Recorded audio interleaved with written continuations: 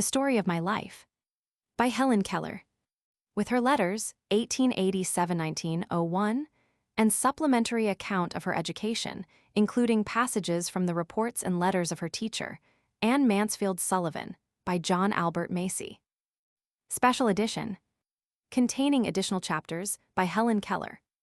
To Alexander Graham Bell, who has taught the deaf to speak and enabled the listening ear to hear speech from the Atlantic to the Rockies, I dedicate this story of my life. Editor's preface. This book is in 3 parts. The first 2, Miss Keller's story and the extracts from her letters, form a complete account of her life as far as she can give it. Much of her education she cannot explain herself, and since a knowledge of that is necessary to an understanding of what she has written, it was thought best to supplement her autobiography with the reports and letters of her teacher, Miss Anne Sullivan. The addition of a further account of Miss Keller's personality and achievements may be unnecessary. Yet it will help to make clear some of the traits of her character and the nature of the work which she and her teacher have done. For the third part of the book, the editor is responsible, though all that is valid in it he owes to authentic records and to the advice of Miss Sullivan. The editor desires to express his gratitude and the gratitude of Miss Keller and Miss Sullivan to the Ladies' Home Journal, and to its editors, Mr. Edward Bach and Mr. William V. Alexander, who have been unfailingly kind and have given for use in this book all the photographs which were taken expressly for the journal. And the editor thanks Miss Keller's many friends who have lent him her letters to them and given him valuable information. Especially Mrs. Lawrence Hutton, who supplied him with her large collection of notes and anecdotes. Mr. John Hitz, superintendent of the Volta Bureau for the increase and diffusion of knowledge relating to the deaf. And Mrs. Sophia C. Hopkins, to whom Miss Sullivan wrote those illuminating letters, the extracts from which give a better idea of her methods with her pupil than anything heretofore published. Messrs. Houghton, Mifflin and Company have courteously permitted the reprinting of Miss Keller's letter to Dr. Holmes, which appeared in Over the Teacups, and one of Whittier's letters to Miss Keller. Mr. S. T. Pickard, Whittier's literary executor, kindly sent the original of another letter from Miss Keller to Whittier. John Albert Macy, Cambridge, Massachusetts, February 1, 1903. Table of Contents. Editor's Preface Part 1. The Story of My Life, Chapter 1, Roman 23, Roman 2. Introduction to Letters, Letters Roman 3. A supplementary account of Helen Keller's life and Education, Chapter 1. The Writing of the Book 2. Personality, Roman 3. Education, Roman 4. Speech v. Literary Style. The Story of My Life. Chapter 1. It is with a kind of fear that I begin to write the history of my life. I have, as it were, a superstitious hesitation in lifting the veil that clings about my childhood like a golden mist. The task of writing an autobiography is a difficult one. When I try to classify my earliest impressions, I find that fact and fancy look alike across the years that link the past with the present. The woman paints the child's experiences in her own fantasy. A few impressions stand out vividly from the first years of my life, but the shadows of the prison house are on the rest. Besides, many of the joys and sorrows of childhood have lost their poignancy, and many incidents of vital importance in my early education have been forgotten in the excitement of great discoveries. In order, therefore, not to be tedious, I shall try to present in a series of sketches only the episodes that seem to me to be the most interesting and important. I was born on June 27, 1880, in Tuscumbia, a little town of northern Alabama. The family on my father's side is descended from Caspar Keller, a native of Switzerland, who settled in Maryland. One of my Swiss ancestors was the first teacher of the deaf in Zurich and wrote a book on the subject of their education, rather a singular coincidence. Though it is true that there is no king who has not had a slave among his ancestors, and no slave who has not had a king among his. My grandfather, Caspar Keller's son, entered large tracts of land in Alabama and finally settled there. I have been told that once a year he went from Tuscumbia to Philadelphia on horseback to purchase supplies for the plantation, and my aunt has in her possession many of the letters to his family, which give charming and vivid accounts of these trips. My grandmother Keller was a daughter of one of Lafayette's aides, Alexander Moore, and granddaughter of Alexander Spotswood, an early colonial governor of Virginia. She was also second cousin to Robert E. Lee.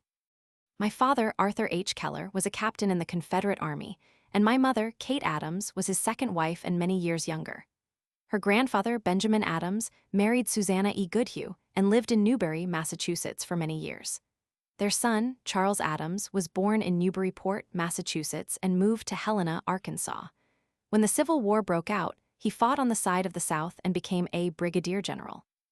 He married Lucy Helen Everett, who belonged to the same family of Everetts as Edward Everett and Dr. Edward Everett Hale. After the war was over, the family moved to Memphis, Tennessee.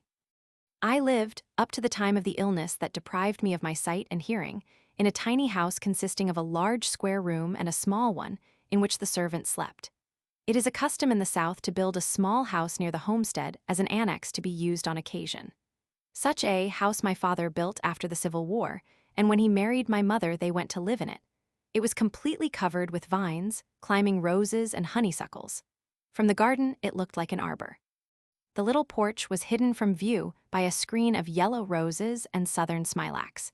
It was the favorite haunt of hummingbirds and bees. The Keller homestead, where the family lived, was a few steps from our little rose bower. It was called Ivy Green because the house and the surrounding trees and fences were covered with beautiful English ivy. Its old-fashioned garden was the paradise of my childhood. Even in the days before my teacher came, I used to feel along the square stiff boxwood hedges, and, guided by the sense of smell, would find the first violets and lilies. There, too, after a fit of temper, I went to find comfort and to hide my hot face in the cool leaves and grass.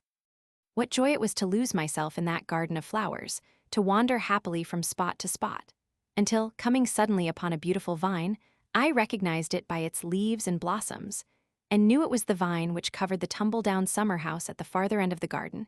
Here, also, were trailing clematis, drooping jessamine, and some rare sweet flowers called butterfly lilies, because their fragile petals resemble butterflies' wings.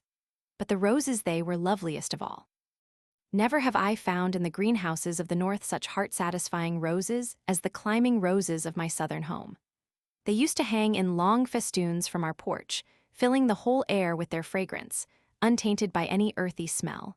And in the early morning, washed in the dew, they felt so soft, so pure, I could not help wondering if they did not resemble the asphodels of God's garden. The beginning of my life was simple and much like every other little life. I came, I saw, I conquered, as the first baby in the family always does. There was the usual amount of discussion as to a name for me. The first baby in the family was not to be lightly named. Everyone was emphatic about that. My father suggested the name of Mildred Campbell, an ancestor whom he highly esteemed, and he declined to take any further part in the discussion. My mother solved the problem by giving it as her wish that I should be called after her mother, whose maiden name was Helen Everett. But in the excitement of carrying me to church, my father lost the name on the way, very naturally, since it was one in which he had declined to have a part. When the minister asked him for it, he just remembered that it had been decided to call me after my grandmother, and he gave her name as Helen Adams. I am told that while I was still in long dresses, I showed many signs of an eager, self-asserting disposition. Everything that I saw other people do I insisted upon imitating. At 6 months, I could pipe out, "How d'ya?" and one day I attracted everyone's attention by saying tea, tea, tea, quite plainly. Even after my illness, I remembered one of the words I had learned in these early months. It was the word water, and I continued to make some sound for that word after all other speech was lost. I ceased making the sound, wawa, only when I learned to spell the word.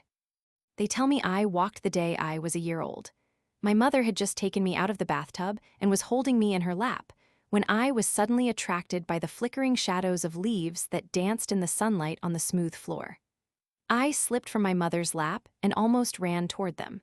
The impulse gone, I fell down and cried for her to take me up in her arms. These happy days did not last long. One brief spring, musical with the song of robin and mockingbird, one summer rich in fruit and roses, one autumn of gold and crimson sped by and left their gifts at the feet of an eager, delighted child. Then, in the dreary month of February, came the illness which closed my eyes and ears and plunged me into the unconsciousness of a newborn baby. They called it acute congestion of the stomach and brain. The doctor thought I could not live. Early one morning, however, the fever left me as suddenly and mysteriously as it had come. There was great rejoicing in the family that morning, but no one, not even the doctor, knew that I should never see or hear again. I fancy I still have confused recollections of that illness. I especially remember the tenderness with which my mother tried to soothe me in my waking hours of fret and pain, and the agony and bewilderment with which I awoke after a tossing half-sleep, and turned my eyes, so dry and hot, to the wall away from the once-loved light, which came to me dim and yet more dim each day. But except for these fleeting memories, if indeed they be memories, it all seems very unreal, like a nightmare. Gradually I got used to the silence and darkness that surrounded me and forgot that it had ever been different, until she came my teacher who was to set my spirit free. But during the first 19 months of my life, I had caught glimpses of broad, green fields, a luminous sky, trees and flowers which the darkness that followed could not wholly blot out. If we have once seen, the day is ours, and what the day has shown. Chapter 2. I cannot recall what happened during the first months after my illness. I only know that I sat in my mother's lap or clung to her dress as she went about her household duties. My hands felt every object and observed every motion, and in this way I learned to know many things. Soon I felt the need of some communication with others and began to make crude signs. A shake of the head meant no, and a nod, yes. A pull meant come, and a push, go. Was it bread that I wanted? Then I would imitate the acts of cutting the slices and buttering them. If I wanted my mother to make ice cream for dinner, I made the sign for working the freezer and shivered, indicating cold. My mother, moreover, succeeded in making me understand a good deal. I always knew when she wished me to bring her something, and I would run upstairs or anywhere else she indicated. Indeed, I owe to her loving wisdom all that was bright and good in my long night. I understood a good deal of what was going on about me. At 5, I learned to fold and put away the clean clothes when they were brought in from the laundry, and I distinguished my own from the rest. I knew by the way my mother and aunt dressed when they were going out, and I invariably begged to go with them.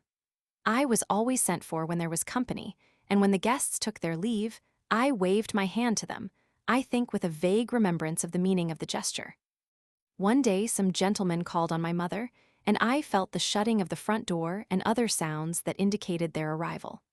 On a sudden thought I ran upstairs before anyone could stop me to put on my idea of a company dress.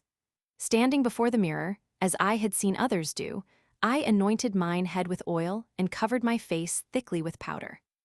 Then I pinned a veil over my head so that it covered my face and fell in folds down to my shoulders, and tied an enormous bustle round my small waist so that it dangled behind, almost meeting the hem of my skirt. Thus attired, I went down to help entertain the company. I do not remember when I first realized that I was different from other people, but I knew it before my teacher came to me. I had noticed that my mother and my friends did not use signs as I did when they wanted anything done, but talked with their mouths. Sometimes I stood between two persons who were conversing and touched their lips. I could not understand and was vexed. I moved my lips and gesticulated frantically without result. This made me so angry at times that I kicked and screamed until I was exhausted. I think I knew when I was naughty, for I knew that it hurt Ella, my nurse, to kick her, and when my fit of temper was over I had a feeling akin to regret. But I cannot remember any instance in which this feeling prevented me from repeating the naughtiness when I failed to get what I wanted. In those days a little colored girl, Martha Washington, the child of our cook, and Belle, an old setter and a great hunter in her day, were my constant companions. Martha Washington understood my signs, and I seldom had any difficulty in making her do just as I wished. It pleased me to domineer over her, and she generally submitted to my tyranny rather than risk a hand-to-hand encounter. I was strong, active, indifferent to consequences. I knew my own mind well enough and always had my own way, even if I had to fight tooth and nail for it. We spent a great deal of time in the kitchen, kneading dough balls, helping make ice cream, grinding coffee, quarreling over the cake bowl, and feeding the hens and turkeys that swarmed about the kitchen steps. Many of them were so tame that they would eat from my hand and let me feel them. One big gobbler snatched a tomato from me one day and ran away with it. Inspired, perhaps, by Master Gobbler's success, we carried off to the woodpile a cake which the cook had just frosted and ate every bit of it. I was quite ill afterward, and I wonder if retribution also overtook the turkey. The guinea fowl likes to hide her nest in out-of-the-way places, and it was one of my greatest delights to hunt for the eggs in the long grass. I could not tell Martha Washington when I wanted to go egg hunting, but I would double my hands and put them on the ground, which meant something round in the grass, and Martha always understood. When we were fortunate enough to find a nest, I never allowed her to carry the eggs home, making her understand by emphatic signs that she might fall and break them. The sheds where the corn was stored, the stable where the horses were kept, and the yard where the cows were milked morning and evening were unfailing sources of interest to Martha and me. The milkers would let me keep my hands on the cows while they milked, and I often got well switched by the cow for my curiosity. The making ready for Christmas was always a delight to me. Of course, I did not know what it was all about, but I enjoyed the pleasant odors that filled the house and the tidbits that were given to Martha Washington and me to keep us quiet. We were sadly in the way, but that did not interfere with our pleasure in the least. They allowed us to grind the spices, pick over the raisins, and lick the stirring spoons. I hung my stocking because the others did. I cannot remember, however, that the ceremony interested me especially, nor did my curiosity cause me to wake before daylight to look for my gifts.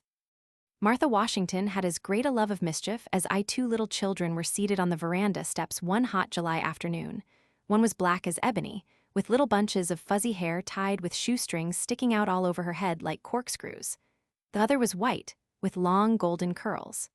One child was 6 years old, the other 2 or 3 years older. The younger child was blind, that was I, and the other was Martha Washington.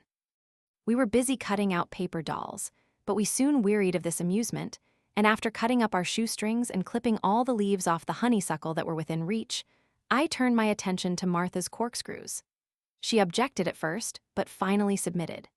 Thinking that turn and turnabout is fair play, she seized the scissors and cut off one of my curls, and would have cut them all off but for my mother's timely interference. Belle, our dog, my other companion, was old and lazy and liked to sleep by the open fire rather than to romp with me. I tried hard to teach her my sign language, but she was dull and inattentive. She sometimes started and quivered with excitement, then she became perfectly rigid, as dogs do when they point a bird. I did not then know why Belle acted in this way, but I knew she was not doing as I wished. This vexed me, and the lesson always ended in a one-sided boxing match. Belle would get up, stretch herself lazily, give 1 or 2 contemptuous sniffs, go to the opposite side of the hearth and lie down again, and I, wearied and disappointed, went off in search of Martha. Many incidents of those early years are fixed in my memory, isolated but clear and distinct, making the sense of that silent, aimless, dayless life all the more intense. One day I happened to spill water on my apron, and I spread it out to dry before the fire which was flickering on the sitting room hearth. The apron did not dry quickly enough to suit me, so I drew nearer and threw it right over the hot ashes. The fire leaped into life, the flames encircled me so that in a moment my clothes were blazing. I made a terrified noise that brought Viney, my old nurse, to the rescue. Throwing a blanket over me, she almost suffocated me, but she put out the fire. Except for my hands and hair, I was not badly burned. About this time, I found out the use of a key. One morning I locked my mother up in the pantry, where she was obliged to remain 3 hours, as the servants were in a detached part of the house.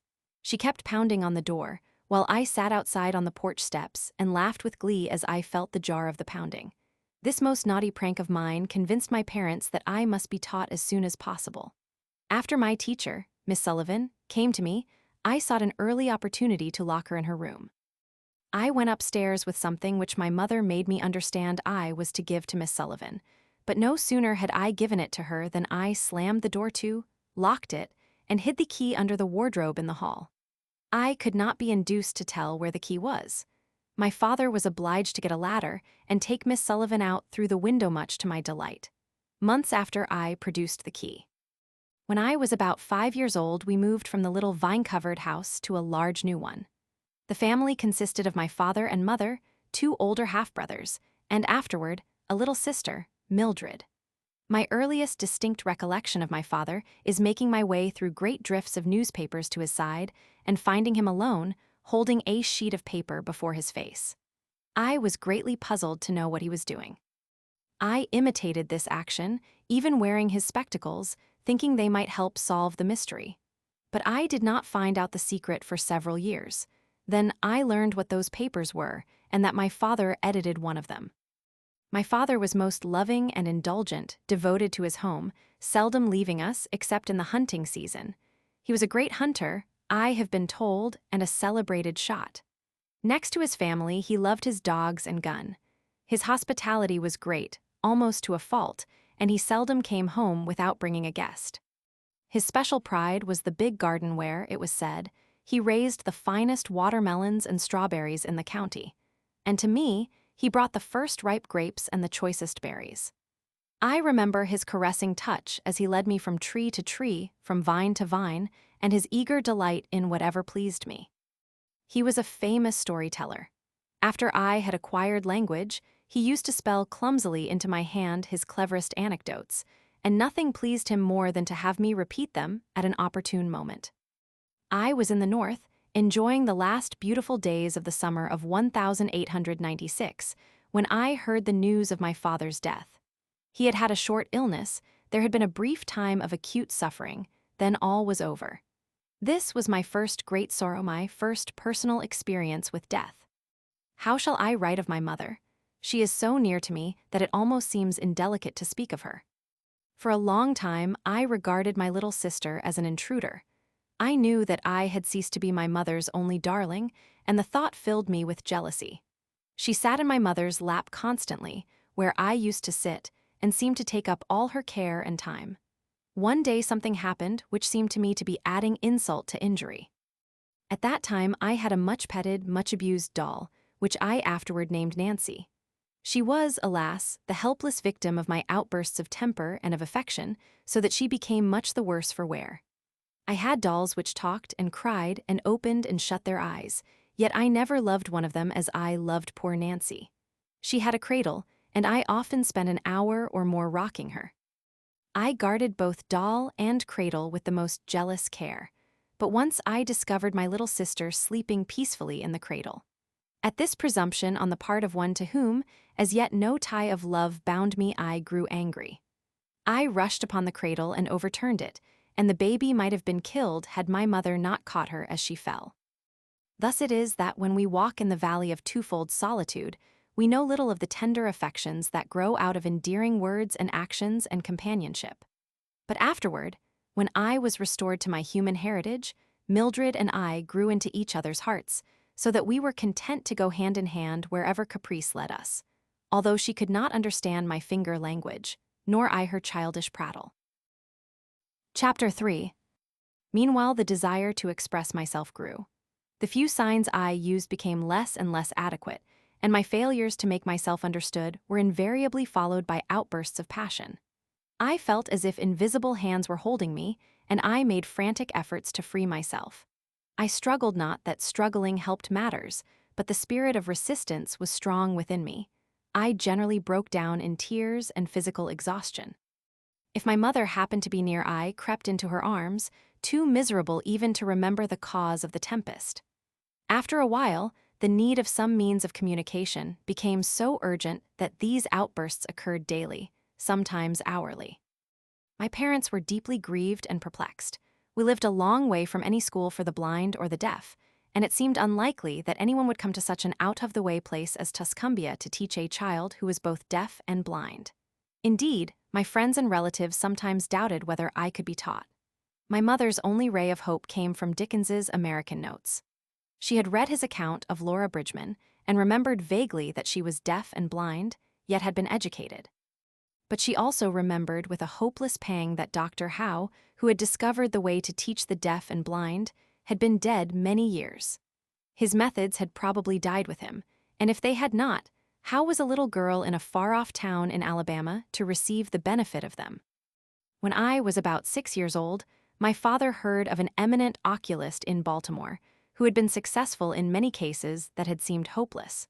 My parents at once determined to take me to Baltimore to see if anything could be done for my eyes.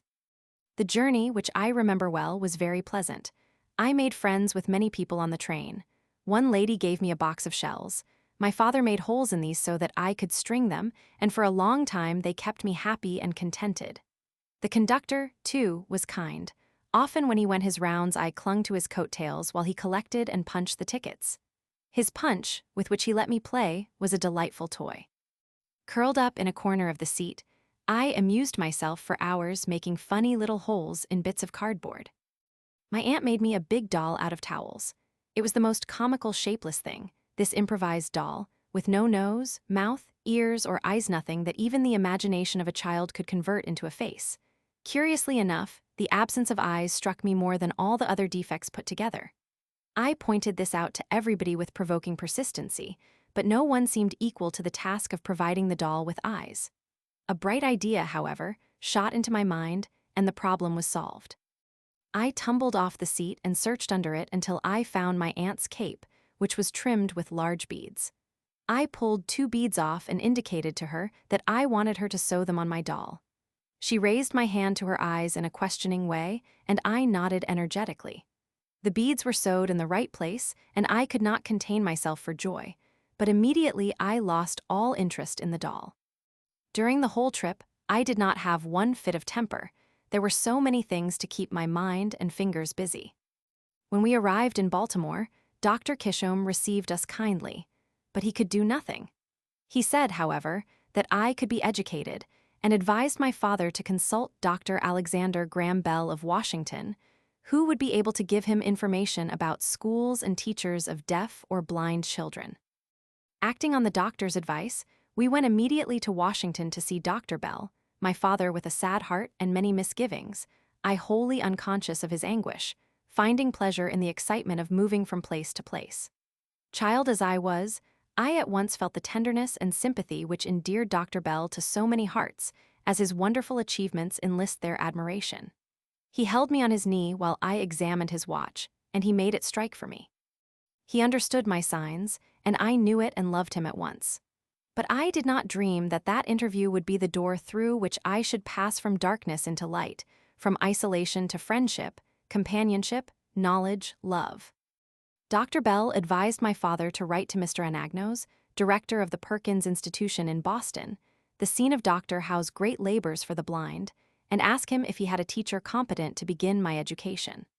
This my father did at once, and in a few weeks there came a kind letter from Mr. Anagnos with the comforting assurance that a teacher had been found.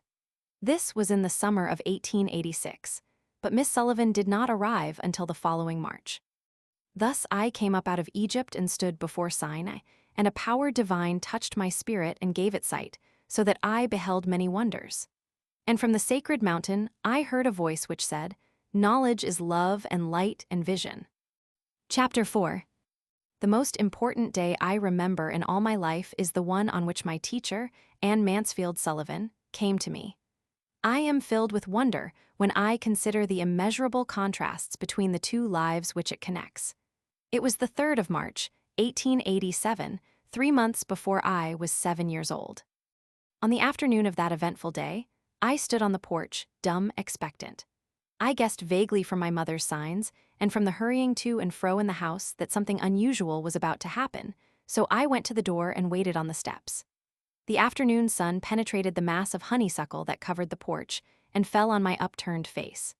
My fingers lingered almost unconsciously on the familiar leaves and blossoms which had just come forth to greet the sweet southern spring. I did not know what the future held of marvel or surprise for me. Anger and bitterness had preyed upon me continually for weeks, and a deep languor had succeeded this passionate struggle. Have you ever been at sea in a dense fog, when it seemed as if a tangible white darkness shut you in, and the great ship, tense and anxious, groped her way toward the shore with plummet and sounding line, and you waited with beating heart for something to happen? I was like that ship before my education began, only I was without compass or sounding line, and had no way of knowing how near the harbor was. "Light, give me light," was the wordless cry of my soul, and the light of love shone on me in that very hour. I felt approaching footsteps. I stretched out my hand as I supposed to my mother. Someone took it, and I was caught up and held close in the arms of her who had come to reveal all things to me, and, more than all things else, to love me.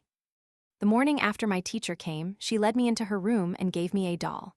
The little blind children at the Perkins Institution had sent it, and Laura Bridgman had dressed it. But I did not know this until afterward. When I had played with it a little while, Miss Sullivan slowly spelled into my hand the word, DOLL. I was at once interested in this finger play and tried to imitate it. When I finally succeeded in making the letters correctly, I was flushed with childish pleasure and pride. Running downstairs to my mother, I held up my hand and made the letters for doll. I did not know that I was spelling a word or even that words existed. I was simply making my fingers go in monkey-like imitation. In the days that followed, I learned to spell in this uncomprehending way a great many words, among them pin, hat, cup, and a few verbs like sit, stand, and walk. But my teacher had been with me several weeks before I understood that everything has a name. One day, while I was playing with my new doll, Miss Sullivan put my big rag doll into my lap also, spelled DOLL, and tried to make me understand that DOLL applied to both. Earlier in the day, we had had a tussle over the words MUG and WTER. Miss Sullivan had tried to impress it upon me that MUG is mug and that WTER is water, but I persisted in confounding the two. In despair, she had dropped the subject for the time, only to renew it at the first opportunity. I became impatient at her repeated attempts, and seizing the new doll, I dashed it upon the floor. I was keenly delighted when I felt the fragments of the broken doll at my feet. Neither sorrow nor regret followed my passionate outburst. I had not loved the doll. In the still, dark world in which I lived, there was no strong sentiment or tenderness. I felt my teacher sweep the fragments to one side of the hearth, and I had a sense of satisfaction that the cause of my discomfort was removed. She brought me my hat, and I knew I was going out into the warm sunshine. This thought, if a wordless sensation may be called a thought, made me hop and skip with pleasure. We walked down the path to the well house, attracted by the fragrance of the honeysuckle with which it was covered. Someone was drawing water, and my teacher placed my hand under the spout. As the cool stream gushed over one hand, she spelled into the other the word water, first slowly, then rapidly. I stood still, my whole attention fixed upon the motions of her fingers. Suddenly, I felt a misty consciousness, as of something forgotten, a thrill of returning thought, and somehow the mystery of language was revealed to me. I knew then that WTER meant the wonderful cool something that was flowing over my hand. That living word awakened my soul, gave it light, hope, joy, set it free. There were barriers still, it is true, but barriers that could in time be swept away. I left the well house eager to learn. Everything had a name, and each name gave birth to a new thought. As we returned to the house, every object which I touched seemed to quiver with life. That was because I saw everything with the strange, new sight that had come to me. On entering the door, I remembered the doll I had broken. I felt my way to the hearth and picked up the pieces. I tried vainly to put them together. Then my eyes filled with tears, for I realized what I had done, and for the first time I felt repentance and sorrow. I learned a great many new words that day. I do not remember what they all were, but I do know that mother, father, sister, teacher were among them words that were to make the world blossom for me, like Aaron's rod with flowers. It would have been difficult to find a happier child than I was as I lay in my crib at the close of that eventful day and lived over the joys it had brought me, and for the first time longed for a new day to come. Chapter 5. I recall many incidents of the summer of 1887 that followed my soul's sudden awakening. I did nothing but explore with my hands and learn the name of every object that I touched. And the more I handled things and learned their names and uses, the more joyous and confident grew my sense of kinship with the rest of the world. When the time of daisies and buttercups came, Miss Sullivan took me by the hand across the fields, where men were preparing the earth for the seed, to the banks of the Tennessee River. And there, sitting on the warm grass, I had my first lessons in the beneficence of nature. I learned how the sun and the rain make to grow out of the ground every tree that is pleasant to the sight and good for food, how birds build their nests and live and thrive from land to land, how the squirrel, the deer, the lion, and every other creature finds food and shelter. As my knowledge of things grew, I felt more and more the delight of the world I was in. Long before I learned to do a sum in arithmetic or describe the shape of the earth, Miss Sullivan had taught me to find beauty in the fragrant woods, in every blade of grass, and in the curves and dimples of my baby sister's hand. She linked my earliest thoughts with nature, and made me feel that birds and flowers and I were happy peers. But about this time, I had an experience which taught me that nature is not always kind. One day my teacher and I were returning from a long ramble. The morning had been fine, but it was growing warm and sultry when at last we turned our faces homeward. 2 or 3 times we stopped to rest under a tree by the wayside. Our last halt was under a wild cherry tree a short distance from the house. The shade was grateful, and the tree was so easy to climb that with my teacher's assistance, I was able to scramble to a seat in the branches. It was so cool up in the tree that Miss Sullivan proposed that we have our luncheon there. I promised to keep still while she went to the house to fetch it. Suddenly a change passed over the tree. All the sun's warmth left the air. I knew the sky was black because all the heat which meant light to me had died out of the atmosphere. A strange odor came up from the earth. I knew it was the odor that always precedes a thunderstorm, and a nameless fear clutched at my heart. I felt absolutely alone, cut off from my friends and the firm earth. The immense, the unknown, enfolded me. I remained still and expectant. A chilling terror crept over me. I longed for my teacher's return, but above all things, I wanted to get down from that tree. There was a moment of sinister silence, then a multitudinous stirring of the leaves. A shiver ran through the tree, and the wind sent forth a blast that would have knocked me off had I not clung to the branch with might and main. The tree swayed and strained. The small twigs snapped and fell about me in showers. A wild impulse to jump seized me, but terror held me fast. I crouched down in the fork of the tree. The branches lashed about me. I felt the intermittent jarring that came now and then, as if something heavy had fallen and the shock had traveled up till it reached the limb I sat on. It worked my suspense up to the highest point, and just as I was thinking the tree and I should fall together, my teacher seized my hand and helped me down. I clung to her, trembling with joy to feel the earth under my feet once more. I had learned a new lesson that nature wages open war against her children, and under softest touch hides treacherous claws. After this experience, it was a long time before I climbed another tree. The mere thought filled me with terror. It was the sweet allurement of the mimosa tree in full bloom that finally overcame my fears. One beautiful spring morning, when I was alone in the summer house, reading, I became aware of a wonderful subtle fragrance in the air. I started up and instinctively stretched out my hands. It seemed as if the spirit of spring had passed through the summer house. "What is it?" I asked, and the next minute I recognized the odor of the mimosa blossoms. I felt my way to the end of the garden, knowing that the mimosa tree was near the fence, at the turn of the path. Yes, there it was, all quivering in the warm sunshine, its blossom-laden branches almost touching the long grass. Was there ever anything so exquisitely beautiful in the world before? Its delicate blossoms shrank from the slightest earthly touch. It seemed as if a tree of paradise had been transplanted to earth. I made my way through a shower of petals to the great trunk, and for 1 minute stood irresolute. Then, putting my foot in the broad space between the forked branches, I pulled myself up into the tree. I had some difficulty in holding on, for the branches were very large and the bark hurt my hands. But I had a delicious sense that I was doing something unusual and wonderful, so I kept on climbing higher and higher, until I reached a little seat which somebody had built there so long ago that it had grown part of the tree itself. I sat there for a long, long time, feeling like a fairy on a rosy cloud. After that, I spent many happy hours in my tree of paradise, thinking fair thoughts and dreaming bright dreams. Chapter 6. I had now the key to all language, and I was eager to learn to use it. Children who hear acquire language without any particular effort. The words that fall from others' lips they catch on the wing, as it were, delightedly, while the little deaf child must trap them by a slow and often painful process. But whatever the process, the result is wonderful. Gradually, from naming an object, we advance step by step, until we have traversed the vast distance between our first stammered syllable and the sweep of thought in a line of Shakespeare. At first, when my teacher told me about a new thing, I asked very few questions. My ideas were vague, and my vocabulary was inadequate.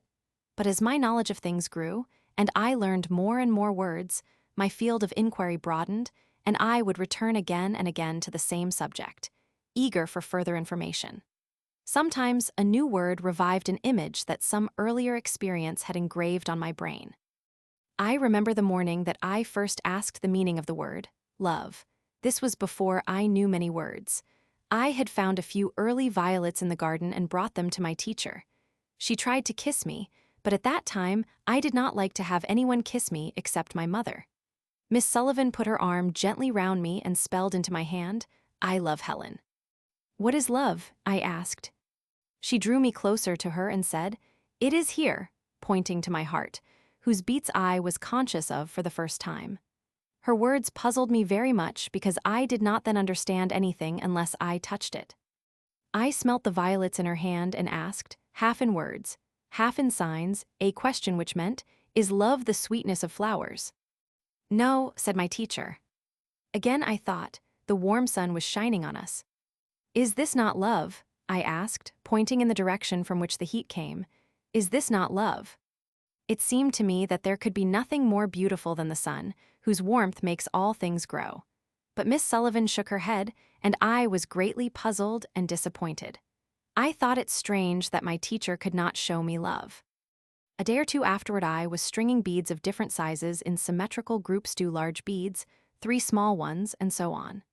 I had made many mistakes, and Miss Sullivan had pointed them out again and again with gentle patience. Finally, I noticed a very obvious error in the sequence, and for an instant I concentrated my attention on the lesson and tried to think how I should have arranged the beads. Miss Sullivan touched my forehead and spelled with decided emphasis, "Think." In a flash, I knew that the word was the name of the process that was going on in my head.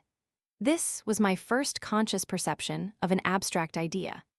For a long time, I was not thinking of the beads in my lap, but trying to find a meaning for love in the light of this new idea. The sun had been under a cloud all day, and there had been brief showers. But suddenly, the sun broke forth in all its southern splendor. Again I asked my teacher, "Is this not love?" "Love is something like the clouds that were in the sky before the sun came out," she replied. Then in simpler words than these, which at that time I could not have understood, she explained, "You cannot touch the clouds, you know, but you feel the rain and know how glad the flowers and the thirsty earth are to have it after a hot day. You cannot touch love either, but you feel the sweetness that it pours into everything. Without love you would not be happy or want to play." The beautiful truth burst upon my mind. I felt that there were invisible lines stretched between my spirit and the spirits of others. From the beginning of my education, Miss Sullivan made it a practice to speak to me as she would speak to any hearing child. The only difference was that she spelled the sentences into my hand instead of speaking them. If I did not know the words and idioms necessary to express my thoughts, she supplied them, even suggesting conversation when I was unable to keep up my end of the dialogue. This process was continued for several years, for the deaf child does not learn in a month, or even in 2 or 3 years, the numberless idioms and expressions used in the simplest daily intercourse. The little hearing child learns these from constant repetition and imitation. The conversation he hears in his home stimulates his mind and suggests topics and calls forth the spontaneous expression of his own thoughts. This natural exchange of ideas is denied to the deaf child. My teacher, realizing this, determined to supply the kinds of stimulus I lacked. This she did by repeating to me as far as possible, verbatim, what she heard, and by showing me how I could take part in the conversation. But it was a long time before I ventured to take the initiative, and still longer before I could find something appropriate to say at the right time. The deaf and the blind find it very difficult to acquire the amenities of conversation. How much more this difficulty must be augmented in the case of those who are both deaf and blind. They cannot distinguish the tone of the voice, or, without assistance, go up and down the gamut of tones that give significance to words.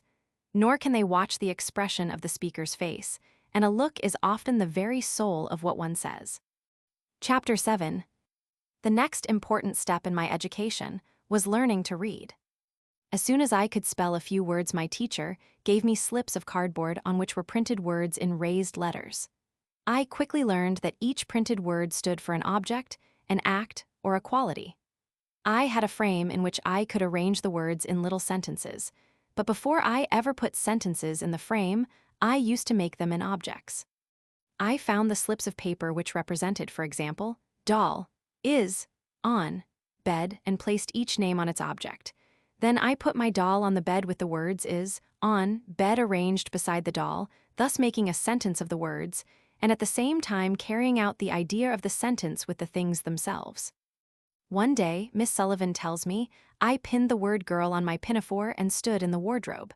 On the shelf, I arranged the words, is, in, wardrobe. Nothing delighted me so much as this game. My teacher and I played it for hours at a time. Often everything in the room was arranged in object sentences. From the printed slip, it was but a step to the printed book. I took my reader for beginners and hunted for the words I knew. When I found them, my joy was like that of a game of hide-and-seek. Thus I began to read. Of the time when I began to read connected stories, I shall speak later. For a long time, I had no regular lessons. Even when I studied most earnestly, it seemed more like play than work. Everything Miss Sullivan taught me she illustrated by a beautiful story or a poem. Whenever anything delighted or interested me, she talked it over with me just as if she were a little girl herself. What many children think of with dread, as a painful plodding through grammar, hard sums and harder definitions, is today one of my most precious memories. I cannot explain the peculiar sympathy Miss Sullivan had with my pleasures and desires. Perhaps it was the result of long association with the blind. Added to this, she had a wonderful faculty for description. She went quickly over uninteresting details and never nagged me with questions to see if I remembered the day before yesterday's lesson. She introduced dry technicalities of science little by little, making every subject so real that I could not help remembering what she taught. We read and studied out of doors, preferring the sunlit woods to the house.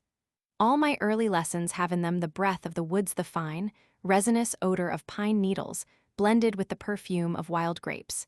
Seated in the gracious shade of a wild tulip tree, I learned to think that everything has a lesson and a suggestion.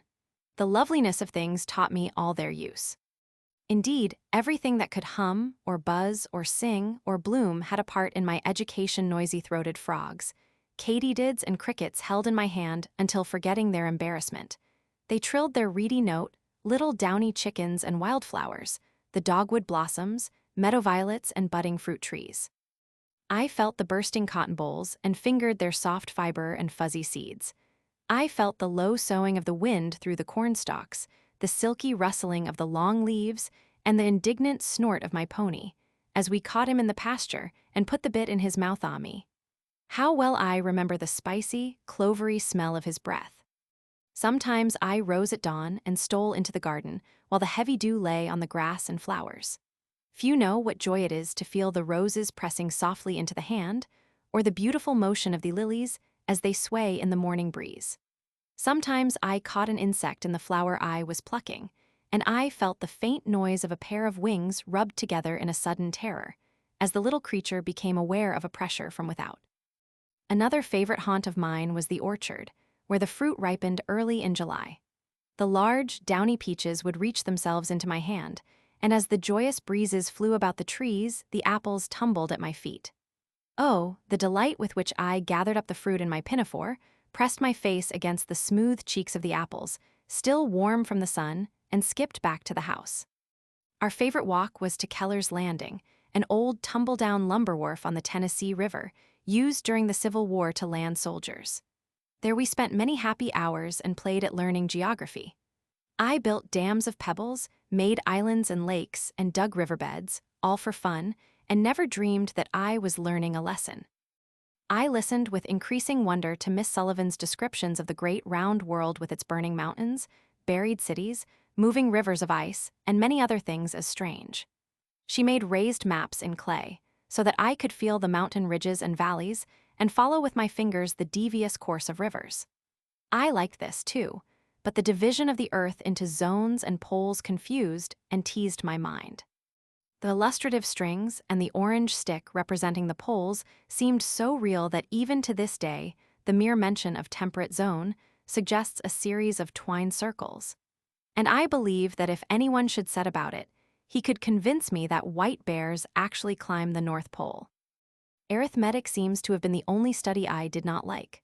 From the first I was not interested in the science of numbers. Miss Sullivan tried to teach me to count by stringing beads in groups, and by arranging kindergarten straws, I learned to add and subtract. I never had patience to arrange more than 5 or 6 groups at a time. When I had accomplished this, my conscience was at rest for the day, and I went out quickly to find my playmates. In this same leisurely manner I studied zoology and botany. Once a gentleman, whose name I have forgotten, sent me a collection of fossils, tiny mollusk shells beautifully marked, and bits of sandstone with the print of birds' claws and a lovely fern in bas-relief. These were the keys which unlocked the treasures of the antediluvian world for me. With trembling fingers, I listened to Miss Sullivan's descriptions of the terrible beasts, with uncouth, unpronounceable names, which once went tramping through the primeval forests, tearing down the branches of gigantic trees for food, and died in the dismal swamps of an unknown age.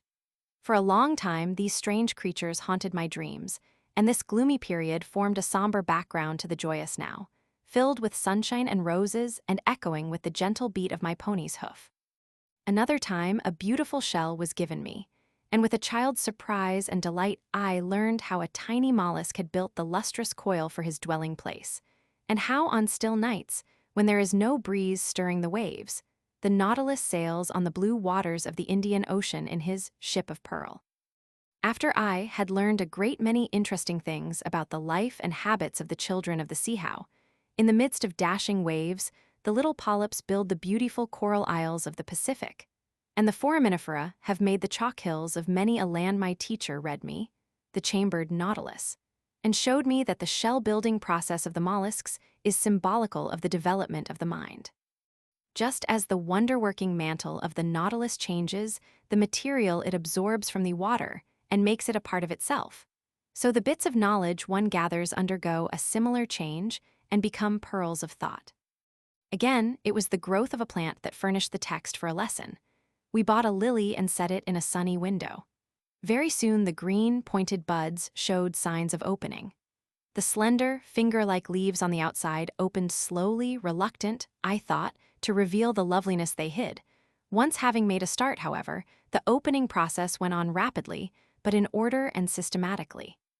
There was always one bud larger and more beautiful than the rest, which pushed her outer covering back with more pomp, as if the beauty in soft, silky robes knew that she was the lily queen by right divine, while her more timid sisters doffed their green hoods shyly, until the whole plant was one nodding bough of loveliness and fragrance. Once there were 11 tadpoles in a glass globe set in a window full of plants. I remember the eagerness with which I made discoveries about them. It was great fun to plunge my hand into the bowl and feel the tadpoles frisk about, and to let them slip and slide between my fingers. One day, a more ambitious fellow leaped beyond the edge of the bowl and fell on the floor, where I found him to all appearance more dead than alive. The only sign of life was a slight wriggling of his tail. But no sooner had he returned to his element than he darted to the bottom, swimming round and round in joyous activity. He had made his leap, he had seen the great world, and was content to stay in his pretty glass house under the big fuchsia tree until he attained the dignity of froghood. Then he went to live in the leafy pool at the end of the garden, where he made the summer nights musical with his quaint love song. Thus I learned from life itself. At the beginning I was only a little mass of possibilities. It was my teacher who unfolded and developed them. When she came, everything about me breathed of love and joy and was full of meaning. She has never since let pass an opportunity to point out the beauty that is in everything, nor has she ceased trying in thought and action and example to make my life sweet and useful. It was my teacher's genius, her quick sympathy, her loving tact which made the first years of my education so beautiful. It was because she seized the right moment to impart knowledge that made it so pleasant and acceptable to me. She realized that a child's mind is like a shallow brook, which ripples and dances merrily over the stony course of its education, and reflects here a flower, there a bush, yonder a fleecy cloud. And she attempted to guide my mind on its way, knowing that like a brook it should be fed by mountain streams and hidden springs, until it broadened out into a deep river, capable of reflecting in its placid surface, billowy hills, the luminous shadows of trees and the blue heavens, as well as the sweet face of a little flower. Any teacher can take a child to the classroom, but not every teacher can make him learn.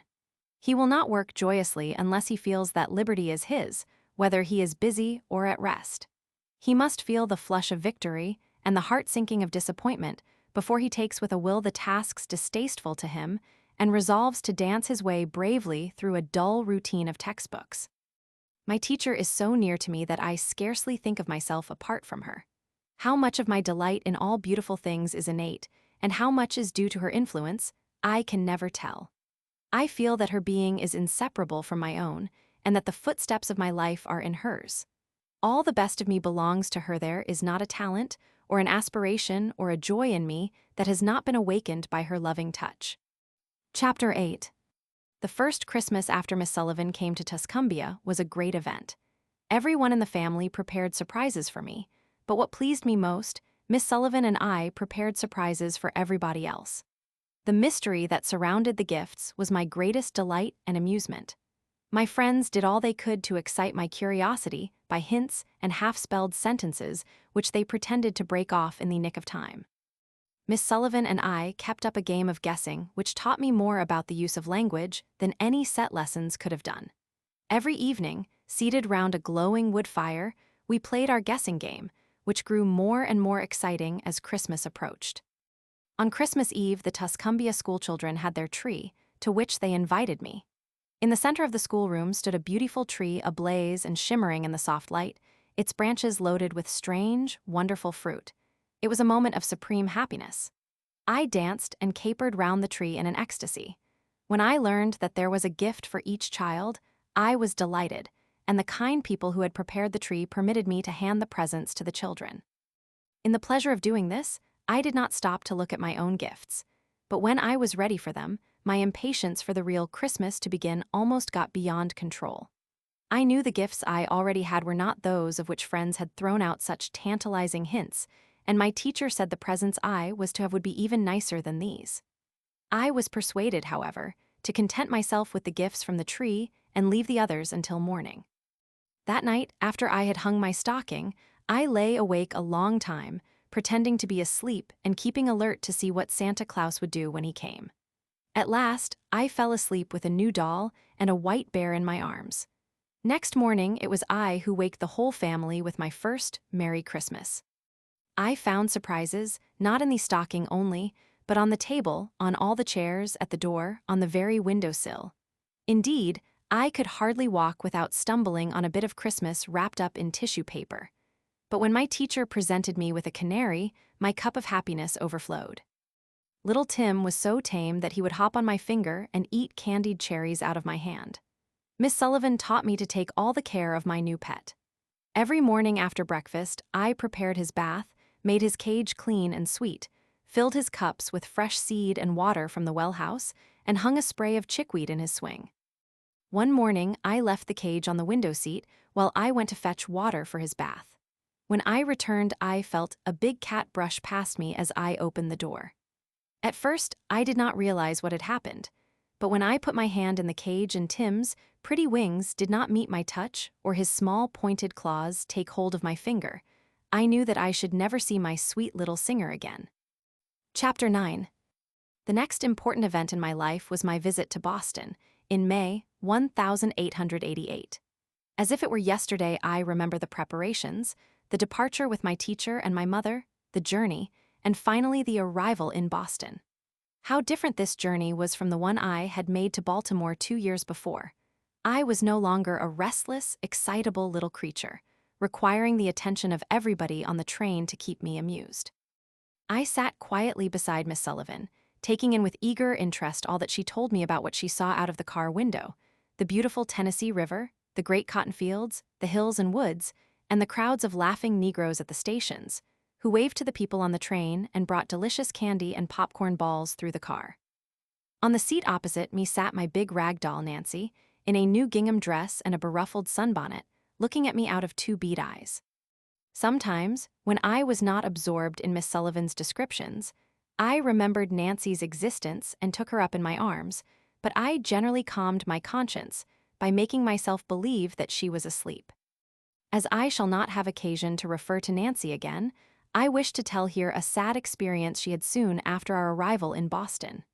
She was covered with dirt, the remains of mud pies I had compelled her to eat, although she had never shown any special liking for them. The laundress at the Perkins institution secretly carried her off to give her a bath. This was too much for poor Nancy. When I next saw her, she was a formless heap of cotton, which I should not have recognized at all except for the two bead eyes which looked out at me reproachfully. When the train at last pulled into the station at Boston, it was as if a beautiful fairy tale had come true. The once upon a time was now, the faraway country was here.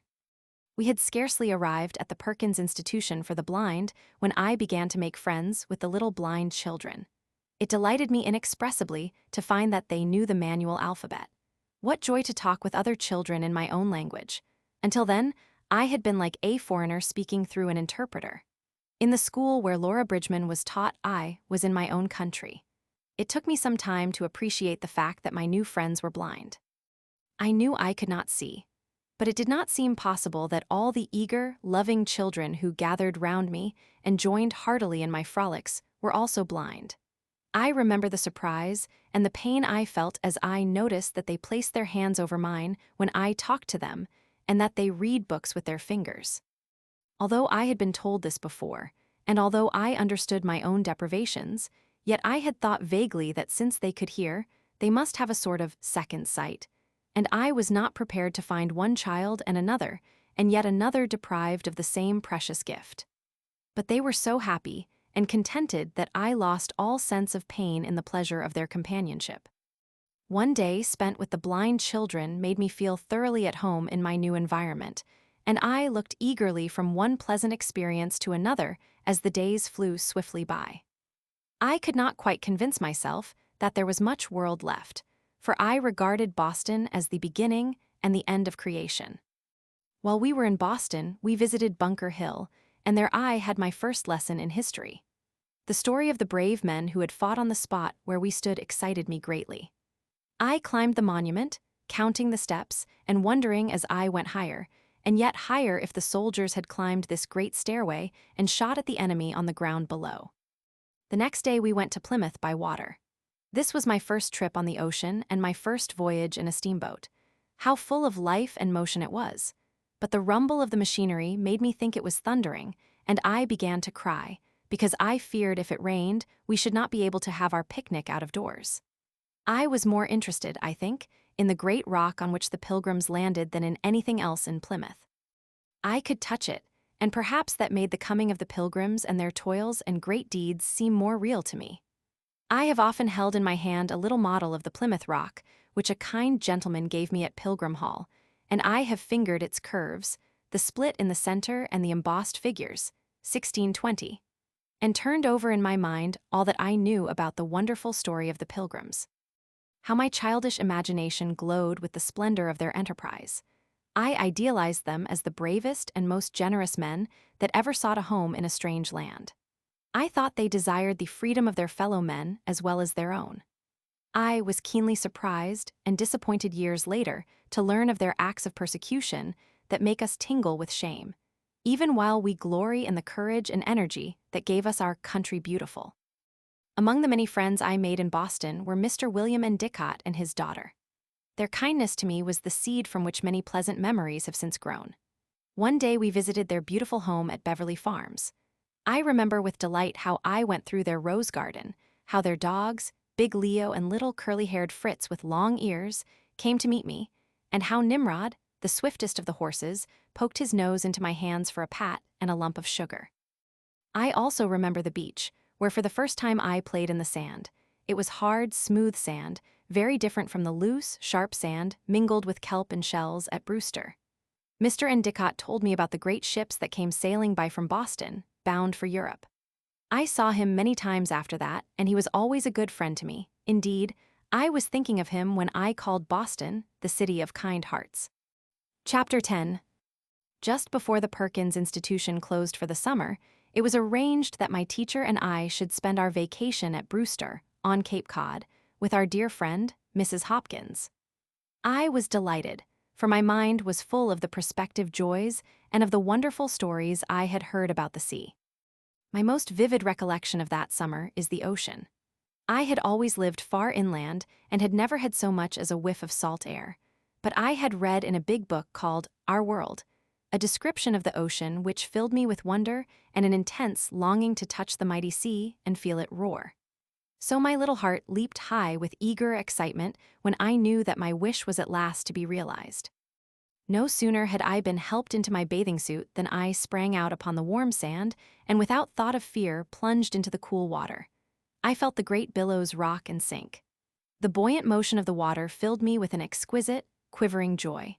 Suddenly my ecstasy gave place to terror, for my foot struck against a rock, and the next instant there was a rush of water over my head. I thrust out my hands to grasp some support. I clutched at the water and at the seaweed which the waves tossed in my face. But all my frantic efforts were in vain. The waves seemed to be playing a game with me and tossed me from one to another in their wild frolic. It was fearful. The good, firm earth had slipped from my feet, and everything seemed shut out from this strange, all-enveloping element life, air, warmth, and love. At last, however, the sea, as if weary of its new toy, threw me back on the shore, and in another instant I was clasped in my teacher's arms. Oh, the comfort of the long, tender embrace!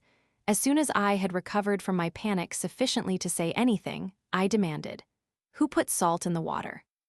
After I had recovered from my first experience in the water, I thought it great fun to sit on a big rock in my bathing suit and feel wave after wave dash against the rock, sending up a shower of spray which quite covered me. I felt the pebbles rattling as the waves threw their ponderous weight against the shore. The whole beach seemed racked by their terrific onset, and the air throbbed with their pulsations. The breakers would swoop back to gather themselves for a mightier leap, and I clung to the rock, tense, fascinated, as I felt the dash and roar of the rushing sea. I could never stay long enough on the shore. The tang of the untainted, fresh and free sea air was like a cool, quieting thought, and the shells and pebbles and the seaweed with tiny living creatures attached to it never lost their fascination for me. One day Miss Sullivan attracted my attention to a strange object which she had captured basking in the shallow water. It was a great horseshoe, crab the first one I had ever seen. I felt of him and thought it very strange that he should carry his house on his back. It suddenly occurred to me that he might make a delightful pet, so I seized him by the tail with both hands and carried him home. This feat pleased me highly, as his body was very heavy, and it took all my strength to drag him half a mile.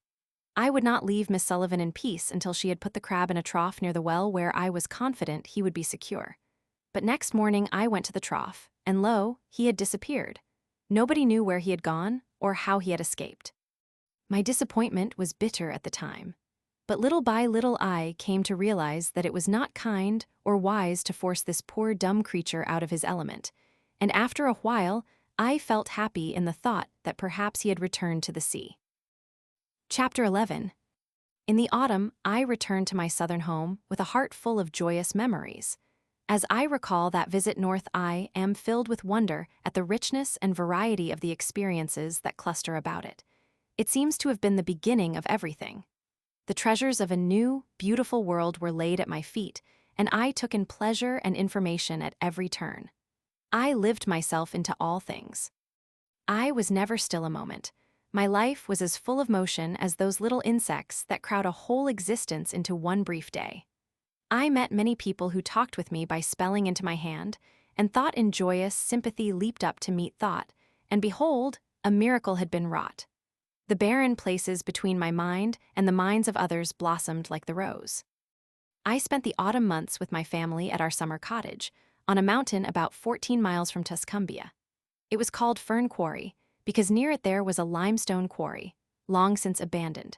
3 frolicsome little streams ran through it from springs in the rocks above, leaping here and tumbling there in laughing cascades wherever the rocks tried to bar their way. The opening was filled with ferns which completely covered the beds of limestone and in places hid the streams. The rest of the mountain was thickly wooded.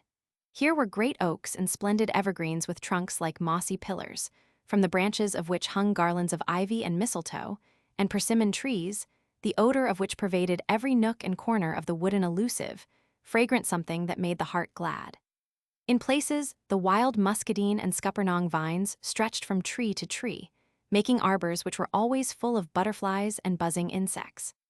It was delightful to lose ourselves in the green hollows of that tangled wood in the late afternoon, and to smell the cool, delicious odors that came up from the earth at the close of day. Our cottage was a sort of rough camp, beautifully situated on the top of the mountain among oaks and pines. The small rooms were arranged on each side of a long open hall. Round the house was a wide piazza, where the mountain winds blew, sweet with all wood scents. We lived on the piazza most of the time there we worked, ate, and played. At the back door there was a great butternut tree, round which the steps had been built, and in front the trees stood so close that I could touch them and feel the wind shake their branches, or the leaves twirl downward in the autumn blast. Many visitors came to Fern Quarry. In the evening, by the campfire, the men played cards and whiled away the hours in talk and sport. They told stories of their wonderful feats with fowl, fish, and quadruped, how many wild ducks and turkeys they had shot, what savage trout they had caught, and how they had bagged the craftiest foxes, outwitted the most clever possums, and overtaken the fleetest deer, until I thought that surely the lion, the tiger, the bear, and the rest of the wild tribe would not be able to stand before these wily hunters. "Tomorrow to the chase," was their good-night shout as the circle of merry friends broke up for the night. The men slept in the hall outside our door, and I could feel the deep breathing of the dogs and the hunters as they lay on their improvised beds. At dawn, I was awakened by the smell of coffee, the rattling of guns, and the heavy footsteps of the men as they strode about, promising themselves the greatest luck of the season.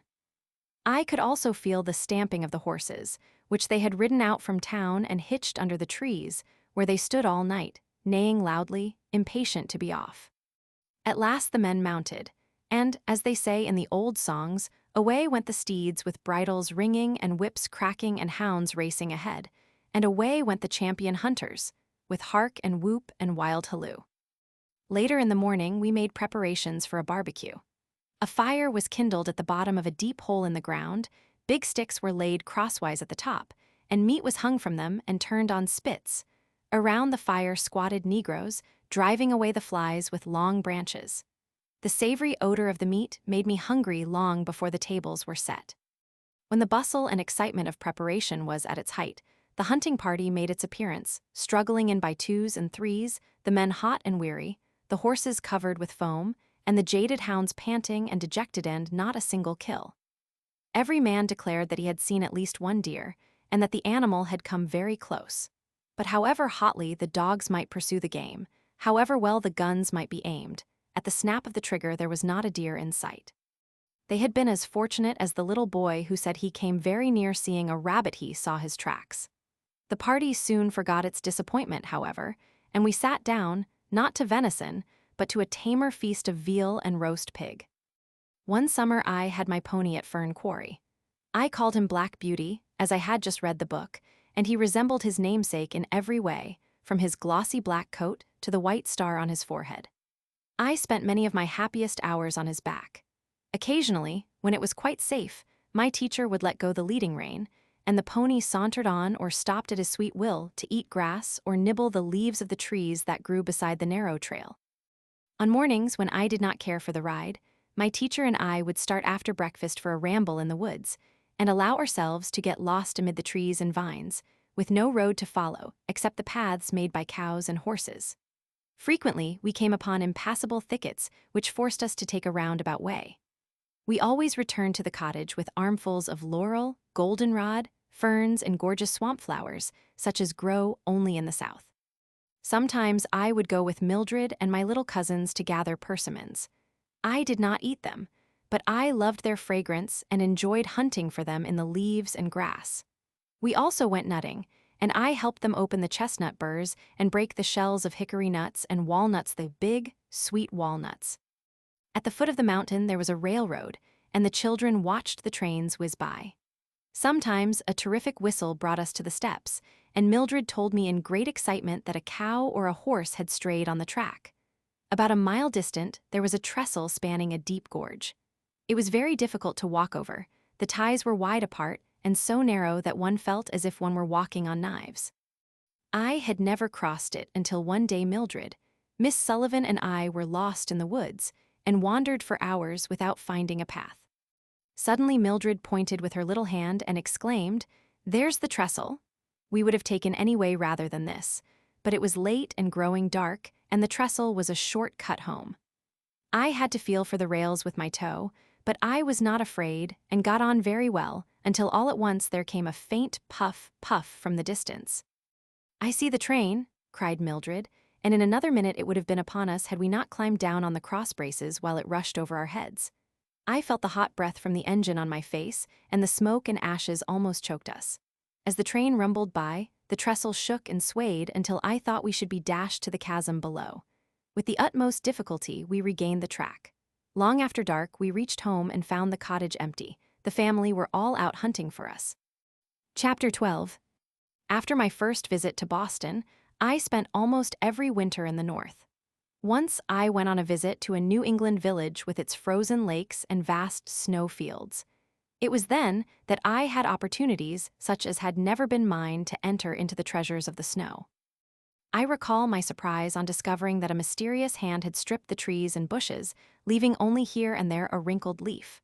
The birds had flown, and their empty nests in the bare trees were filled with snow. Winter was on hill and field. The earth seemed benumbed by his icy touch, and the very spirits of the trees had withdrawn to their roots, and there, curled up in the dark, lay fast asleep. All life seemed to have ebbed away, and even when the sun shone the day was shrunk and cold, as if her veins were sapless and old, and she rose up decrepitly for a last dim look at earth and sea. The withered grass and the bushes were transformed into a forest of icicles. Then came a day when the chill air portended a snowstorm. We rushed out of doors to feel the first few tiny flakes descending.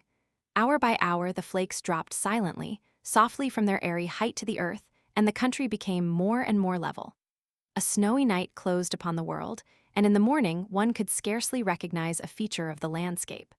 All the roads were hidden, not a single landmark was visible, only a waste of snow with trees rising out of it. In the evening, a wind from the northeast sprang up, and the flakes rushed hither and thither in furious melee. Around the great fire, we sat and told merry tales, and frolicked, and quite forgot that we were in the midst of a desolate solitude, shut in from all communication with the outside world.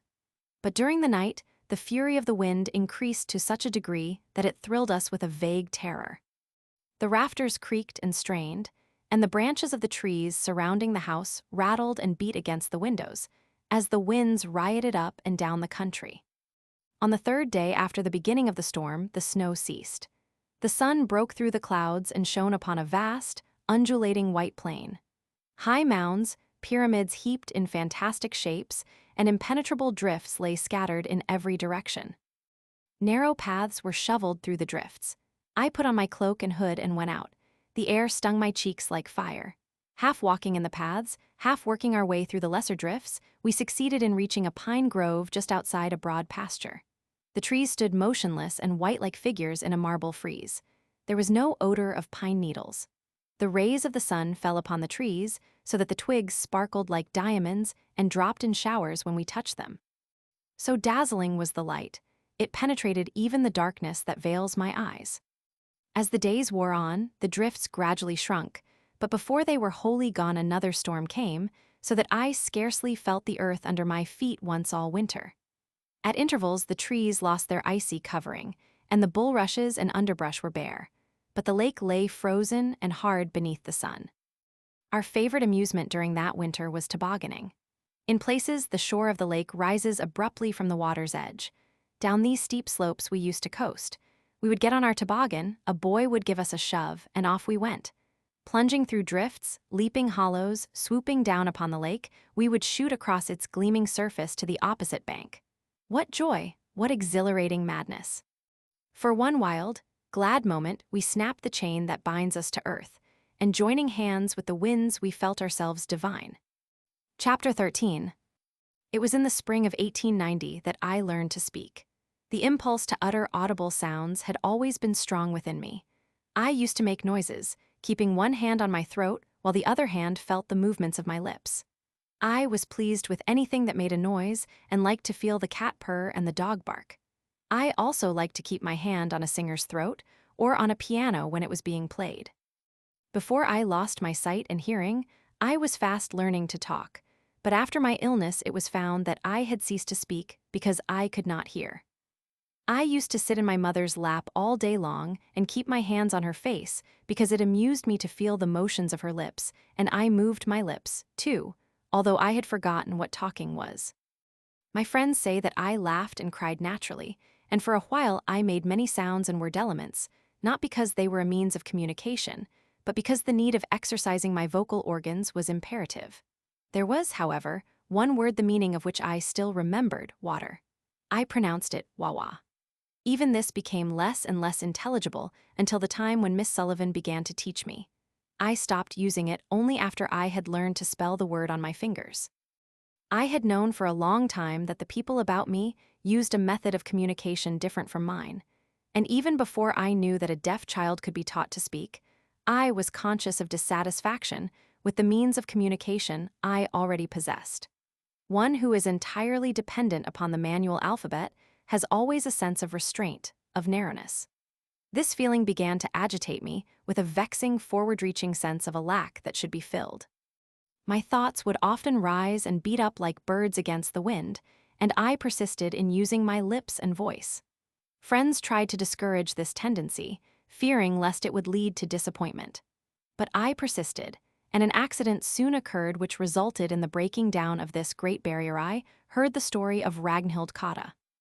In 1890, Mrs. Lamson, who had been one of Laura Bridgman's teachers and who had just returned from a visit to Norway and Sweden, came to see me and told me of Ragnhild Kata, a deaf and blind girl in Norway who had actually been taught to speak. Mrs. Lamson had scarcely finished telling me about this girl's success before I was on fire with eagerness. I resolved that I, too, would learn to speak. I would not rest satisfied until my teacher took me, for advice and assistance, to Miss Sarah Fuller, principal of the Horace Mann School. This lovely, sweet-natured lady offered to teach me herself, and we began the 26th of March, 1890. Miss Fuller's method was this. She passed my hand lightly over her face and let me feel the position of her tongue and lips when she made a sound. I was eager to imitate every motion, and in an hour had learned 6 elements of speech. Miss Fuller gave me 11 lessons in all. I shall never forget the surprise and delight I felt when I uttered my first connected sentence. It is warm.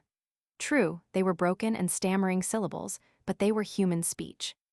My soul, conscious of new strength, came out of bondage, and was reaching through those broken symbols of speech to all knowledge and all faith. No deaf child who has earnestly tried to speak the words which he has never heard to come out of the prison of silence, where no tone of love, no song of bird, no strain of music ever pierces the stillness, can forget the thrill of surprise, the joy of discovery which came over him when he uttered his first word. Only such a one can appreciate the eagerness with which I talked to my toys, to stones, trees, birds, and dumb animals, or the delight I felt when at my call Mildred ran to me or my dogs obeyed my commands. It is an unspeakable boon to me to be able to speak in winged words that need no interpretation. As I talked, happy thoughts fluttered up out of my words that might perhaps have struggled in vain to escape my fingers. But it must not be supposed that I could really talk in this short time. I had learned only the elements of speech. Miss Fuller and Miss Sullivan could understand me, but most people would not have understood one word in 100. Nor is it true that, after I had learned these elements, I did the rest of the work myself. But for Miss Sullivan's genius, untiring perseverance and devotion, I could not have progressed as far as I have toward natural speech. In the first place, I labored night and day before I could be understood even by my most intimate friends. In the second place, I needed Miss Sullivan's assistance constantly in my efforts to articulate each sound clearly and to combine all sounds in 1,000 ways. Even now, she calls my attention every day to mispronounced words. All teachers of the deaf know what this means, and only they can at all appreciate the peculiar difficulties with which I had to contend. In reading my teacher's lips, I was wholly dependent on my fingers. I had to use the sense of touch in catching the vibrations of the throat, the movements of the mouth, and the expression of the face, and often this sense was at fault. In such cases, I was forced to repeat the words or sentences, sometimes for hours, until I felt the proper ring in my own voice. My work was practice, practice, practice.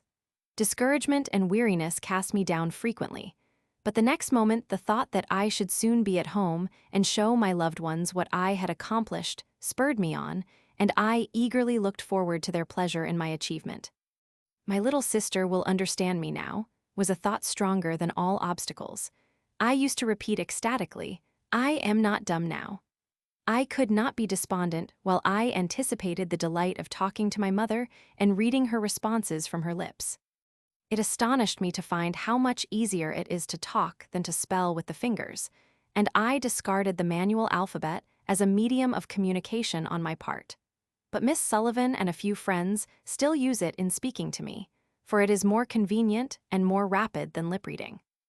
Just here, perhaps, I had better explain our use of the manual alphabet, which seems to puzzle people who do not know us.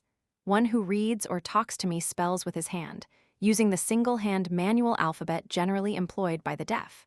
I place my hand on the hand of the speaker so lightly as not to impede its movements.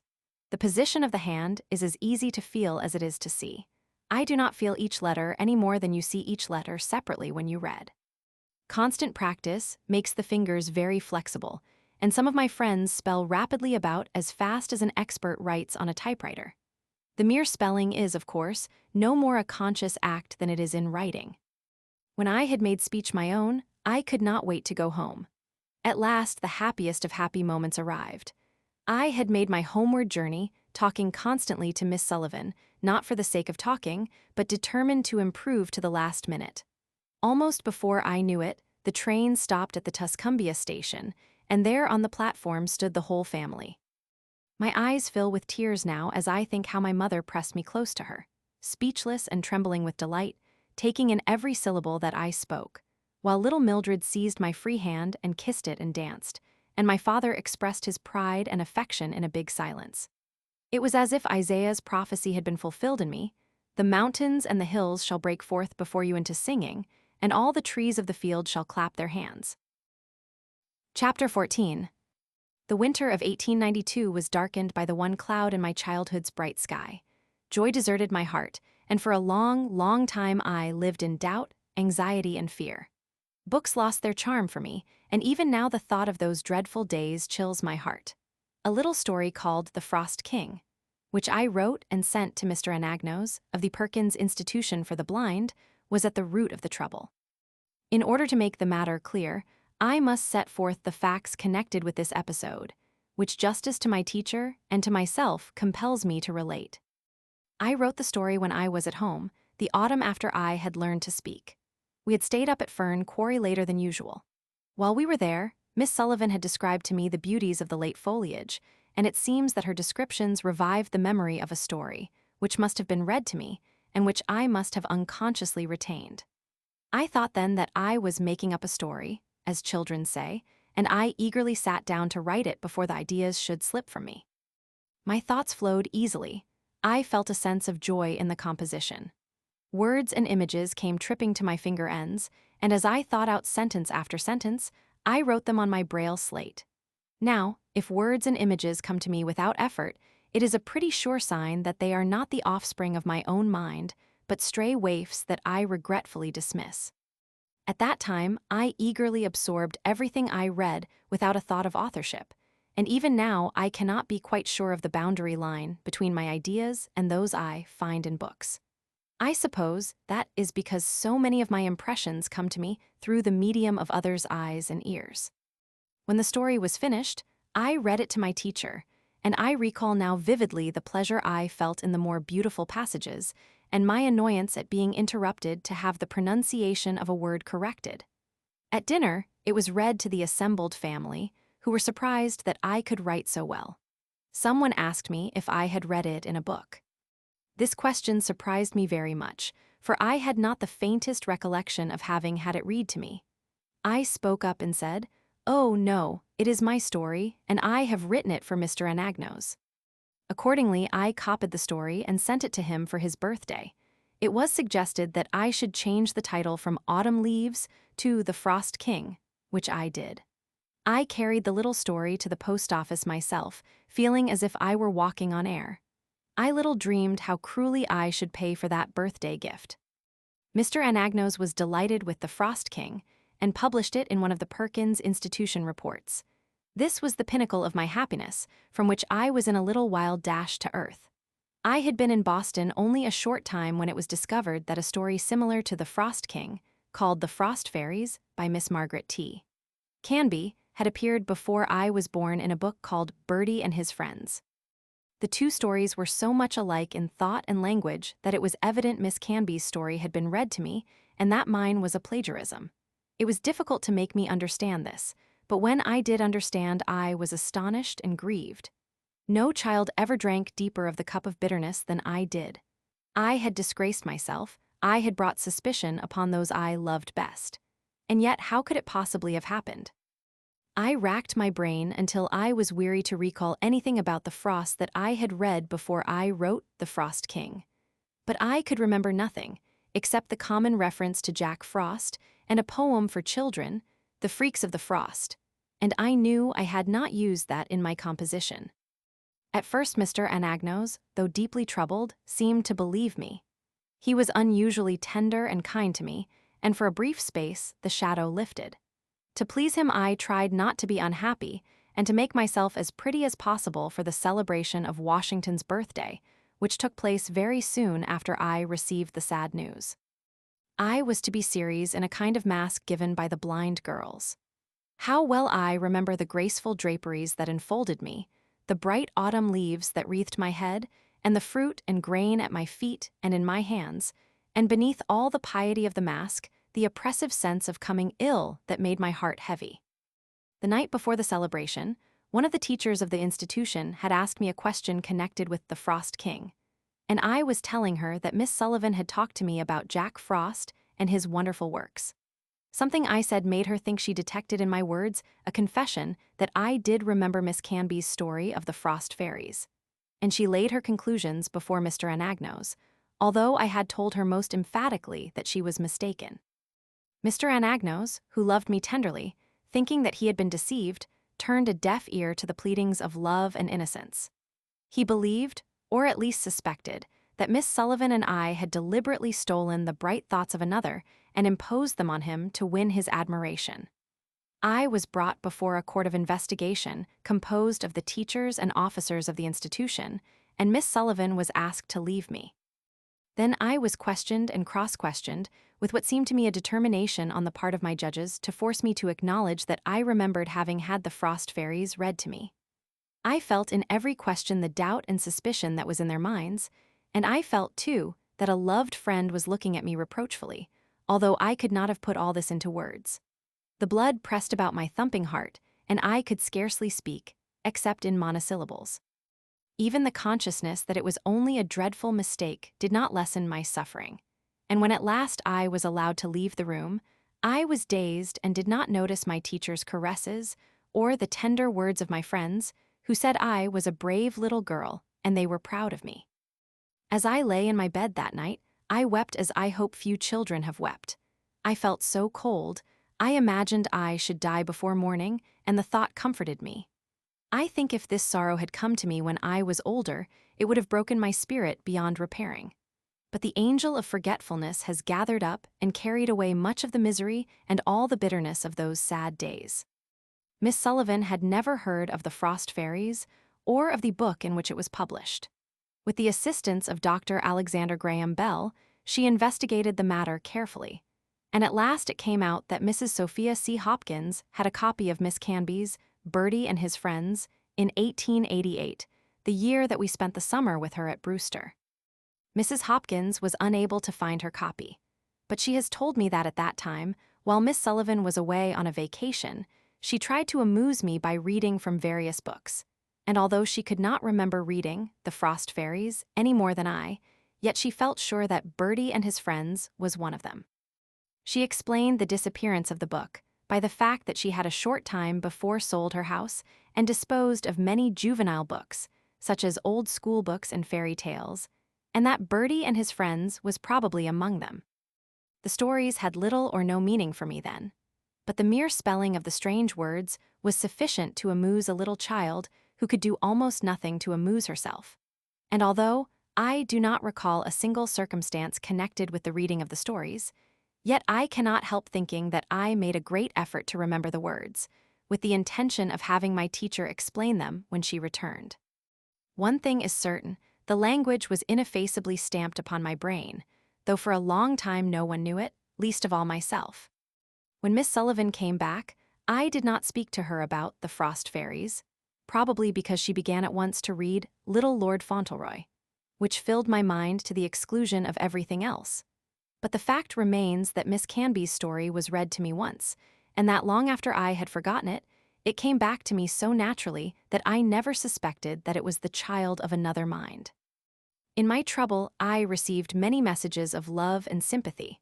All the friends I loved best, except one, have remained my own to the present time. Miss Canby herself wrote kindly, "Someday you will write a great story out of your own head that will be a comfort and help to many." But this kind prophecy has never been fulfilled. I have never played with words again for the mere pleasure of the game. Indeed, I have ever since been tortured by the fear that what I write is not my own. For a long time, when I wrote a letter, even to my mother, I was seized with a sudden feeling of terror, and I would spell the sentences over and over to make sure that I had not read them in a book. Had it not been for the persistent encouragement of Miss Sullivan, I think I should have given up trying to write altogether. I have read The Frost Fairies, since also the letters I wrote in which I used other ideas of Miss Canby's. I find in one of them, a letter to Mr. Anagnos, dated September 29, 1891, words and sentiments exactly like those of the book. At the time I was writing The Frost King. And this letter, like many others, contains phrases which show that my mind was saturated with the story. I represent my teacher as saying to me of the golden autumn leaves, "Yes, they are beautiful enough to comfort us for the flight of summer," an idea direct from Miss Canby's story. This habit of assimilating what pleased me and giving it out again, as my own, appears in much of my early correspondence and my first attempts at writing. In a composition which I wrote about the old cities of Greece and Italy, I borrowed my glowing descriptions, with variations, from sources I have forgotten. I knew Mr. Anagnos's great love of antiquity and his enthusiastic appreciation of all beautiful sentiments about Italy and Greece. I therefore gathered from all the books I read every bit of poetry or of history that I thought would give him pleasure.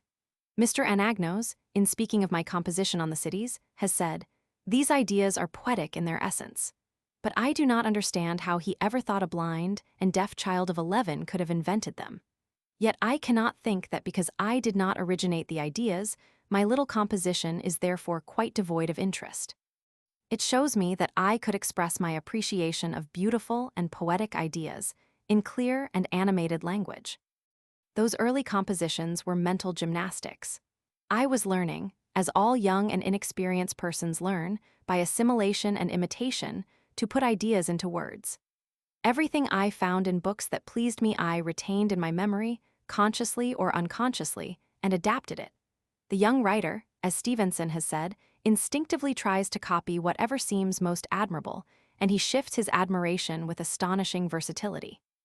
It is only after years of this sort of practice that even great men have learned to marshal the legion of words, which come thronging through every byway of the mind.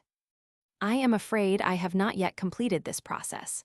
It is certain that I cannot always distinguish my own thoughts from those I read, because what I read becomes the very substance and texture of my mind. Consequently, in nearly all that I write, I produce something which very much resembles the crazy patchwork I used to make when I first learned to sew. This patchwork was made of all sorts of odds and ends pretty bits of silk and velvet, but the coarse pieces that were not pleasant to touch always predominated. Likewise, my compositions are made up of crude notions of my own, inlaid with the brighter thoughts and riper opinions of the authors I have read. It seems to me that the great difficulty of writing is to make the language of the educated mind express our confused ideas, half feelings, half thoughts, when we are little more than bundles of instinctive tendencies. Trying to write is very much like trying to put a Chinese puzzle together. We have a pattern in mind which we wish to work out in words, but the words will not fit the spaces, or, if they do, they will not match the design. But we keep on trying because we know that others have succeeded, and we are not willing to acknowledge defeat. There is no way to become original, except to be born so, says Stevenson, and although I may not be original, I hope sometime to outgrow my artificial, periwigged compositions. Then, perhaps, my own thoughts and experiences will come to the surface. Meanwhile, I trust and hope and persevere, and try not to let the bitter memory of the Frost King trammel my efforts. So this sad experience may have done me good and set me thinking on some of the problems of composition. My only regret is that it resulted in the loss of one of my dearest friends, Mr. Anagnos. Since the publication of the story of my life in the Ladies' Home Journal, Mr. Anagnos has made a statement, in a letter to Mr. Macy, that at the time of the Frost King matter, he believed I was innocent. He says, the court of investigation before which I was brought consisted of 8 people, 4 blind, 4 seeing persons. 4 of them, he says, thought I knew that Miss Canby's story had been read to me, and the others did not hold this view. Mr. Anagnos states that he cast his vote with those who were favorable to me. But however the case may have been, with whichever side he may have cast his vote, when I went into the room where Mr. Anagnos had so often held me on his knee, and, forgetting his many cares, had shared in my frolics, and found there persons who seemed to doubt me, I felt that there was something hostile and menacing in the very atmosphere, and subsequent events have borne out this impression. For 2 years, he seems to have held the belief that Miss Sullivan and I were innocent. Then he evidently retracted his favorable judgment, why I do not know, nor did I know the details of the investigation. I never knew even the names of the members of the court who did not speak to me. I was too excited to notice anything, too frightened to ask questions. Indeed, I could scarcely think what I was saying or what was being said to me. I have given this account of the Frost King affair because it was important in my life and education. And, in order that there might be no misunderstanding, I have set forth all the facts as they appear to me, without a thought of defending myself or of laying blame on anyone. Chapter 15. The summer and winter following the Frost King incident I spent with my family in Alabama. I recall with delight that homegoing, everything had budded and blossomed. I was happy. The Frost King was forgotten. When the ground was strewn with the crimson and golden leaves of autumn, and the musk-scented grapes that covered the arbor at the end of the garden were turning golden brown in the sunshine, I began to write a sketch of my life a year after I had written The Frost King. I was still excessively scrupulous about everything I wrote. The thought that what I wrote might not be absolutely my own tormented me. No one knew of these fears except my teacher. A strange sensitiveness prevented me from referring to the Frost King, and often when an idea flashed out in the course of conversation, I would spell softly to her, "I am not sure it is mine."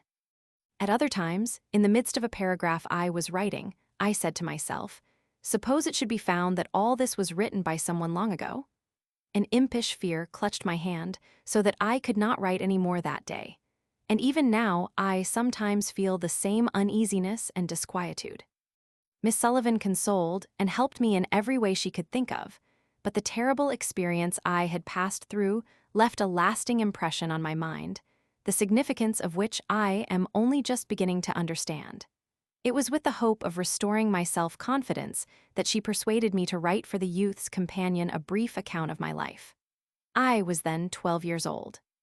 As I look back on my struggle to write that little story, it seems to me that I must have had a prophetic vision of the good that would come of the undertaking, or I should surely have failed.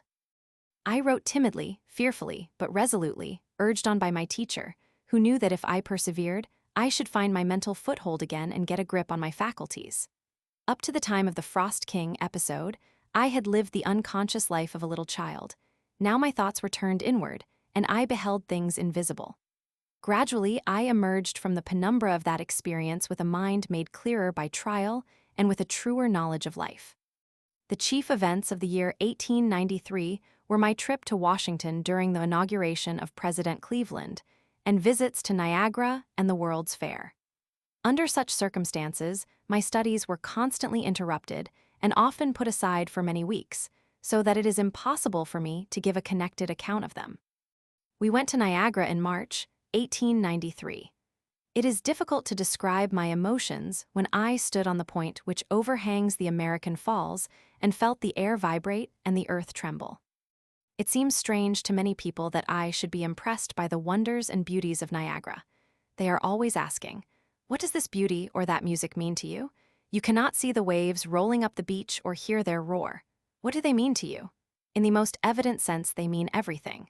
I cannot fathom or define their meaning any more than I can fathom or define love or religion or goodness. During the summer of 1893, Miss Sullivan and I visited the World's Fair with Dr. Alexander Graham Bell. I recall with unmixed delight those days when 1,000 childish fancies became beautiful realities. Every day in imagination, I made a trip round the world, and I saw many wonders from the uttermost parts of the earth, marvels of invention, treasuries of industry and skill, and all the activities of human life actually passed under my fingertips. I liked to visit the Midway Plaisance. It seemed like the Arabian Nights. It was crammed so full of novelty and interest. Here was the India of my books in the curious bazaar with its Shivas and elephant gods. There was the land of the pyramids concentrated in a model Cairo with its mosques and its long processions of camels. Yonder were the lagoons of Venice, where we sailed every evening when the city and the fountains were illuminated. I also went on board a Viking ship which lay a short distance from the little craft. I had been on a man-o'-war before in Boston, and it interested me to see on this Viking ship how the seaman was once all in all, how he sailed and took storm and calm alike with undaunted heart, and gave chase to whosoever reached his cry, "We are of the sea," and fought with brains and sinews, self-reliant, self-sufficient, instead of being thrust into the background by unintelligent machinery, as Jack is today. So it always is, man only is interesting to man. At a little distance from this ship, there was a model of the Santa Maria, which I also examined. The captain showed me Columbus's cabin and the desk with an hourglass on it. This small instrument impressed me most because it made me think how weary the heroic navigator must have felt as he saw the sand dropping grain by grain while desperate men were plotting against his life. Mr. Higginbotham, president of the World's Fair, kindly gave me permission to touch the exhibits, and with an eagerness as insatiable as that with which Pizarro seized the treasures of Peru, I took in the glories of the fair with my fingers. It was a sort of tangible kaleidoscope, this white city of the West. Everything fascinated me, especially the French bronzes. They were so lifelike, I thought they were angel visions which the artist had caught and bound in earthly forms.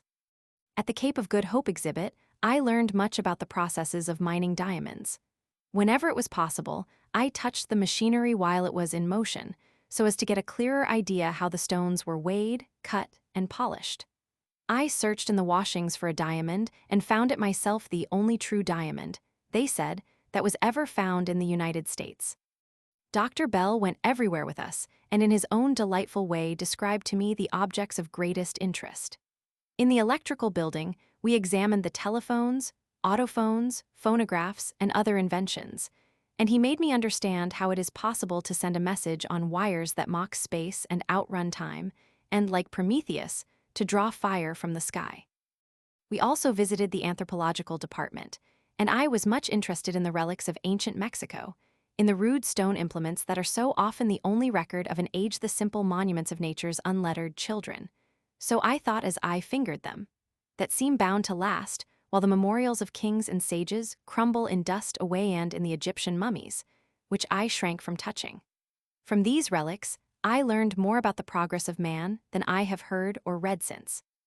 All these experiences added a great many new terms to my vocabulary, and in the 3 weeks I spent at the fair I took a long leap from the little child's interest in fairy tales and toys to the appreciation of the real and the earnest in the workaday world. Chapter 16. Before October 1893, I had studied various subjects by myself in a more or less desultory manner. I read the histories of Greece, Rome, and the United States. I had a French grammar in raised print, and as I already knew some French, I often amused myself by composing in my head short exercises, using the new words as I came across them, and ignoring rules and other technicalities as much as possible. I even tried, without aid, to master the French pronunciation, as I found all the letters and sounds described in the book.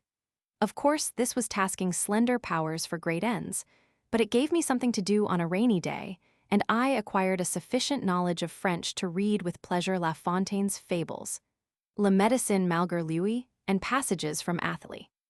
I also gave considerable time to the improvement of my speech. I read aloud to Miss Sullivan and recited passages from my favorite poets, which I had committed to memory. She corrected my pronunciation and helped me to phrase and inflect. It was not, however, until October 1893, after I had recovered from the fatigue and excitement of my visit to the World's Fair, that I began to have lessons in special subjects at fixed hours. Miss Sullivan and I were at that time in Hulton, Pennsylvania, visiting the family of Mr. William Wade. Mr. Irons, a neighbor of theirs, was a good Latin scholar. It was arranged that I should study under him. I remember him as a man of rare, sweet nature and of wide experience. He taught me Latin grammar principally, but he often helped me in arithmetic, which I found as troublesome as it was uninteresting. Mr. Irons also read with me Tennyson's In Memoriam. I had read many books before, but never from a critical point of view. I learned for the first time to know an author, to recognize his style as I recognize the clasp of a friend's hand. At first I was rather unwilling to study Latin grammar. It seemed absurd to waste time analyzing every word I came across, noun, genitive, singular, feminine, when its meaning was quite plain. I thought I might just as well describe my pet in order to know a tortor, vertebrate, division, quadruped, class, mammalia, genus, felinus, species, cat, individual, tabby. But as I got deeper into the subject, I became more interested, and the beauty of the language delighted me. I often amused myself by reading Latin passages, picking up words I understood, and trying to make sense. I have never ceased to enjoy this pastime. There is nothing more beautiful, I think, than the evanescent fleeting images and sentiments presented by a language one is just becoming familiar with, ideas that flit across the mental sky, shaped and tinted by capricious fancy. Miss Sullivan sat beside me at my lessons, spelling into my hand whatever Mr. Irons said and looking up new words for me. I was just beginning to read Caesar's Gallic War when I went to my home in Alabama. Chapter 17. In the summer of 1894, I attended the meeting at Chautauqua of the American Association to promote the teaching of speech to the deaf. There it was arranged that I should go to the Wright Humason School for the Deaf in New York City. I went there in October 1894, accompanied by Miss Sullivan. This school was chosen especially for the purpose of obtaining the highest advantages in vocal culture and training in lip reading. In addition to my work in these subjects, I studied, during the 2 years I was in the school, arithmetic, physical geography, French, and German. Miss Remy, my German teacher, could use the manual alphabet, and after I had acquired a small vocabulary, we talked together in German whenever we had a chance, and in a few months I could understand almost everything she said. Before the end of the first year, I read Wilhelm Tell with the greatest delight. Indeed, I think I made more progress in German than in any of my other studies. I found French much more difficult. I studied it with Madame Olivier, a French lady who did not know the manual alphabet and who was obliged to give her instruction orally. I could not read her lips easily, so my progress was much slower than in German. I managed, however, to read Le Médecin Malgré Lui again. It was very amusing, but I did not like it nearly so well as Wilhelm Tell. My progress in lip reading and speech was not what my teachers and I had hoped and expected it would be. It was my ambition to speak like other people, and my teachers believed that this could be accomplished, but although we worked hard and faithfully, yet we did not quite reach our goal. I suppose we aimed too high, and disappointment was therefore inevitable. I still regarded arithmetic as a system of pitfalls. I hung about the dangerous frontier of guess, avoiding with infinite trouble to myself and others the broad valley of reason. When I was not guessing, I was jumping at conclusions, and this fault, in addition to my dullness, aggravated my difficulties more than was right or necessary. But although these disappointments caused me great depression at times, I pursued my other studies with unflagging interest, especially physical geography. It was a joy to learn the secrets of nature. How in the picturesque language of the Old Testament the winds are made to blow from the four corners of the heavens, how the vapors ascend from the ends of the earth, how rivers are cut out among the rocks, and mountains overturned by the roots, and in what ways man may overcome many forces mightier than himself. The 2 years in New York were happy ones, and I look back to them with genuine pleasure. I remember especially the walks we all took together every day in Central Park, the only part of the city that was congenial to me. I never lost a jot of my delight in this great park. I loved to have it described every time I entered it, for it was beautiful in all its aspects, and these aspects were so many that it was beautiful in a different way each day of the 9 months I spent in New York.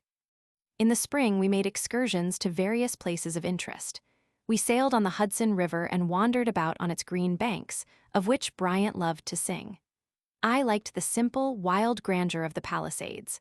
Among the places I visited were West Point, Tarrytown, the home of Washington Irving, where I walked through Sleepy Hollow.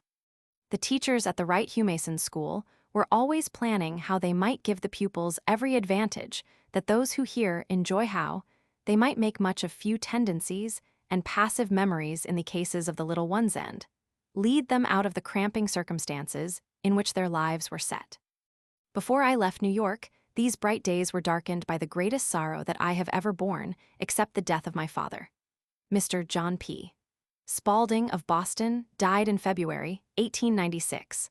Only those who knew and loved him best can understand what his friendship meant to me. He, who made everyone happy in a beautiful, unobtrusive way, was most kind and tender to Miss Sullivan and me. So long as we felt his loving presence and knew that he took a watchful interest in our work, fraught with so many difficulties, we could not be discouraged. His going away left a vacancy in our lives that has never been filled. Chapter 18. In October 1896, I entered the Cambridge School for Young Ladies to be prepared for Radcliffe. When I was a little girl, I visited Wellesley and surprised my friends by the announcement, "Someday I shall go to college, but I shall go to Harvard."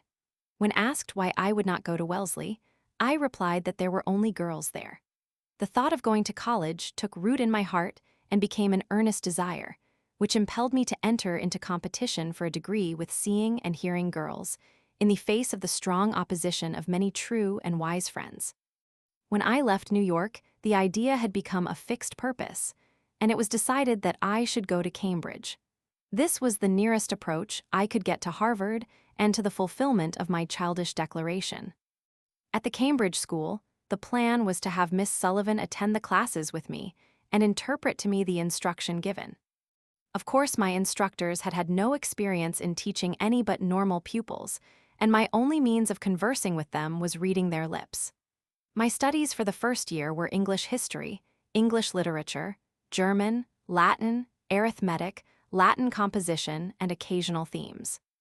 Until then, I had never taken a course of study with the idea of preparing for college, but I had been well drilled in English by Miss Sullivan, and it soon became evident to my teachers that I needed no special instruction in this subject beyond a critical study of the books prescribed by the college. I had had, moreover, a good start in French and received 6 months' instruction in Latin, but German was the subject with which I was most familiar.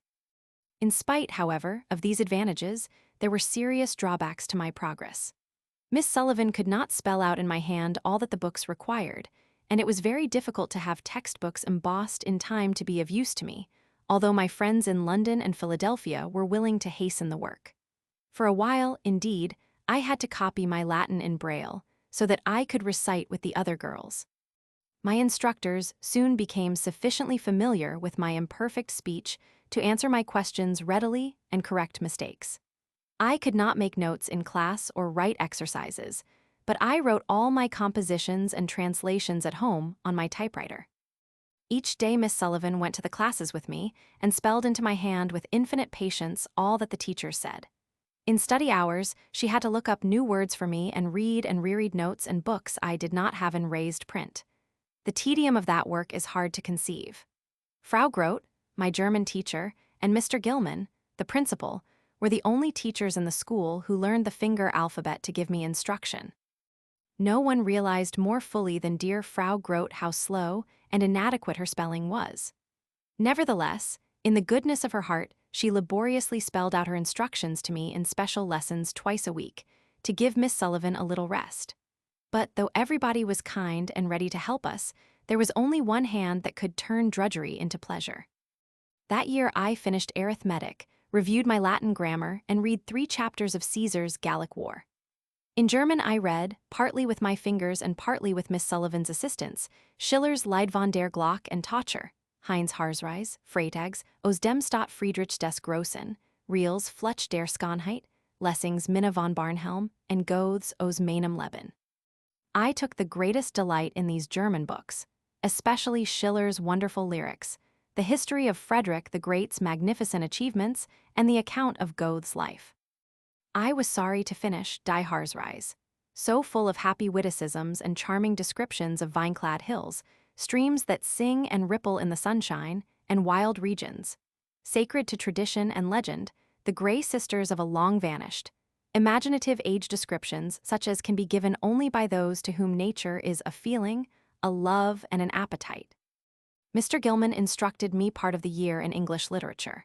We read together, As You Like It, Burke's Speech on Conciliation with America, and Macaulay's Life of Samuel Johnson. Mr. Gilman's broad views of history and literature and his clever explanations made my work easier and pleasanter than it could have been had I only read notes mechanically with the necessarily brief explanations given in the classes. Burke's speech was more instructive than any other book on a political subject that I had ever read. My mind stirred with the stirring times, and the characters round which the life of two contending nations centered seemed to move right before me.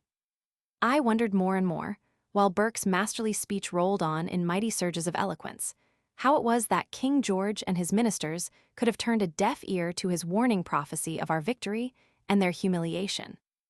Then I entered into the melancholy details of the relation in which the great statesman stood to his party and to the representatives of the people. I thought how strange it was that such precious seeds of truth and wisdom should have fallen among the tares of ignorance and corruption. In a different way, Macaulay's Life of Samuel Johnson was interesting.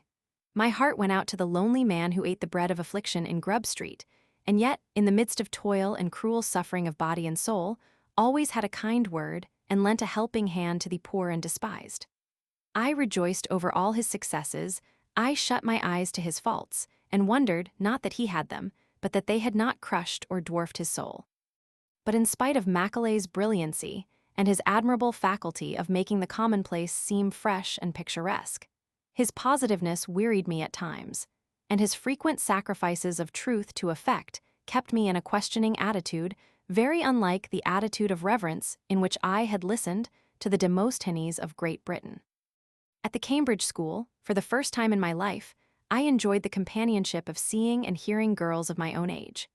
I lived with several others in one of the pleasant houses connected with the school, the house where Mr. Howells used to live, and we all had the advantage of home life. I joined them in many of their games, even blind man's buff and frolics in the snow. I took long walks with them. We discussed our studies and read aloud the things that interested us. Some of the girls learned to speak to me, so that Miss Sullivan did not have to repeat their conversation. At Christmas, my mother and little sister spent the holidays with me, and Mr. Gilman kindly offered to let Mildred study in his school. So Mildred stayed with me in Cambridge, and for 6 happy months we were hardly ever apart. It makes me most happy to remember the hours we spent helping each other in study and sharing our recreation together. I took my preliminary examinations for Radcliffe from the 29th of June to the 3rd of July in 1897. The subjects I offered were elementary and advanced German, French, Latin, English, and Greek and Roman history, making 9 hours in all. I passed in everything and received honors in German and English. Perhaps an explanation of the method that was in use when I took my examinations will not be amiss here. The student was required to pass in 16 hours 12 hours being called elementary and 4 advanced. He had to pass 5 hours at a time to have them counted. The examination papers were given out at 9 o'clock at Harvard and brought to Radcliffe by a special messenger. Each candidate was known, not by his name, but by a number. I was number 233, but, as I had to use a typewriter, my identity could not be concealed.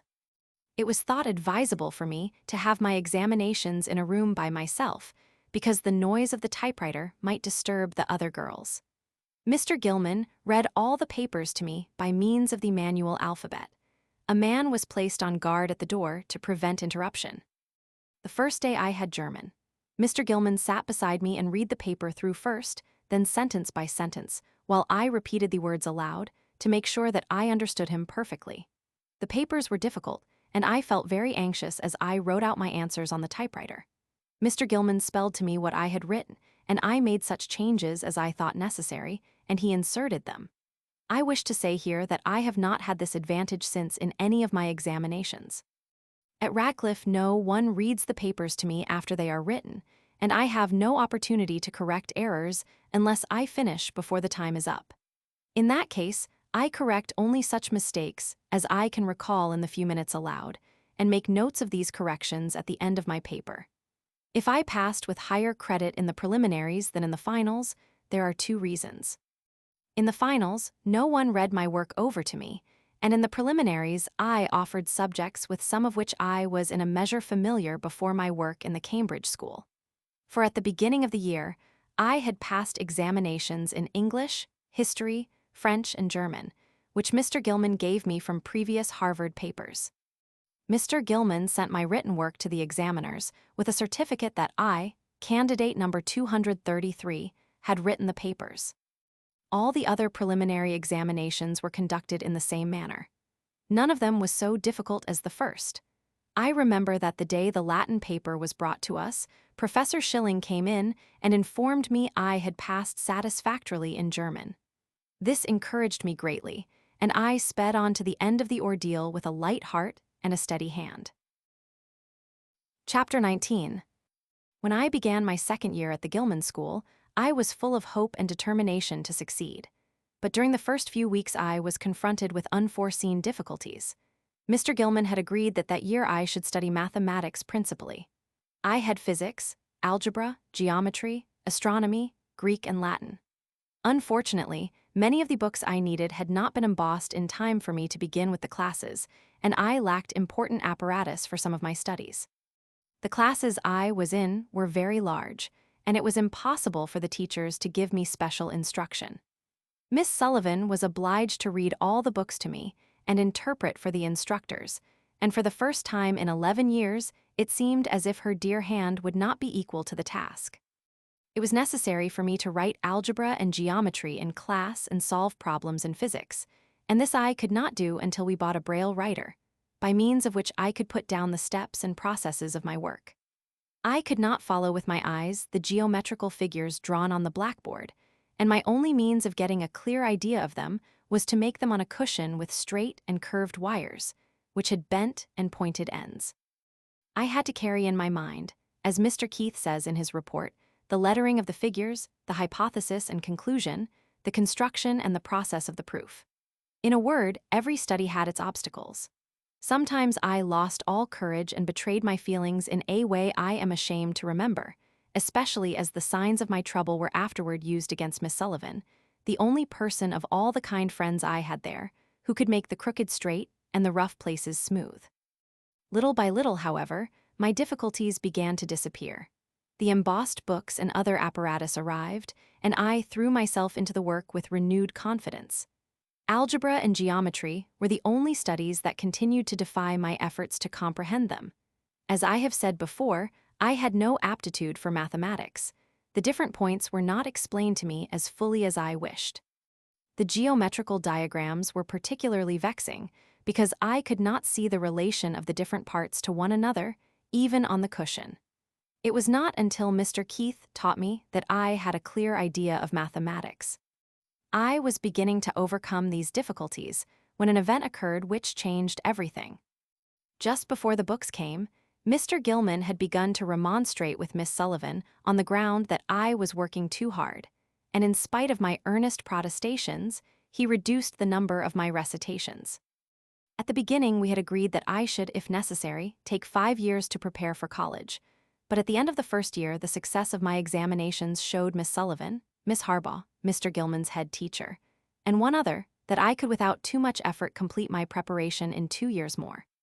Mr. Gilman at first agreed to this, but when my tasks had become somewhat perplexing, he insisted that I was overworked and that I should remain at his school 3 years longer. I did not like his plan, for I wished to enter college with my class. On the 17th of November, I was not very well and did not go to school. Although Miss Sullivan knew that my indisposition was not serious, yet Mr. Gilman, on hearing of it, declared that I was breaking down and made changes in my studies, which would have rendered it impossible for me to take my final examinations with my class. In the end, the difference of opinion between Mr. Gilman and Miss Sullivan resulted in my mother's withdrawing my sister Mildred and me from the Cambridge school. After some delay, it was arranged that I should continue my studies under a tutor, Mr. Merton S. Keith, of Cambridge. Miss Sullivan and I spent the rest of the winter with our friends, the Chamberlains in Wrentham, 25 miles from Boston. From February to July, 1898, Mr. Keith came out to Wrentham twice a week and taught me algebra, geometry, Greek, and Latin. Miss Sullivan interpreted his instruction. In October 1898, we returned to Boston. For 8 months, Mr. Keith gave me lessons 5 times a week, in periods of about an hour. He explained each time what I did not understand in the previous lesson, assigned new work, and took home with him the Greek exercises which I had written during the week on my typewriter, corrected them fully, and returned them to me. In this way, my preparation for college went on without interruption. I found it much easier and pleasanter to be taught by myself than to receive instruction in class. There was no hurry, no confusion. My tutor had plenty of time to explain what I did not understand, so I got on faster and did better work than I ever did in school. I still found more difficulty in mastering problems in mathematics than I did in any other of my studies. I wish algebra and geometry had been half as easy as the languages and literature. But even mathematics Mr. Keith made interesting. He succeeded in whittling problems small enough to get through my brain. He kept my mind alert and eager, and trained it to reason clearly, and to seek conclusions calmly and logically, instead of jumping wildly into space and arriving nowhere. He was always gentle and forbearing, no matter how dull I might be, and believe me, my stupidity would often have exhausted the patience of Job. On the 29th and 30th of June, 1899, I took my final examinations for Radcliffe College. The first day I had elementary Greek and advanced Latin, and the second day geometry, algebra, and advanced Greek. The college authorities did not allow Miss Sullivan to read the examination papers to me, so Mr. Eugene C. Vining, one of the instructors at the Perkins Institution for the Blind, was employed to copy the papers for me in American Braille. Mr. Vining was a stranger to me and could not communicate with me except by writing Braille. The proctor was also a stranger and did not attempt to communicate with me in any way. The Braille worked well enough in the languages, but when it came to geometry and algebra, difficulties arose. I was sorely perplexed and felt discouraged wasting much precious time, especially in algebra. It is true that I was familiar with all literary Braille in common use in this country English, American, and New York Point, but the various signs and symbols in geometry and algebra in the 3 systems are very different, and I had used only the English Braille in my algebra. 2 days before the examinations, Mr. Vining sent me a Braille copy of one of the old Harvard papers in algebra. To my dismay, I found that it was in the American notation. I sat down immediately and wrote to Mr. Vining, asking him to explain the signs. I received another paper and a table of signs by return mail, and I set to work to learn the notation. But on the night before the algebra examination, while I was struggling over some very complicated examples, I could not tell the combinations of bracket, brace, and radical. Both Mr. Keith and I were distressed and full of forebodings for the morrow, but we went over to the college a little before the examination began and had Mr. Vining explain more fully the American symbols. In geometry, my chief difficulty was that I had always been accustomed to read the propositions in line print or to have them spelled into my hand. And somehow, although the propositions were right before me, I found the Braille confusing and could not fix clearly in my mind what I was reading. But when I took up algebra, I had a harder time still. The signs, which I had so lately learned, and which I thought I knew, perplexed me. Besides, I could not see what I wrote on my typewriter. Had always done my work in Braille or in my head. Mr. Keith had relied too much on my ability to solve problems mentally, and had not trained me to write examination papers. Consequently, my work was painfully slow, and I had to read the examples over and over before I could form any idea of what I was required to do. Indeed, I am not sure now that I read all the signs correctly. I found it very hard to keep my wits about me. But I do not blame anyone. The administrative board of Radcliffe did not realize how difficult they were making my examinations, nor did they understand the peculiar difficulties I had to surmount. But if they unintentionally placed obstacles in my way, I have the consolation of knowing that I overcame them all. Chapter 20. The struggle for admission to college was ended, and I could now enter Radcliffe whenever I pleased. Before I entered college, however, it was thought best that I should study another year under Mr. Keith. It was not, therefore, until the fall of 1900 that my dream of going to college was realized. I remember my first day at Radcliffe. It was a day full of interest for me. I had looked forward to it for years. A potent force within me, stronger than the persuasion of my friends, stronger even than the pleadings of my heart, had impelled me to try my strength by the standards of those who see and hear. I knew that there were obstacles in the way, but I was eager to overcome them. I had taken to heart the words of the wise Roman who said, "To be banished from Rome is but to live outside of Rome." Debarred from the great highways of knowledge, I was compelled to make the journey across country by unfrequented roads, that was all. And I knew that in college there were many bypaths where I could touch hands with girls who were thinking, loving, and struggling like me. I began my studies with eagerness. Before me, I saw a new world opening in beauty and light, and I felt within me the capacity to know all things. In the wonderland of mind, I should be as free as another. Its people, scenery, manners, joys, tragedies should be living, tangible interpreters of the real world. The lecture halls seemed filled with the spirit of the great and the wise, and I thought the professors were the embodiment of wisdom. If I have since learned differently, I am not going to tell anybody. But I soon discovered that college was not quite the romantic lyceum I had imagined. Many of the dreams that had delighted my young inexperience became beautifully less and faded into the light of common day. Gradually, I began to find that there were disadvantages in going to college. The one I felt and still feel most is lack of time. I used to have time to think, to reflect. My mind and we would sit together of an evening and listen to the inner melodies of the spirit, which one hears only in leisure moments when the words of some loved poet touch a deep, sweet chord in the soul that until then had been silent. But in college, there is no time to commune with one's thoughts. One goes to college to learn, it seems, not to think.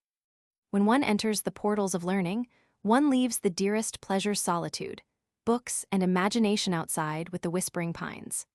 I suppose I ought to find some comfort in the thought that I am laying up treasures for future enjoyment, but I am improvident enough to prefer present joy to hoarding riches against a rainy day. My studies the first year were French, German, history, English composition, and English literature. In the French course, I read some of the works of Corneille, Molière, Racine, Alfred de Musset, and Sainte-Beuve, and in the German those of Goethe and Schiller.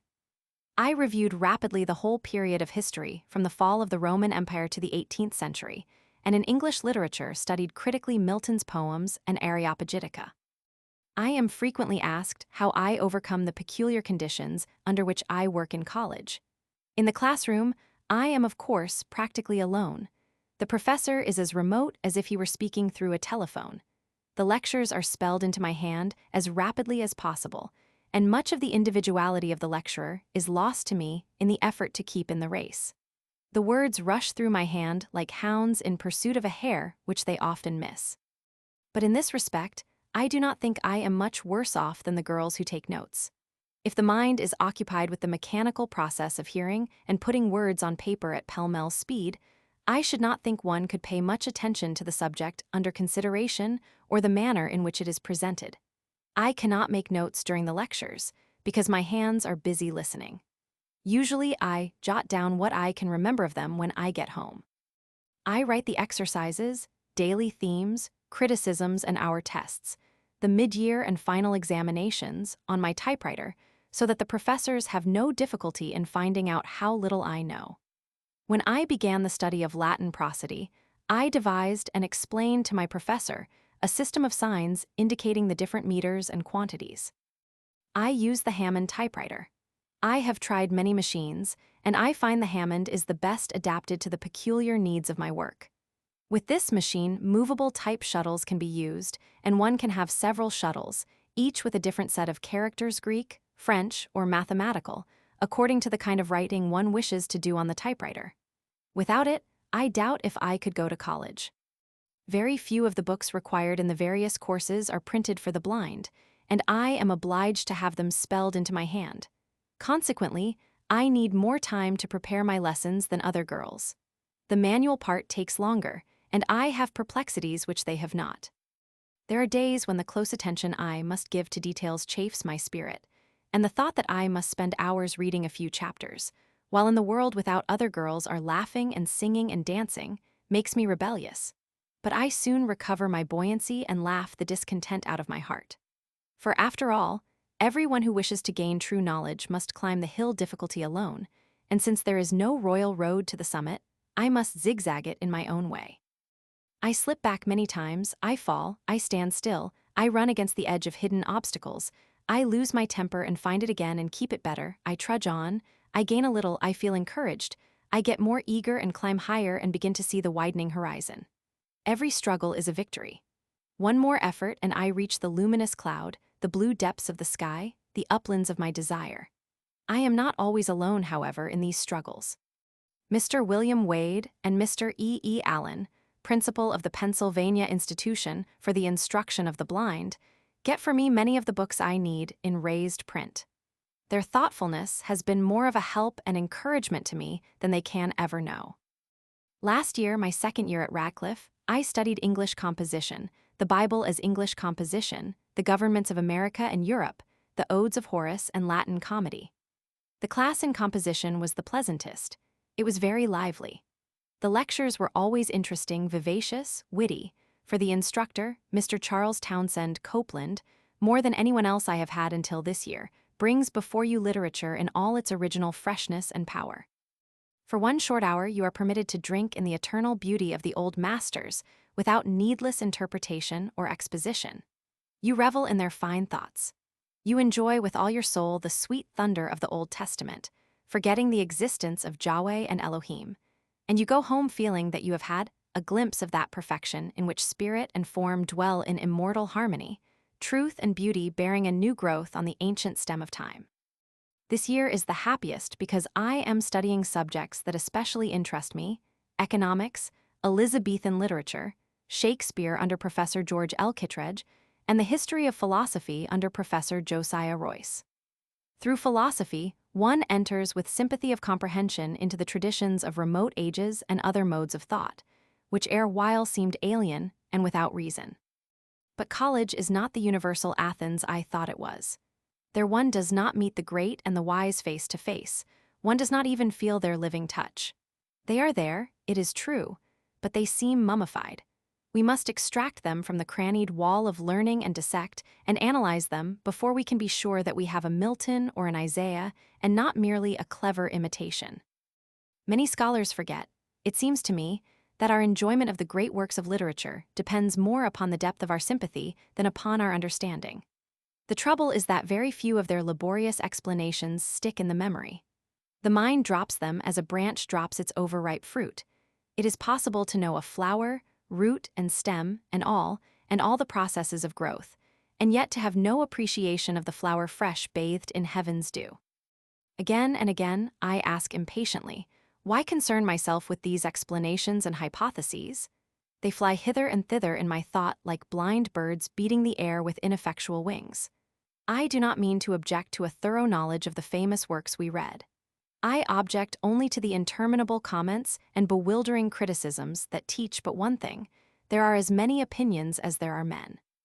But when a great scholar like Professor Kittredge interprets what the master said, it is as if new sight were given the blind.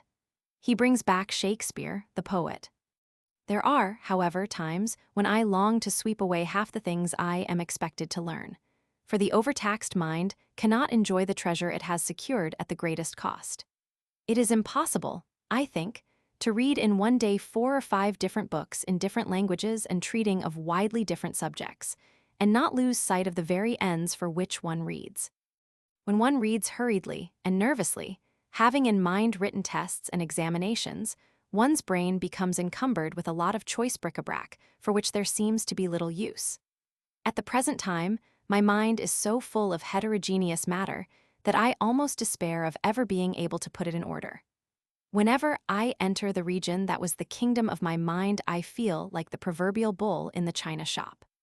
1,000 odds and ends of knowledge come crashing about my head like hailstones, and when I try to escape them, Theme goblins and college nixies of all sorts pursue me, until I wish, oh, may I be forgiven the wicked wish, that I might smash the idols I came to worship. But the examinations are the chief bugbears of my college life. Although I have faced them many times and cast them down and made them bite the dust, yet they rise again and menace me with pale looks, until, like Bob Acres, I feel my courage oozing out at my finger ends. The days before these ordeals take place are spent in cramming your mind with mystic formula and indigestible dates unpalatable diets, until you wish that books and science and you were buried in the depths of the sea. At last the dreaded hour arrives, and you are a favored being indeed if you feel prepared, and are able at the right time to call to your standard thoughts that will aid you in that supreme effort. It happens too often that your trumpet call is unheeded. It is most perplexing and exasperating that just at the moment when you need your memory and a nice sense of discrimination, these faculties take to themselves wings and fly away. The facts you have garnered with such infinite trouble invariably fail you at a pinch. Give a brief account of Huss and his work. Huss, who was he and what did he do? The name looks strangely familiar. You ransack your budget of historic facts much as you would hunt for a bit of silk in a rag bag. You are sure it is somewhere in your mind near the top. You saw it there the other day when you were looking up the beginnings of the Reformation. But where is it now? You fish out all manner of odds and ends of knowledge revolutions, schisms, massacres, systems of government, but Huss, where is he? You are amazed at all the things you know which are not on the examination paper. In desperation, you seize the budget and dump everything out, and there in a corner is your man, serenely brooding on his own private thought, unconscious of the catastrophe which he has brought upon you. Just then the proctor informs you that the time is up. With a feeling of intense disgust, you kick the mass of rubbish into a corner and go home, your head full of revolutionary schemes to abolish the divine right of professors to ask questions without the consent of the questioned. It comes over me that in the last 2 or 3 pages of this chapter, one have used figures which will turn the laugh against me. Ah, here they are, the mixed metaphors mocking and strutting about before me, pointing to the bull in the china shop assailed by hailstones and the bugbears with pale looks, an unanalyzed species. Let them mock on. The words describe so exactly the atmosphere of jostling, tumbling ideas. I live in that I will wink at them for once, and put on a deliberate air to say that my ideas of college have changed. While my days at Radcliffe were still in the future, they were encircled with a halo of romance, which they have lost. But in the transition from romantic to actual, I have learned many things I should never have known had I not tried the experiment. One of them is the precious science of patience, which teaches us that we should take our education as we would take a walk in the country, leisurely, our minds hospitably open to impressions of every sort. Such knowledge floods the soul unseen with a soundless tidal wave of deepening thought. Knowledge is power. Rather, knowledge is happiness, because to have knowledge broad, deep knowledges to know true ends from false, and lofty things from low, to know the thoughts and deeds that have marked man's progress, is to feel the great heart-throbs of humanity through the centuries. And if one does not feel in these pulsations a heavenward striving, one must indeed be deaf to the harmonies of life. Chapter 21. I have thus far sketched the events of my life, but I have not shown how much I have depended on books, not only for pleasure, and for the wisdom they bring to all who read, but also for that knowledge which comes to others through their eyes and their ears. Indeed, books have meant so much more in my education than in that of others, that I shall go back to the time when I began to read. I read my first connected story in May, 1887, when I was 7 years old, and from that day to this, I have devoured everything in the shape of a printed page that has come within the reach of my hungry fingertips. As I have said, I did not study regularly during the early years of my education, nor did I read according to rule. At first, I had only a few books in raised print readers for beginners, a collection of stories for children, and a book about the earth called Our World. I think that was all, but I read them over and over, until the words were so worn and pressed I could scarcely make them out. Sometimes Miss Sullivan read to me, spelling into my hand little stories and poems that she knew I should understand. But I preferred reading myself to being read to, because I liked to read again and again the things that pleased me. It was during my first visit to Boston that I really began to read in good earnest. I was permitted to spend a part of each day in the institution library and to wander from bookcase to bookcase and take down whatever book my fingers lighted upon. And read I did, whether I understood one word in 10 or 2 words on a page. The words themselves fascinated me, but I took no conscious account of what I read. My mind must, however, have been very impressionable at that period, for it retained many words and whole sentences, to the meaning of which I had not the faintest clue. And afterward, when I began to talk and write, these words and sentences would flash out quite naturally, so that my friends wondered at the richness of my vocabulary. I must have read parts of many books.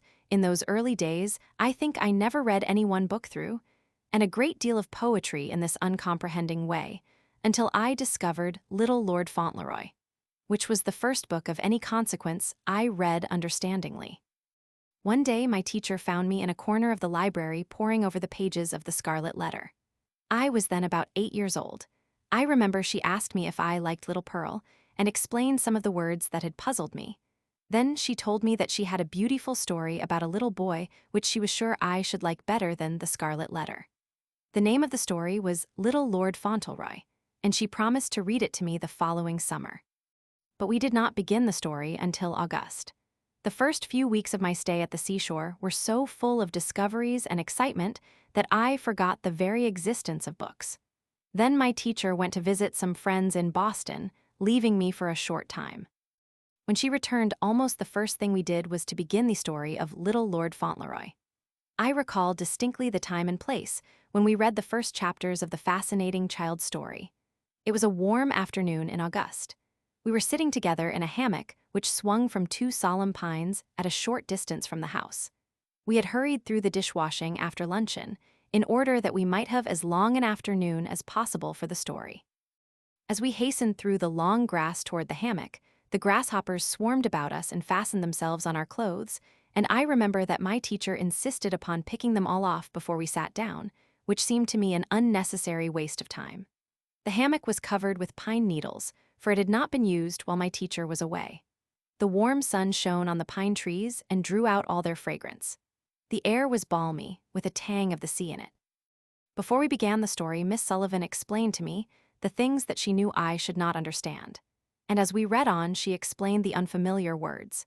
At first, there were many words I did not know, and the reading was constantly interrupted.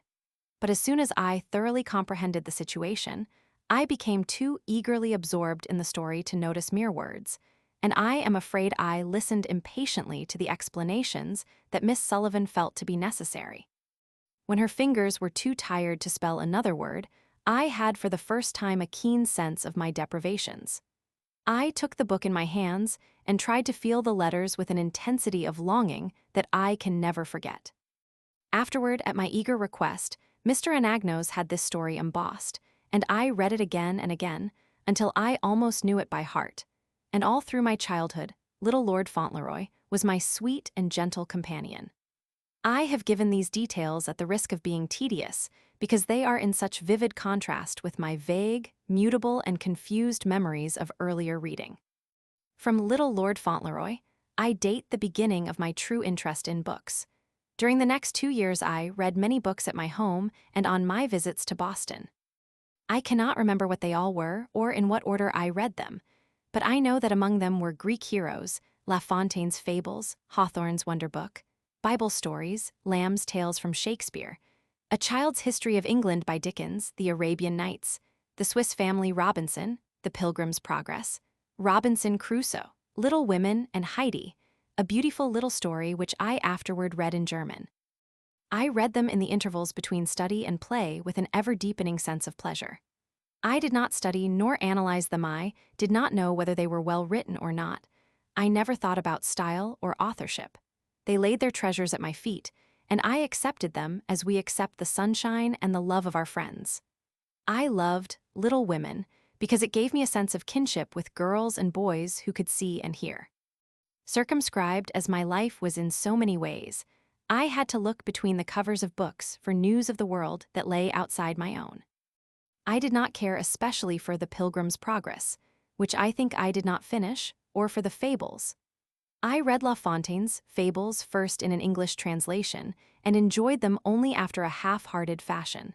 Later, I read the book again in French, and I found that, in spite of the vivid word pictures and the wonderful mastery of language, I liked it no better. I do not know why it is, but stories in which animals are made to talk and act like human beings have never appealed to me very strongly. The ludicrous caricatures of the animals occupy my mind to the exclusion of the moral. Then again, La Fontaine seldom, if ever, appeals to our highest moral sense. The highest chords he strikes are those of reason and self-love. Through all the fables runs the thought that man's morality springs wholly from self-love, and that if that self-love is directed and restrained by reason, happiness must follow. Now, so far as I can judge, self-love is the root of all evil. But of course, I may be wrong, for La Fontaine had greater opportunities of observing men than I am likely ever to have. I do not object so much to the cynical and satirical fables as to those in which momentous truths are taught by monkeys and foxes. But I love the Jungle Book and wild animals I have known. I feel a genuine interest in the animals themselves because they are real animals and not caricatures of men. One sympathizes with their loves and hatreds, laughs over their comedies, and weeps over their tragedies. And if they point a moral, it is so subtle that we are not conscious of it. My mind opened naturally and joyously to a conception of antiquity. Greece, ancient Greece, exercised a mysterious fascination over me. In my fancy, the pagan gods and goddesses still walked on earth and talked face to face with men, and in my heart I secretly built shrines to those I loved best. I knew and loved the whole tribe of nymphs and heroes and demigods. No, not quite all, for the cruelty and greed of Medea and Jason were too monstrous to be forgiven, and I used to wonder why the gods permitted them to do wrong and then punished them for their wickedness. And the mystery is still unsolved. I often wonder how. God can dumbness keep while sin creeps grinning through his house of time. It was the Iliad that made Greece my paradise. I was familiar with the story of Troy before I read it in the original, and consequently I had little difficulty in making the Greek words surrender their treasures after I had passed the borderland of grammar. Great poetry, whether written in Greek or in English, needs no other interpreter than a responsive heart. Would that the host of those who make the great works of the poets odious by their analysis, impositions, and laborious comments might learn this simple truth. It is not necessary that one should be able to define every word and give it its principal parts and its grammatical position in the sentence in order to understand and appreciate a fine poem. I know my learned professors have found greater riches in the Iliad than I shall ever find, but I am not avaricious. I am content that others should be wiser than I, but with all their wide and comprehensive knowledge, they cannot measure their enjoyment of that splendid epic, nor can I when I read the finest passages of the Iliad. I am conscious of a soul sense that lifts me above the narrow, cramping circumstances of my life. My physical limitations are forgotten. My world lies upward. The length and the breadth and the sweep of the heavens are mine. My admiration for the Aeneid is not so great, but it is none the less real. I read it as much as possible without the help of notes or dictionary, and I always like to translate the episodes that please me especially. The word painting of Virgil is wonderful sometimes, but his gods and men move through the scenes of passion and strife and pity and love like the graceful figures in an Elizabethan masque, whereas in the Iliad they give 3 leaps and go on singing. Virgil is serene and lovely like a marble Apollo in the moonlight. Homer is a beautiful animated youth in the full sunlight with the wind in his hair. How easy it is to fly on paper wings. From Greek heroes to the Iliad was no day's journey, nor was it altogether pleasant. One could have traveled round the world many times while I trudged my weary way through the labyrinthine mazes of grammars and dictionaries, or fell into those dreadful pitfalls called examinations, set by schools and colleges for the confusion of those who seek after knowledge. I suppose this sort of pilgrim's progress was justified by the end, but it seemed interminable to me, in spite of the pleasant surprises that met me now and then at a turn in the road. I began to read the Bible long before I could understand it. Now it seems strange to me that there should have been a time when my spirit was deaf to its wondrous harmonies, but I remember well a rainy Sunday morning when, having nothing else to do, I begged my cousin to read me a story out of the Bible. Although she did not think I should understand, she began to spell into my hand the story of Joseph and his brothers. Somehow it failed to interest me. The unusual language and repetition made the story seem unreal and far away in the land of Canaan. And I fell asleep and wandered off to the land of Nod, before the brothers came with the coat of many colors unto the tent of Jacob and told their wicked lie.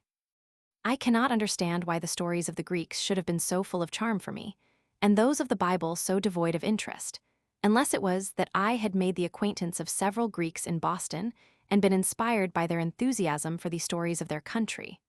Whereas I had not met a single Hebrew or Egyptian, and therefore concluded that they were nothing more than barbarians, and the stories about them were probably all made up, which hypothesis explained the repetitions and the queer names. Curiously enough, it never occurred to me to call Greek patronymics queer. But how shall I speak of the glories I have since discovered in the Bible? For years I have read it with an ever-broadening sense of joy and inspiration, and I love it as I love no other book.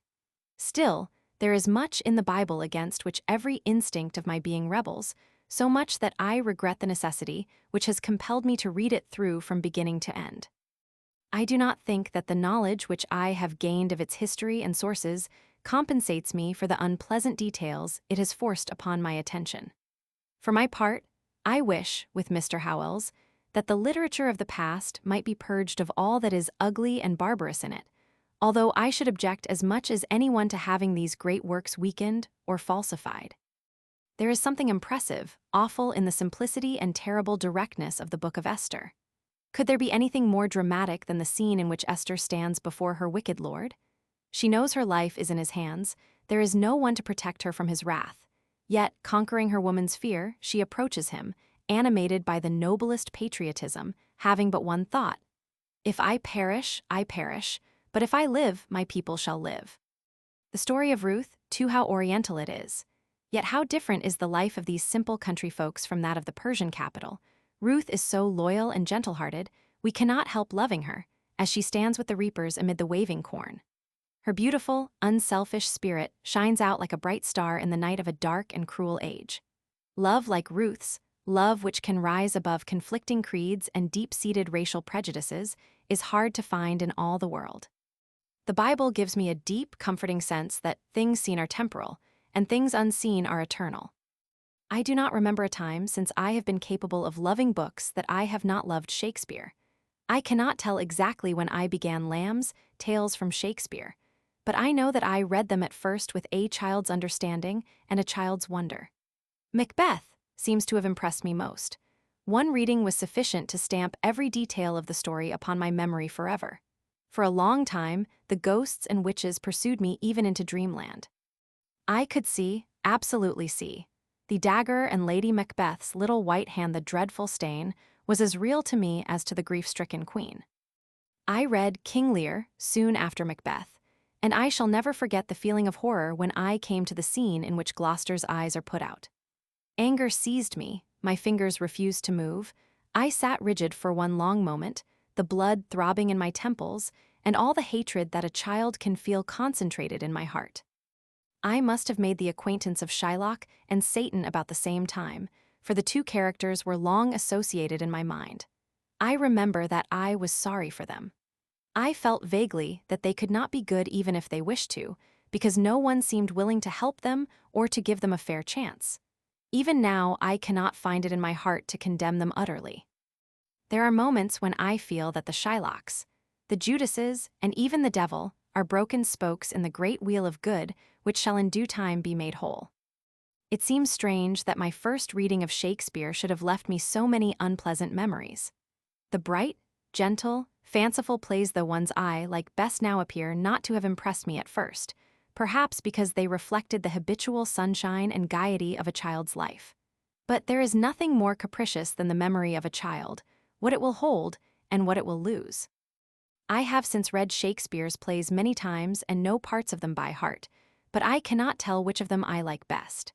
My delight in them is as varied as my moods. The little songs and the sonnets have a meaning for me as fresh and wonderful as the dramas. But, with all my love for Shakespeare, it is often weary work to read all the meanings into his lines which critics and commentators have given them.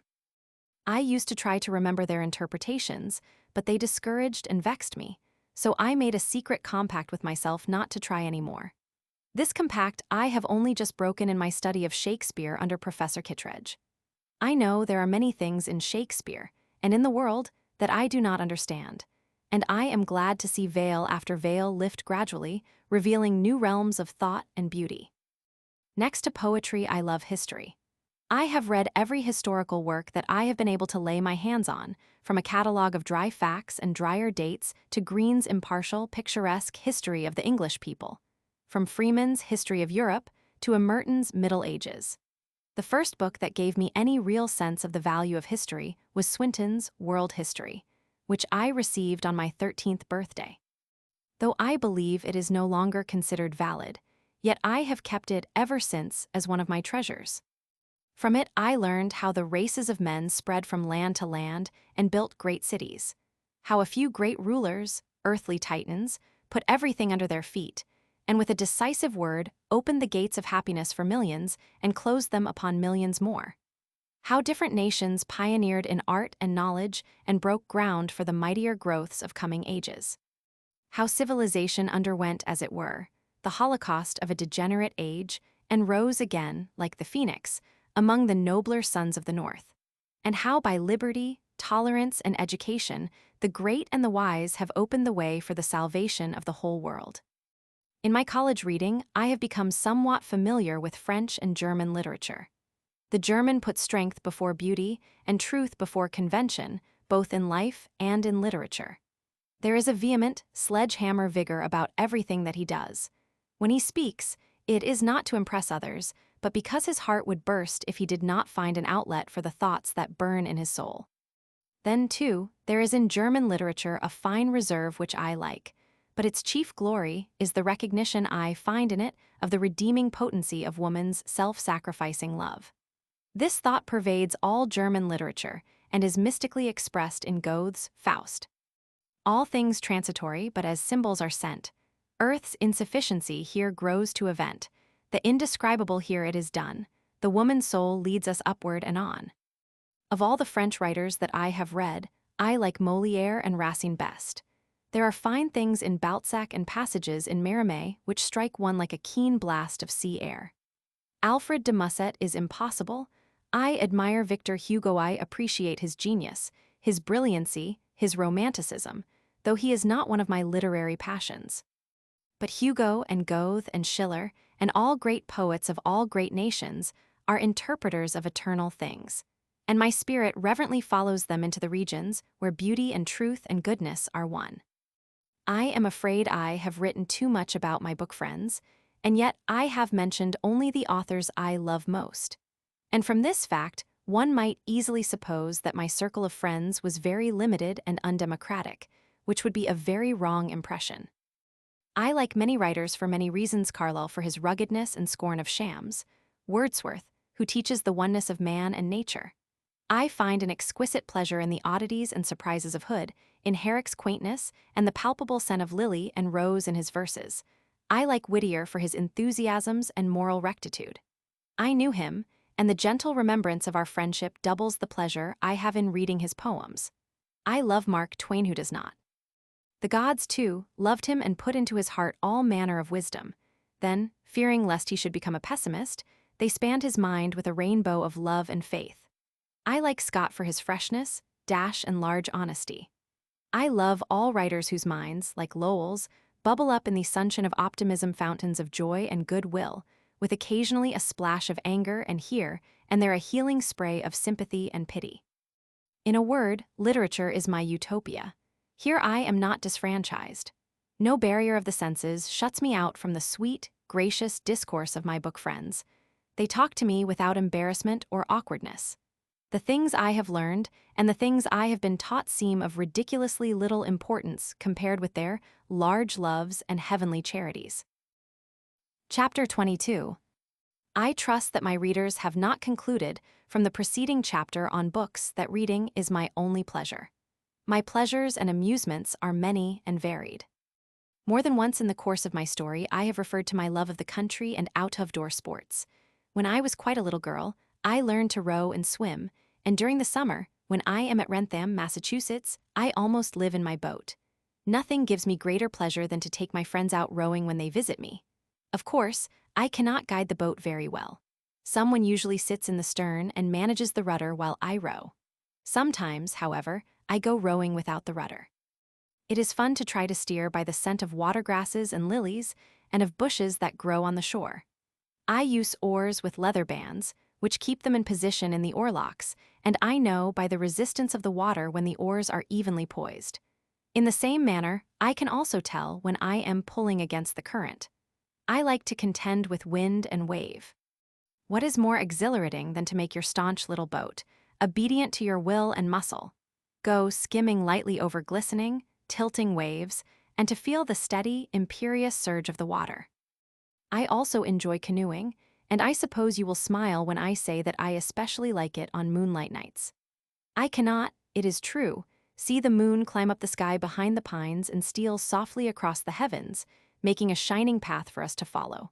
But I know she is there, and as I lie back among the pillows and put my hand in the water, I fancy that I feel the shimmer of her garments as she passes. Sometimes a daring little fish slips between my fingers, and often a pond lily presses shyly against my hand. Frequently, as we emerge from the shelter of a cove or inlet, I am suddenly conscious of the spaciousness of the air about me. A luminous warmth seems to enfold me. Whether it comes from the trees which have been heated by the sun, or from the water, I can never discover. I have had the same strange sensation even in the heart of the city. I have felt it on cold, stormy days and at night. It is like the kiss of warm lips on my face. My favorite amusement is sailing.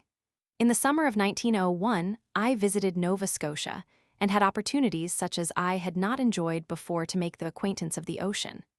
After spending a few days in Evangeline's country, about which Longfellow's beautiful poem has woven a spell of enchantment, Miss Sullivan and I went to Halifax, where we remained the greater part of the summer.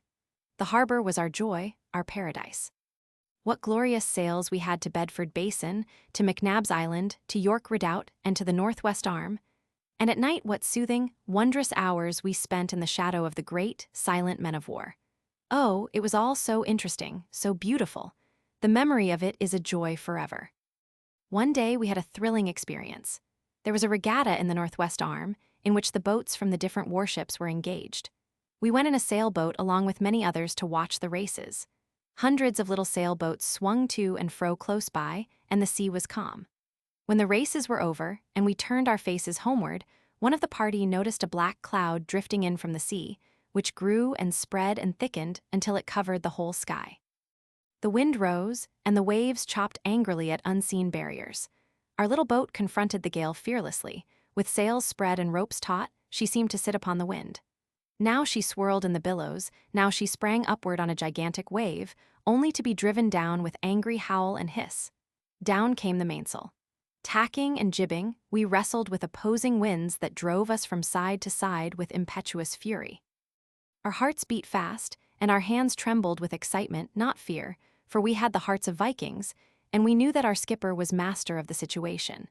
He had steered through many a storm with firm hand and sea-wise eye. As they passed us, the large craft and the gunboats in the harbor saluted, and the seamen shouted applause for the master of the only little sailboat that ventured out into the storm. At last, cold, hungry, and weary, we reached our pier. Last summer I spent in one of the loveliest nooks of one of the most charming villages in New England. Wrentham, Massachusetts, is associated with nearly all of my joys and sorrows. For many years Red Farm, by King Philip's Pond, the home of Mr. J.E. Chamberlain and his family, was my home. I remember with deepest gratitude the kindness of these dear friends and the happy days I spent with them. The sweet companionship of their children meant much to me. I joined in all their sports and rambles through the woods and frolics in the water. The prattle of the little ones and their pleasure in the stories I told them of elf and gnome, of hero and wily bear, are pleasant things to remember. Mr. Chamberlain initiated me into the mysteries of tree and wild flower, until with the little ear of love I heard the flow of sap in the oak, and saw the sun glint from leaf to leaf. Thus it is that, even as the roots, shut in the darksome earth, share in the treetops' joyance, and conceive of sunshine and wide air and winged things, by sympathy of nature, so do I.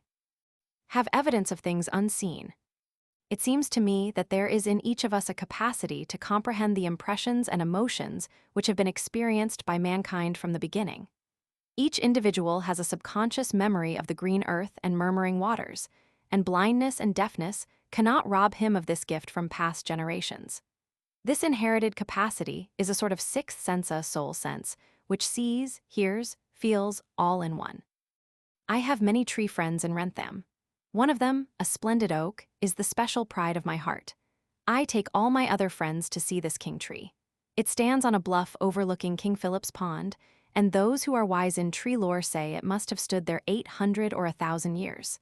There is a tradition that under this tree King Philip, the heroic Indian chief, gazed his last on earth and sky. I had another tree friend, gentle and more approachable than the great oak linden that grew in the dooryard at Red Farm. One afternoon, during a terrible thunderstorm, I felt a tremendous crash against the side of the house and knew, even before they told me, that the linden had fallen. We went out to see the hero that had withstood so many tempests, and it wrung my heart to see him prostrate who had mightily striven and was now mightily fallen. But I must not forget that I was going to write about last summer in particular. As soon as my examinations were over, Miss Sullivan and I hastened to this green nook, where we have a little cottage on one of the 3 lakes for which Wrentham is famous. Here the long, sunny days were mine, and all thoughts of work and college and the noisy city were thrust into the background. In Wrentham, we caught echoes of what was happening in the World War, alliance, social conflict. We heard of the cruel, unnecessary fighting in the faraway Pacific, and learned of the struggles going on between capital and labor. We knew that beyond the border of our Eden men were making history by the sweat of their brows when they might better make a holiday. But we little heeded these things. These things would pass away. Here were lakes and woods and broad daisy-starred fields and sweet-breathed meadows, and they shall endure forever. People who think that all sensations reach us through the eye and the ear have expressed surprise that I should notice any difference, except possibly the absence of pavements, between walking in city streets and in country roads. They forget that my whole body is alive to the conditions about me. The rumble and roar of the city smite the nerves of my face, and I feel the ceaseless tramp of an unseen multitude, and the dissonant tumult frets my spirit. The grinding of heavy wagons on hard pavements and the monotonous clangor of machinery are all the more torturing to the nerves if one's attention is not diverted by the panorama that is always present in the noisy streets to people who can see. In the country, one sees only nature's fair works, and one's soul is not saddened by the cruel struggle for mere existence that goes on in the crowded city.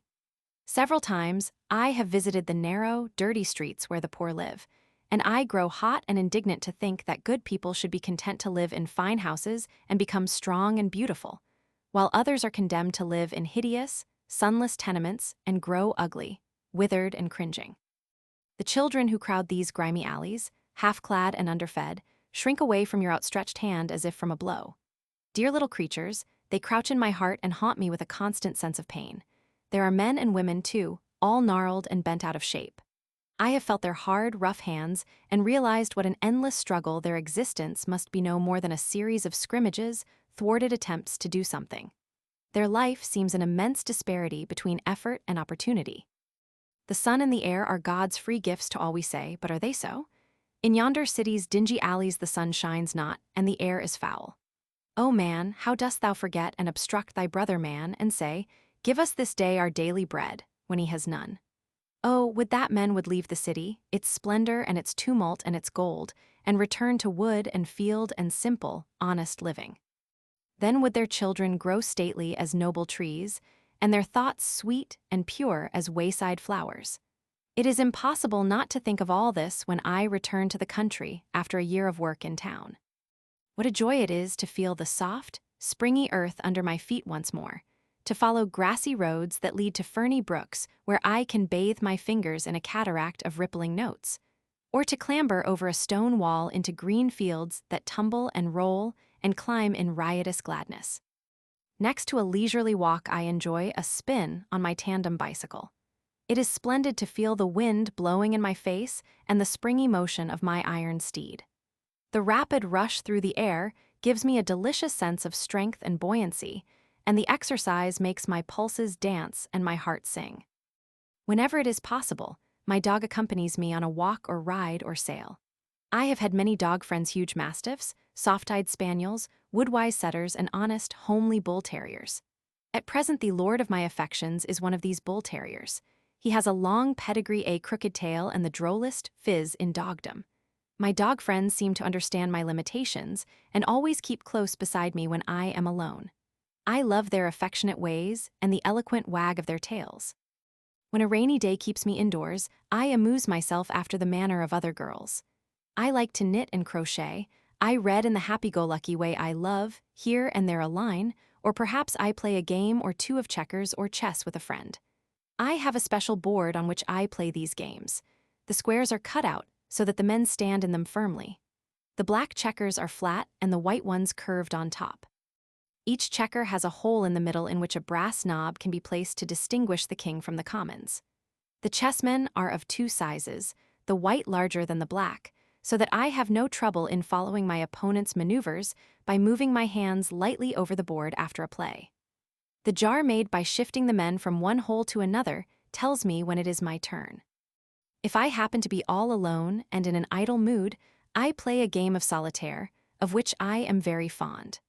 I use playing cards marked in the upper right-hand corner with braille symbols which indicate the value of the card.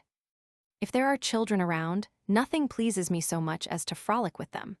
I find even the smallest child excellent company, and I am glad to say that children usually like me.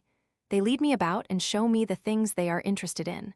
Of course, the little ones cannot spell on their fingers, but I manage to read their lips. If I do not succeed, they resort to dumb show. Sometimes I make a mistake and do the wrong thing. A burst of childish laughter greets my blunder, and the pantomime begins all over again. I often tell them stories or teach them a game, and the winged hours depart and leave us good and happy. Museums and art stores are also sources of pleasure and inspiration. Doubtless it will seem strange to many that the hand unaided by sight can feel action, sentiment, beauty in the cold marble. And yet it is true that I derive genuine pleasure from touching great works of art. As my fingertips trace line and curve, they discover the thought and emotion which the artist has portrayed. I can feel in the faces of gods and heroes hate, courage, and love, just as I can detect them in living faces I am permitted to touch. I feel in Diana's posture the grace and freedom of the forest and the spirit that tames the mountain lion and subdues the fiercest passions. My soul delights in the repose and gracious curves of the Venus, and in bars, bronzes, the secrets of the jungle are revealed to me. A medallion of Homer hangs on the wall of my study, conveniently low, so that I can easily reach it and touch the beautiful, sad face with loving reverence. How well I know each line in that majestic brow tracks of life and bitter evidences of struggle and sorrow. Those sightless eyes seeking, even in the cold plaster, for the light and the blue skies of his beloved Hellas, but seeking in vain. That beautiful mouth, firm and true and tender. It is the face of a poet and of a man acquainted with sorrow. Ah, how well I understand his deprivation, the perpetual night in which he dwelt. Oh, dark, dark, dark amid the blaze of noon, irrecoverably dark, total eclipse without all hope of day. In imagination I can hear Homer singing, as with unsteady, hesitating steps he gropes his way from camp to camp, singing of life, of love, of war, of the splendid achievements of a noble race. It was a wonderful, glorious song, and it won the blind poet an immortal crown, the admiration of all ages. I sometimes wonder if the hand is not more sensitive to the beauties of sculpture than the eye. I should think the wonderful rhythmical flow of lines and curves could be more subtly felt than seen. Be this as it may, I know that I can feel the heart-throbs of the ancient Greeks in their marble gods and goddesses. Another pleasure, which comes more rarely than the others, is going to the theater.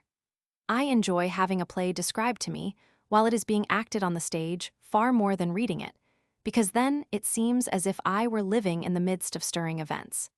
It has been my privilege to meet a few great actors and actresses who have the power of so bewitching you that you forget time and place and live again in the romantic past. I have been permitted to touch the face and costume of Miss Ellen Terry as she impersonated our ideal of a queen, and there was about her that divinity that hedges sublimest woe. Beside her stood Sir Henry Irving, wearing the symbols of kingship. And there was majesty of intellect in his every gesture and attitude, and the royalty that subdues and overcomes in every line of his sensitive face.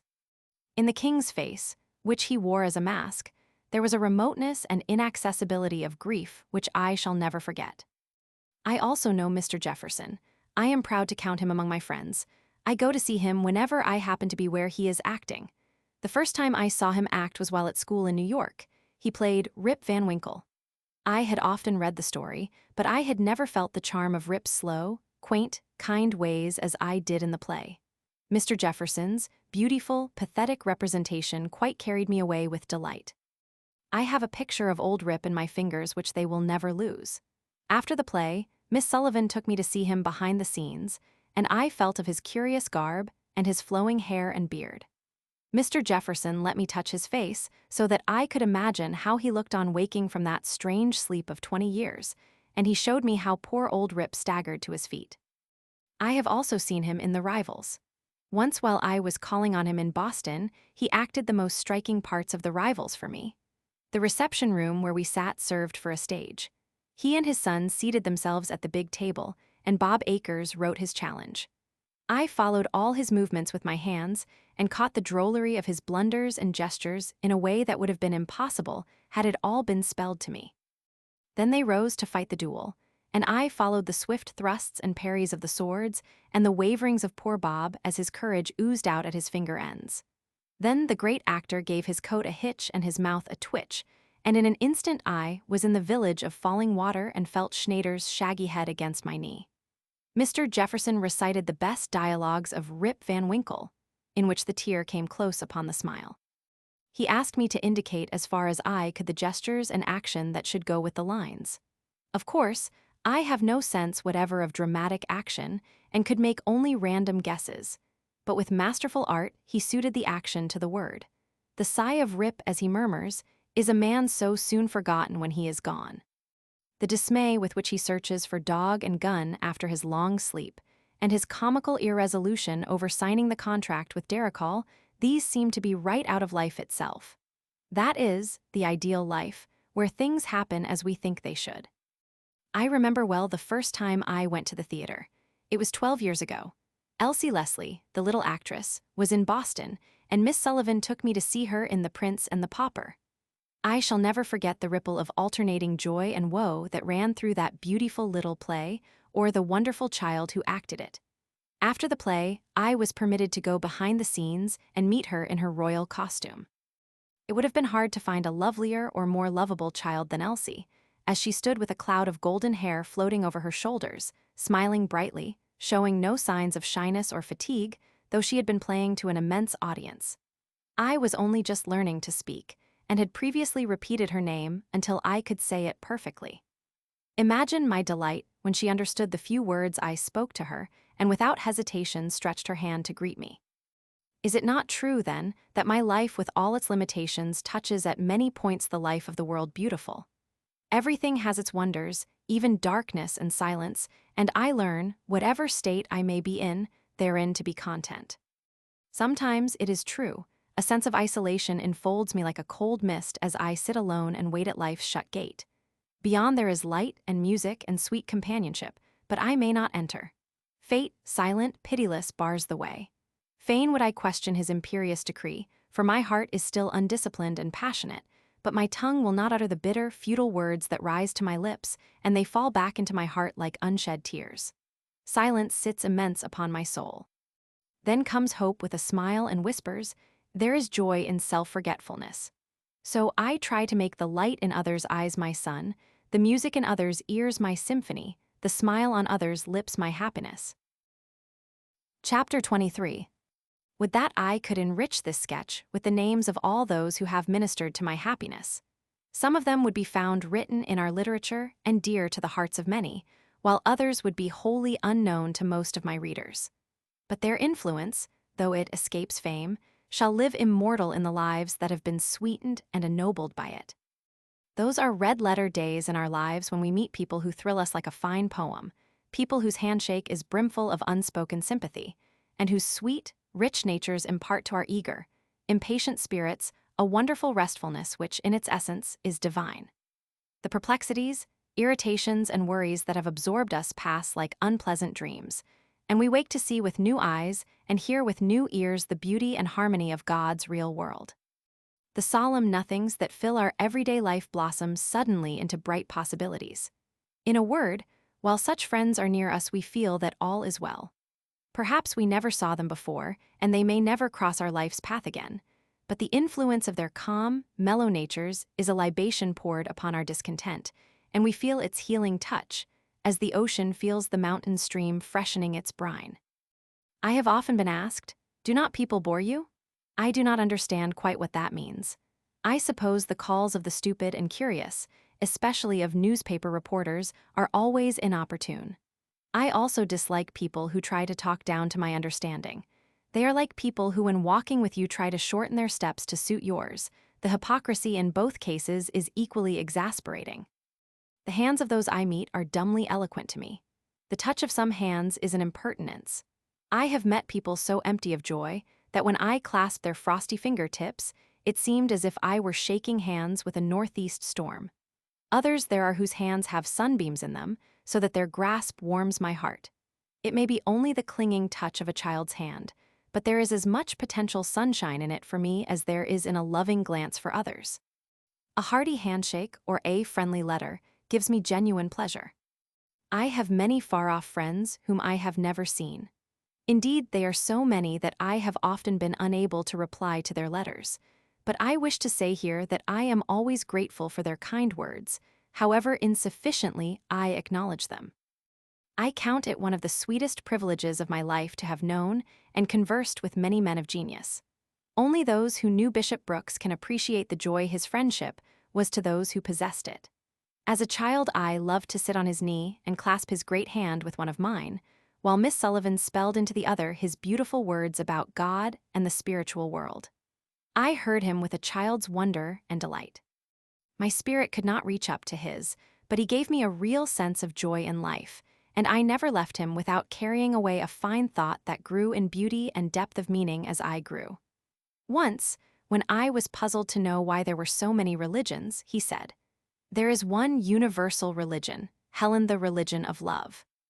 Love your heavenly Father with your whole heart and soul, love every child of God as much as ever you can, and remember that the possibilities of good are greater than the possibilities of evil, and you have the key to heaven."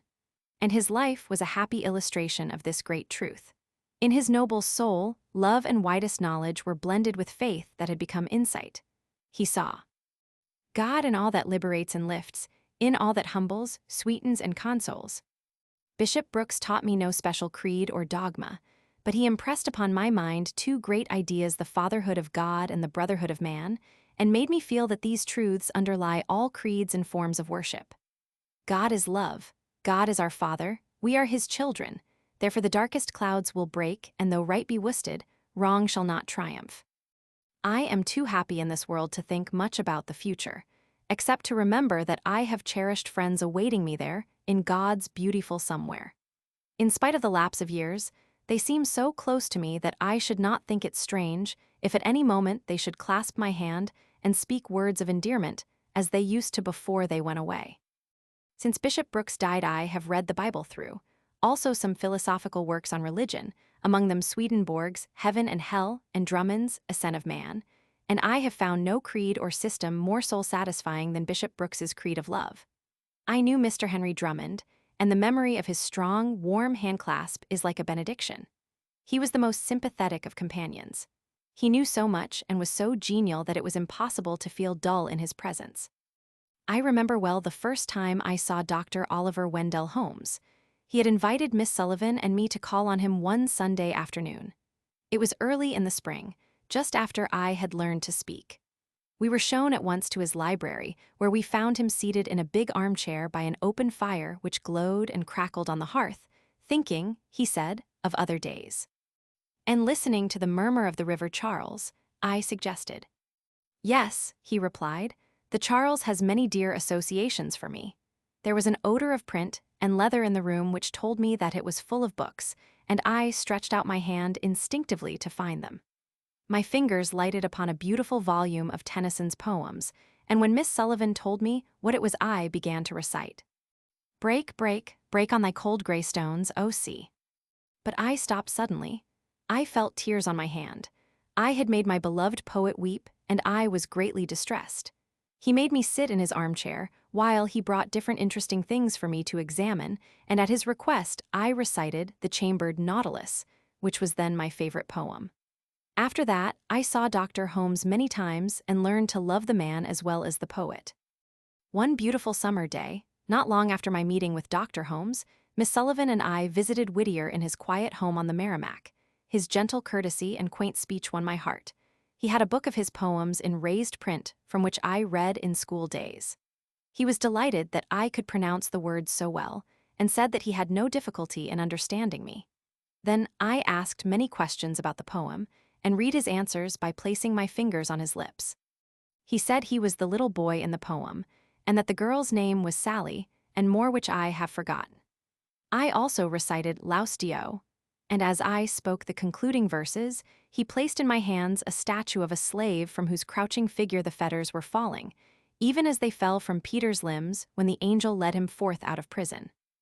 Afterward we went into his study, and he wrote his autograph for my teacher, with great admiration of thy noble work in releasing from bondage the mind of thy dear pupil, I am truly thy friend, John J. Whittier, and expressed his admiration of her work, saying to me, she is thy spiritual liberator. Then he led me to the gate and kissed me tenderly on my forehead. I promised to visit him again the following summer, but he died before the promise was fulfilled. Dr. Edward Everett Hale is one of my very oldest friends. I have known him since I was 8, and my love for him has increased with my years. His wise, tender sympathy has been the support of Miss Sullivan and me in times of trial and sorrow, and his strong hand has helped us over many rough places. And what he has done for us, he has done for thousands of those who have difficult tasks to accomplish. He has filled the old skins of dogma with the new wine of love, and shown men what it is to believe, live, and be free. What he has taught we have seen beautifully expressed in his own life-love of country, kindness to the least of his brethren, and a sincere desire to live upward and onward. He has been a prophet and an inspirer of men, and a mighty doer of the word, the friend of all his race, God bless him. I have already written of my first meeting with Dr. Alexander Graham Bell. Since then, I have spent many happy days with him at Washington and at his beautiful home in the heart of Cape Breton Island, near Baddeck, the village made famous by Charles Dudley Warner's book. Here in Dr. Bell's laboratory, or in the fields on the shore of the Great Bras d'Or, I have spent many delightful hours listening to what he had to tell me about his experiments, and helping him fly kites by means of which he expects to discover the laws that shall govern the future airship. Dr. Bell is proficient in many fields of science, and has the art of making every subject he touches interesting, even the most abstruse theories. He makes you feel that if you only had a little more time, you, too, might be an inventor. He has a humorous and poetic side, too. His dominating passion is his love for children. He is never quite so happy as when he has a little deaf child in his arms. His labors in behalf of the deaf will live on and bless generations of children yet to come, and we love him alike for what he himself has achieved and for what he has evoked from others. During the 2 years I spent in New York, I had many opportunities to talk with distinguished people whose names I had often heard, but whom I had never expected to meet. Most of them I met first in the house of my good friend, Mr. Lawrence Hutton. It was a great privilege to visit him and dear Mrs. Hutton in their lovely home, and see their library and read the beautiful sentiments and bright thoughts gifted friends had written for them. It has been truly said that Mr. Hutton has the faculty of bringing out in everyone the best thoughts and kindest sentiments. One does not need to read A Boy I Knew to understand him the most generous, sweet-natured boy I ever knew, a good friend in all sorts of weather, who traces the footprints of love in the life of dogs as well as in that of his fellow-men. Mrs. Hutton is a true and tried friend. Much that I hold sweetest, much that I hold most precious, I owe to her. She has oftenest advised and helped me in my progress through college. When I find my work particularly difficult and discouraging, she writes me letters that make me feel glad and brave, for she is one of those from whom we learn that one painful duty fulfilled makes the next plainer and easier. Mr. Hutton introduced me to many of his literary friends, greatest of whom are Mr. William Dean Howells and Mark Twain. I also met Mr. Richard Watson Gilder and Mr. Edmund Clarence Stedman. I also knew Mr. Charles Dudley Warner, the most delightful of storytellers and the most beloved friend, whose sympathy was so broad that it may be truly said of him, he loved all living things and his neighbor as himself. Once Mr. Warner brought to see me the dear poet of the woodlands, Mr. John Burroughs. They were all gentle and sympathetic, and I felt the charm of their manner as much as I had felt the brilliancy of their essays and poems. I could not keep pace with all these literary folk as they glanced from subject to subject and entered into deep dispute or made conversation sparkle with epigrams and happy witticisms. I was like little Ascanius, who followed with unequal steps the heroic strides of Aeneas on his march toward mighty destinies. But they spoke many gracious words to me. Mr. Gilder told me about his moonlight journeys across the vast desert to the pyramids, and in a letter he wrote me, he made his mark under his signature deep in the paper so that I could feel it. This reminds me that Dr. Hale used to give a personal touch to his letters to me by pricking his signature in Braille.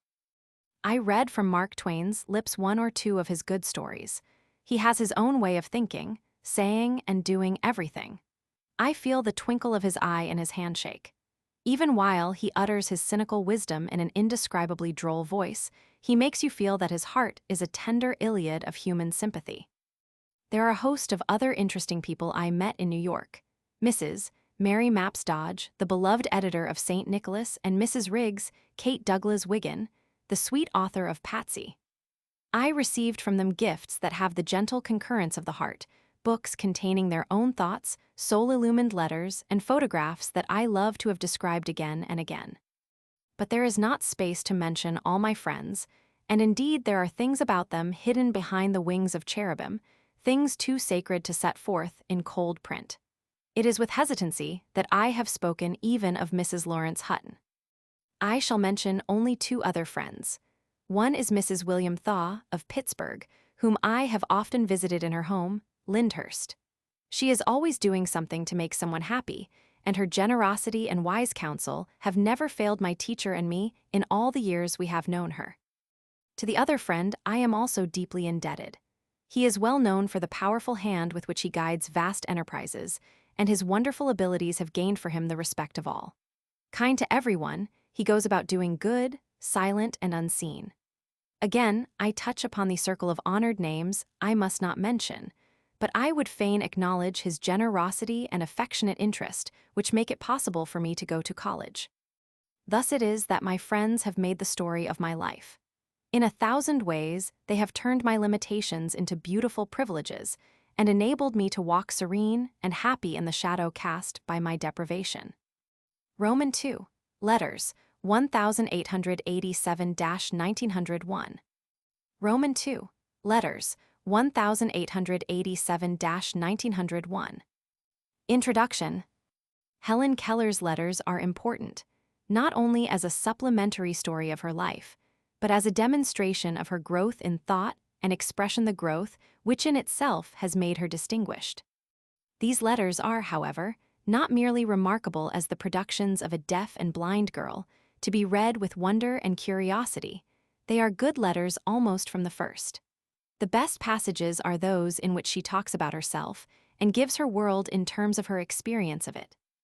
Her views on the precession of the equinoxes are not important, but most important are her accounts of what speech meant to her, of how she felt the statues, the dogs, the chickens at the poultry show, and how she stood in the aisle of St. Bartholomew's and felt the organ rumble. Those are passages of which one would ask for more. The reason they are comparatively few is that all her life she has been trying to be like other people. And so she too often describes things not as they appear to her, but as they appear to one with eyes and ears. One cause for the excellence of her letters is the great number of them. They are the exercises which have trained her to write. She has lived at different times in different parts of the country, and so has been separated from most of her friends and relatives. Of her friends, many have been distinguished people, to whom not often, I think, at the sacrifice of spontaneity she has felt it necessary to write well.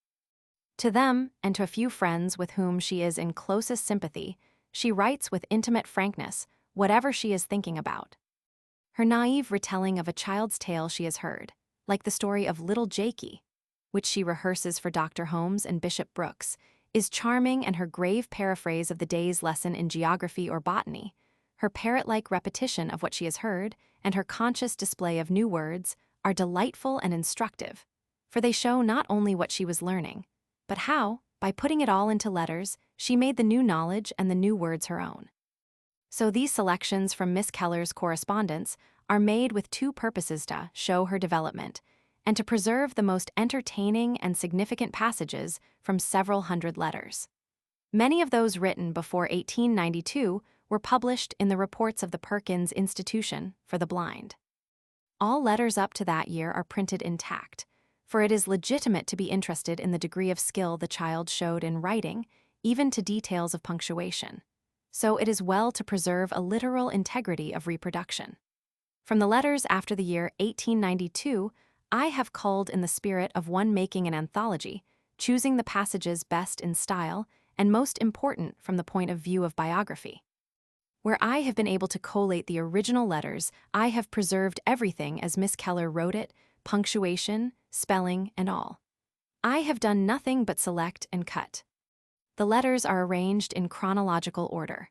One or two letters from Bishop Brooks, Dr. Holmes, and Whittier are put immediately after the letters to which they are replies. Except for 2 or 3 important letters of 1901, these selections cease with the year 1900. In that year, Miss Keller entered college. Now that she is a grown woman, her mature letters should be judged like those of any other person, and it seems best that no more of her correspondence be published unless she should become distinguished beyond the fact that she is the only well-educated deaf and blind person in the world. Letters, 1887-1901. Miss Sullivan began to teach Helen Keller on March 3, 1887. 3 months and a half after the first word was spelled into her hand, she wrote in pencil this letter. To her cousin Anna, Mrs. George T. Turner. Helen write Anna George will give Helen apple Simpson will shoot bird, Jack will give Helen stick of candy doctor, will give Mildred medicine, mother will make Mildred new dress. 25 days later, while she was on a short visit away from home, she wrote to her mother. 2 words are almost illegible, and the angular print slants in every direction. To Mrs. Kate Adams Keller. Helen will write mother letter papa, did give Helen medicine Mildred will sit and swing Mildred, did kiss Helen teacher, did give Helen peach George is sick in bed George arm, is hurt Anna did give Helen lemonade dog did stand up. Conductor did punch ticket papa, did give Helen drink of water in car. Carlotta did give Helen flowers Anna, will buy Helen, pretty new hat, Helen will hug and kiss mother Helen, will come home grandmother does love Helen. Goodbye. By the following September, Helen shows improvement in fullness of construction and more extended relations of thought.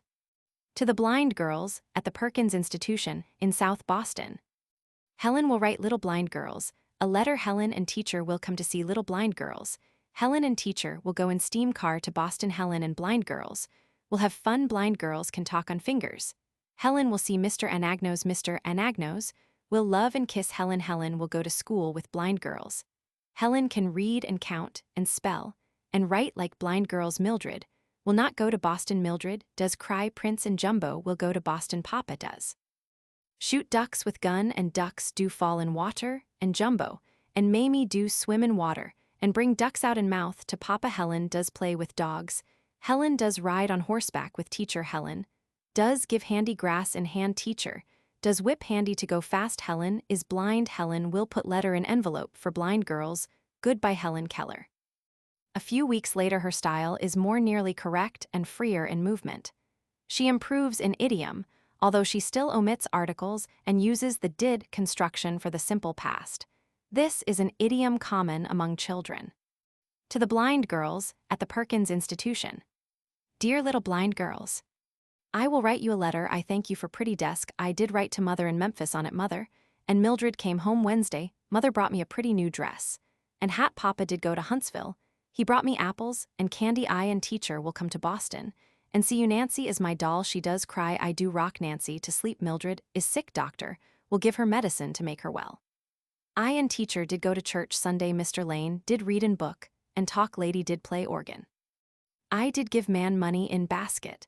I will be good girl and teacher will curl my hair lovely. I will hug and kiss little blind girls. Mr. Anagnos will come to see me. Goodbye, Helen Keller. To Mr. Michael Anagnos, director of the Perkins Institution. Dear Mr. Anagnos, I will write you a letter. I and teacher did have pictures. Teacher will send it to you. Photographer does make pictures. Carpenter does build new houses. Gardener does dig and hoe ground and plant vegetables. My doll Nancy is sleeping. She is sick. Mildred is well. Uncle Frank has gone hunting deer. We will have venison for breakfast when he comes home. I did ride in wheelbarrow and teacher did push it. Simpson did give me popcorn and walnuts. Cousin Rosa has gone to see her mother. People do go to church Sunday. I did read in my book about fox and box. Fox can sit in the box. I do like to read in my book. You do love me. I do love you. Goodbye, Helen Keller. To Dr. Alexander Graham Bell. Dear Mr. Bell, I am glad to write you a letter. Father will send you picture. I and father and aunt did go to see you in Washington. I did play with your watch. I do love you.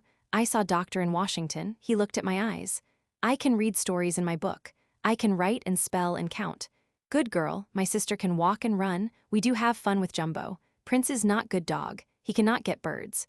Rat did kill baby pigeons. I am sorry. Rat does not know wrong. I and mother and teacher will go to Boston in June. I will see little blind girls. Nancy will go with me. She is a good doll. Father will buy me lovely new watch.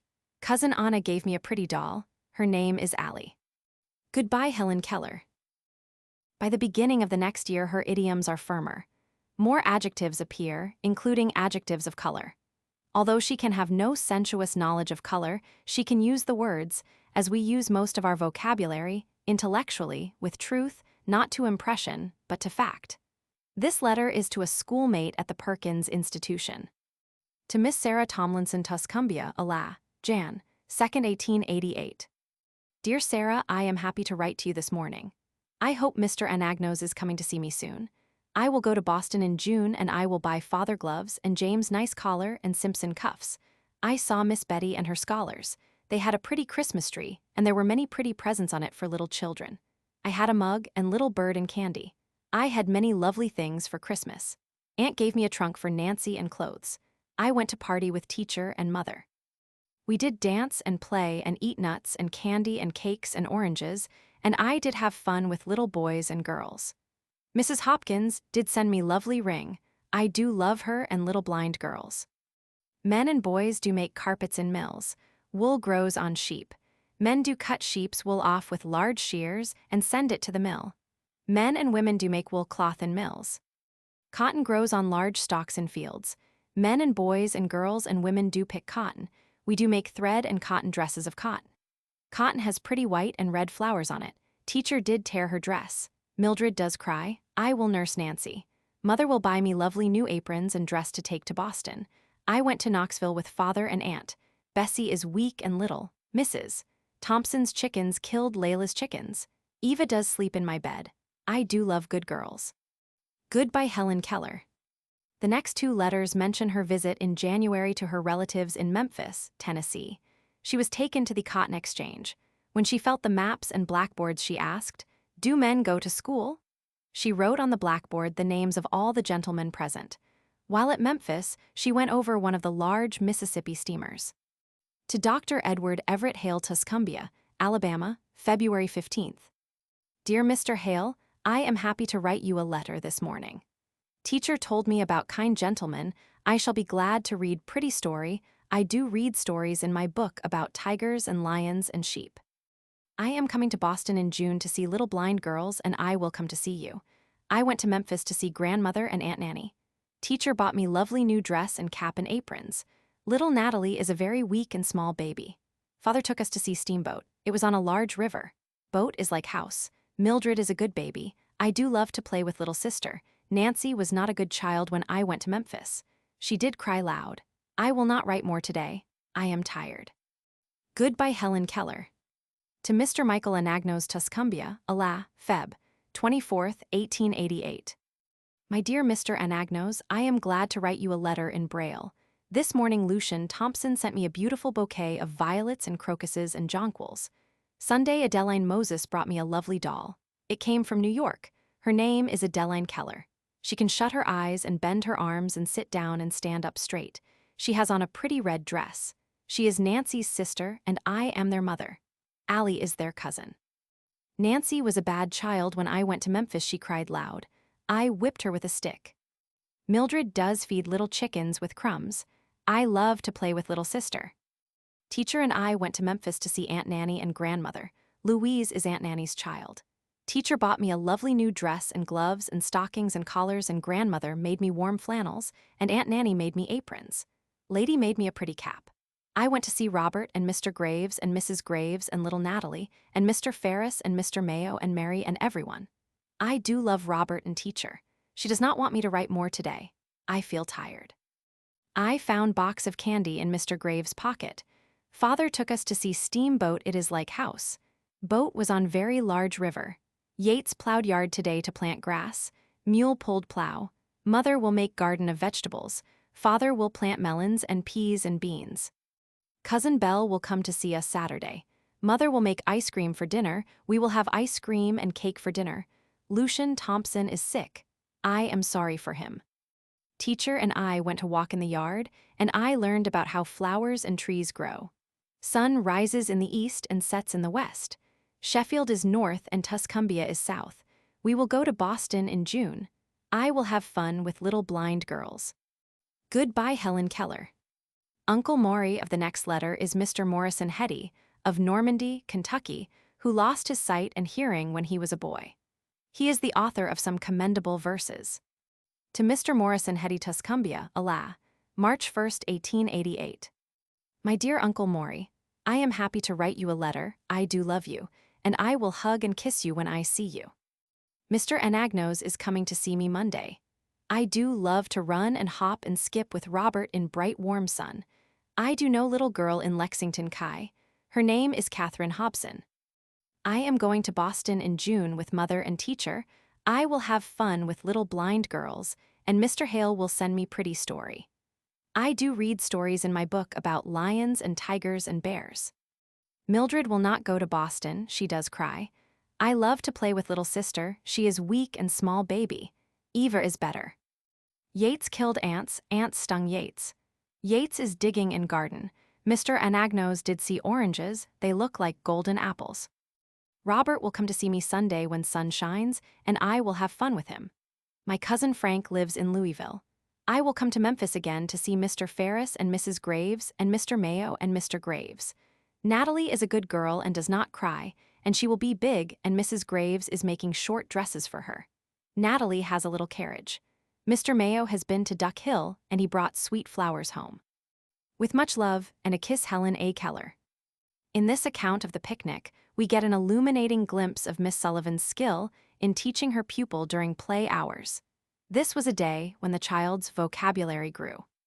To Mr. Michael Anagnos, Tuscumbia, Ala, May 3, 1888. Dear Mr. Anagnos, I am glad to write to you this morning because I love you very much.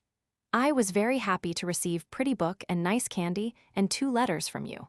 I will come to see you soon and will ask you many questions about countries, and you will love good child. Mother is making me pretty new dresses to wear in Boston, and I will look lovely to see little girls and boys and you. Friday teacher and I went to a picnic with little children. We played games and ate dinner under the trees, and we found ferns and wild flowers. I walked in the woods and learned names of many trees. There are poplar and cedar and pine and oak and ash and hickory and maple trees. They make a pleasant shade, and the little birds love to swing to and fro and sing sweetly up in the trees. Rabbits hop and squirrels run, and ugly snakes do crawl in the woods. Geraniums and roses, jasmines and japonicas are cultivated flowers. I help mother and teacher water them every night before supper. Cousin Arthur made me a swing in the ash tree. Aunt Ev has gone to Memphis. Uncle Frank is here. He is picking strawberries for dinner. Nancy is sick again. New teeth do make her ill. Adeline is well, and she can go to Cincinnati Monday with me. Aunt Ev will send me a boy doll. Harry will be Nancy's and Adeline's brother. Wee sister is a good girl. I am tired now, and I do want to go downstairs. I send many kisses and hugs with letter. Your darling child, Helen Keller. Toward the end of May, Mrs. Keller, Helen, and Miss Sullivan started for Boston. On the way, they spent a few days in Washington, where they saw Dr. Alexander Graham Bell and called on President Cleveland. On May 26th, they arrived in Boston and went to the Perkins Institution. Here, Helen met the little blind girls with whom she had corresponded the year before. Early in July, she went to Brewster, Massachusetts, and spent the rest of the summer. Here occurred her first encounter with the sea, of which she has since written. To Miss Mary Seymour So, Boston, Mass., Sept. 1888. My dear Miss Moore, are you very glad to receive a nice letter from your darling little friend? I love you very dearly because you are my friend. My precious little sister is quite well now. She likes to sit in my little rocking chair and put her kitty to sleep. Would you like to see darling little Mildred? She is a very pretty baby. Her eyes are very big and blue, and her cheeks are soft and round and rosy, and her hair is very bright and golden. She is very good and sweet when she does not cry loud. Next summer, Mildred will go out in the garden with me and pick the big sweet strawberries, and then she will be very happy. I hope she will not eat too many of the delicious fruit, for they will make her very ill. Sometime will you please come to Alabama and visit me? My Uncle James is going to buy me a very gentle pony and a pretty cart, and I shall be very happy to take you and Harry to ride. I hope Harry will not be afraid of my pony. I think my father will buy me a beautiful little brother someday. I shall be very gentle and patient to my new little brother. When I visit many strange countries, my brother and Mildred will stay with grandmother, because they will be too small to see a great many people, and I think they would cry loud on the great rough ocean. When Capt. Baker gets well, he will take me in his big ship to Africa. Then I shall see lions and tigers and monkeys. I will get a baby lion and a white monkey and a mild bear to bring home. I had a very pleasant time at Brewster. I went in bathing almost every day, and Carrie and Frank and little Helen and I had fun. We splashed and jumped and waded in the deep water. I am not afraid to float now. Can Harry float and swim? We came to Boston last Thursday, and Mr. Anagnos was delighted to see me, and he hugged and kissed me. The little girls are coming back to school next Wednesday. Will you please tell Harry to write me a very long letter soon?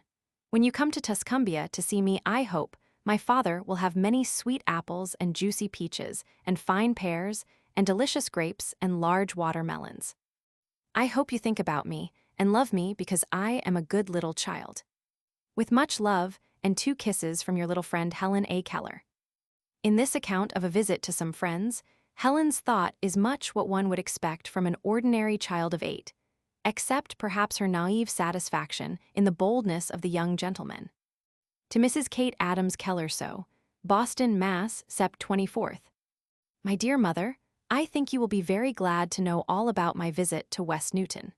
Teacher and I had a lovely time with many kind friends. West Newton is not far from Boston, and we went there in the steam cars very quickly. Mrs. Freeman and Carrie and Ethel and Frank and Helen came to station to meet us in a huge carriage. I was delighted to see my dear little friends, and I hugged and kissed them. Then we rode for a long time to see all the beautiful things in West Newton, many very handsome houses and large soft green lawns around them and trees and bright flowers and fountains. The horse's name was Prince, and he was gentle and liked to trot very fast. When we went home, we saw 8 rabbits and 2 fat puppies, and a nice little white pony, and 2 wee kittens and a pretty curly dog named Don. Pony's name was Molly, and I had a nice ride on her back. I was not afraid. I hope my uncle will get me a dear little pony and a little cart very soon. Clifton did not kiss me because he does not like to kiss little girls. He is shy. I am very glad that Frank and Clarence and Robbie and Eddie and Charles and George were not very shy. I played with many little girls and we had fun. I rode on Carrie's tricycle and picked flowers and ate fruit and hopped and skipped and danced and went to ride. Many ladies and gentlemen came to see us. Lucy and Dora and Charles were born in China. I was born in America, and Mr. Anagnos was born in Greece. Mr. Drew says little girls in China cannot talk on their fingers, but I think when I go to China I will teach them. Chinese nurse came to see me. Her name was a Sue. She showed me a tiny atsy that very rich ladies in China wear because their feet never grow large. Amma means a nurse. We came home in horse cars because it was Sunday and steam cars do not go often on Sunday. Conductors and engineers do get very tired and go home to rest. I saw little Willie Swan in the car and he gave me a juicy pear. He was 6 years old. What did I do when I was 6 years old? Will you please ask my father to come to train to meet teacher and me? I am very sorry that Eva and Bessie are sick. I hope I can have a nice party my birthday, and I do want Carrie and Ethel and Frank and Helen to come to Alabama to visit me. Will Mildred sleep with me when I come home? With much love and 1,000 kisses, from your dear little daughter, Helen A. Keller. Her visit to Plymouth was in July. This letter, written 3 months later, shows how well she remembered her first lesson in history. To Mr. Morrison, Hetty, South Boston, Mass. October 1st, 1888. My dear Uncle Maury, I think you will be very glad to receive a letter from your dear little friend Helen. I am very happy to write to you because I think of you and love you. I read pretty stories in the book you sent me about Charles and his boat, and Arthur and his dream, and Rosa and the sheep. I have been in a large boat. It was like a ship. Mother and teacher and Mrs. Hopkins and Mr. Anagnos and Mr. Rodicanacci and many other friends went to Plymouth to see many old things. I will tell you a little story about Plymouth. Many years ago there lived in England many good people, but the king and his friends were not kind and gentle and patient with good people, because the king did not like to have the people disobey him. People did not like to go to church with the king, but they did like to build very nice little churches for themselves. The king was very angry with the people, and they were sorry, and they said, "We will go away to a strange country to live and leave very dear home and friends and naughty king." So, they put all their things into big boxes and said goodbye. I am sorry for them because they cried much. When they went to Holland, they did not know anyone, and they could not know what the people were talking about because they did not know Dutch. But soon they learned some Dutch words, but they loved their own language, and they did not want little boys and girls to forget it and learn to talk funny Dutch. So they said, "We must go to a new country far away and build schools and houses and churches and make new cities." So they put all their things in boxes and said goodbye to their new friends and sailed away in a large boat to find a new country. Poor people were not happy, for their hearts were full of sad thoughts because they did not know much about America. I think little children must have been afraid of a great ocean, for it is very strong, and it makes a large boat rock, and then the little children would fall down and hurt their heads. After they had been many weeks on the deep ocean, where they could not see trees or flowers or grass, but just water and the beautiful sky, for ships could not sail quickly then, because men did not know about engines and steam. One day a dear little baby boy was born. His name was Peregrine White. I am very sorry that poor little Peregrine is dead now. Every day the people went upon deck to look out for land. One day there was a great shout on the ship, for the people saw the land and they were full of joy because they had reached a new country safely. Little girls and boys jumped and clapped their hands. They were all glad when they stepped upon a huge rock. I did see the rock in Plymouth and a little ship like the Mayflower and the cradle that dear little Peregrine slept in and many old things that came in the Mayflower. Would you like to visit Plymouth sometime and see many old things? Now I am very tired and I will rest. With much love and many kisses from your little friend, Helen A. Keller. The foreign words in these 2 letters, the first of which was written during a visit to the kindergarten for the blind, she had been told months before and had stowed them away in her memory. She assimilated words and practiced with them, sometimes using them intelligently, sometimes repeating them in a parrot-like fashion. Even when she did not fully understand words or ideas, she liked to set them down as though she did. It was in this way that she learned to use correctly words of sound and vision, which express ideas outside of her experience. Edith is Edith Thomas. To Mr. Michael Anagnos, Roxbury, Mass. Oct. 17th, 1888. Mon cher Monsieur Anagnos. I am sitting by the window, and the beautiful sun is shining on me, teacher, and I came to the kindergarten yesterday. There are 27 little children here, and they are all blind. I am sorry because they cannot see much. Sometime will they have very well eyes. Poor Edith is blind and deaf and dumb.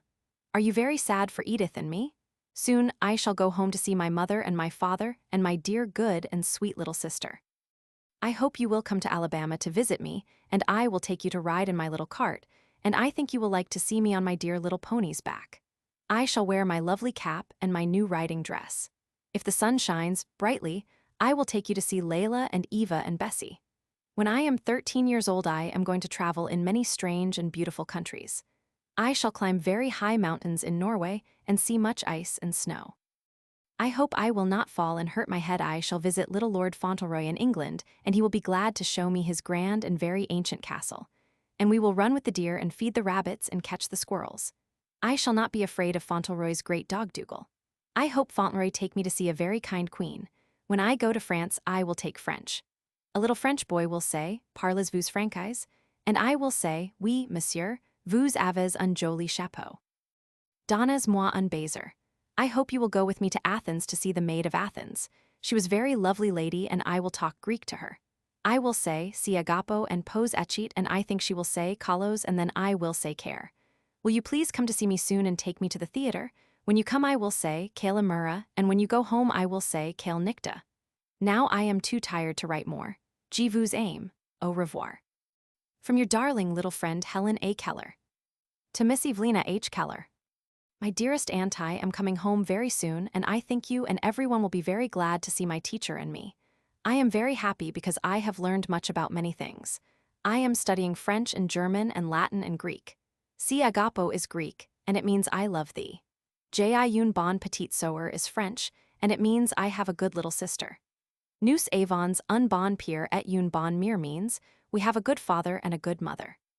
Pure is boy in Latin, and mutter is mother in German. I will teach Mildred many languages when I come home. Helen A. Keller. To Mrs. Sophia C. Hopkins Tuscumbia, Ala, Dec. 11th, 1888.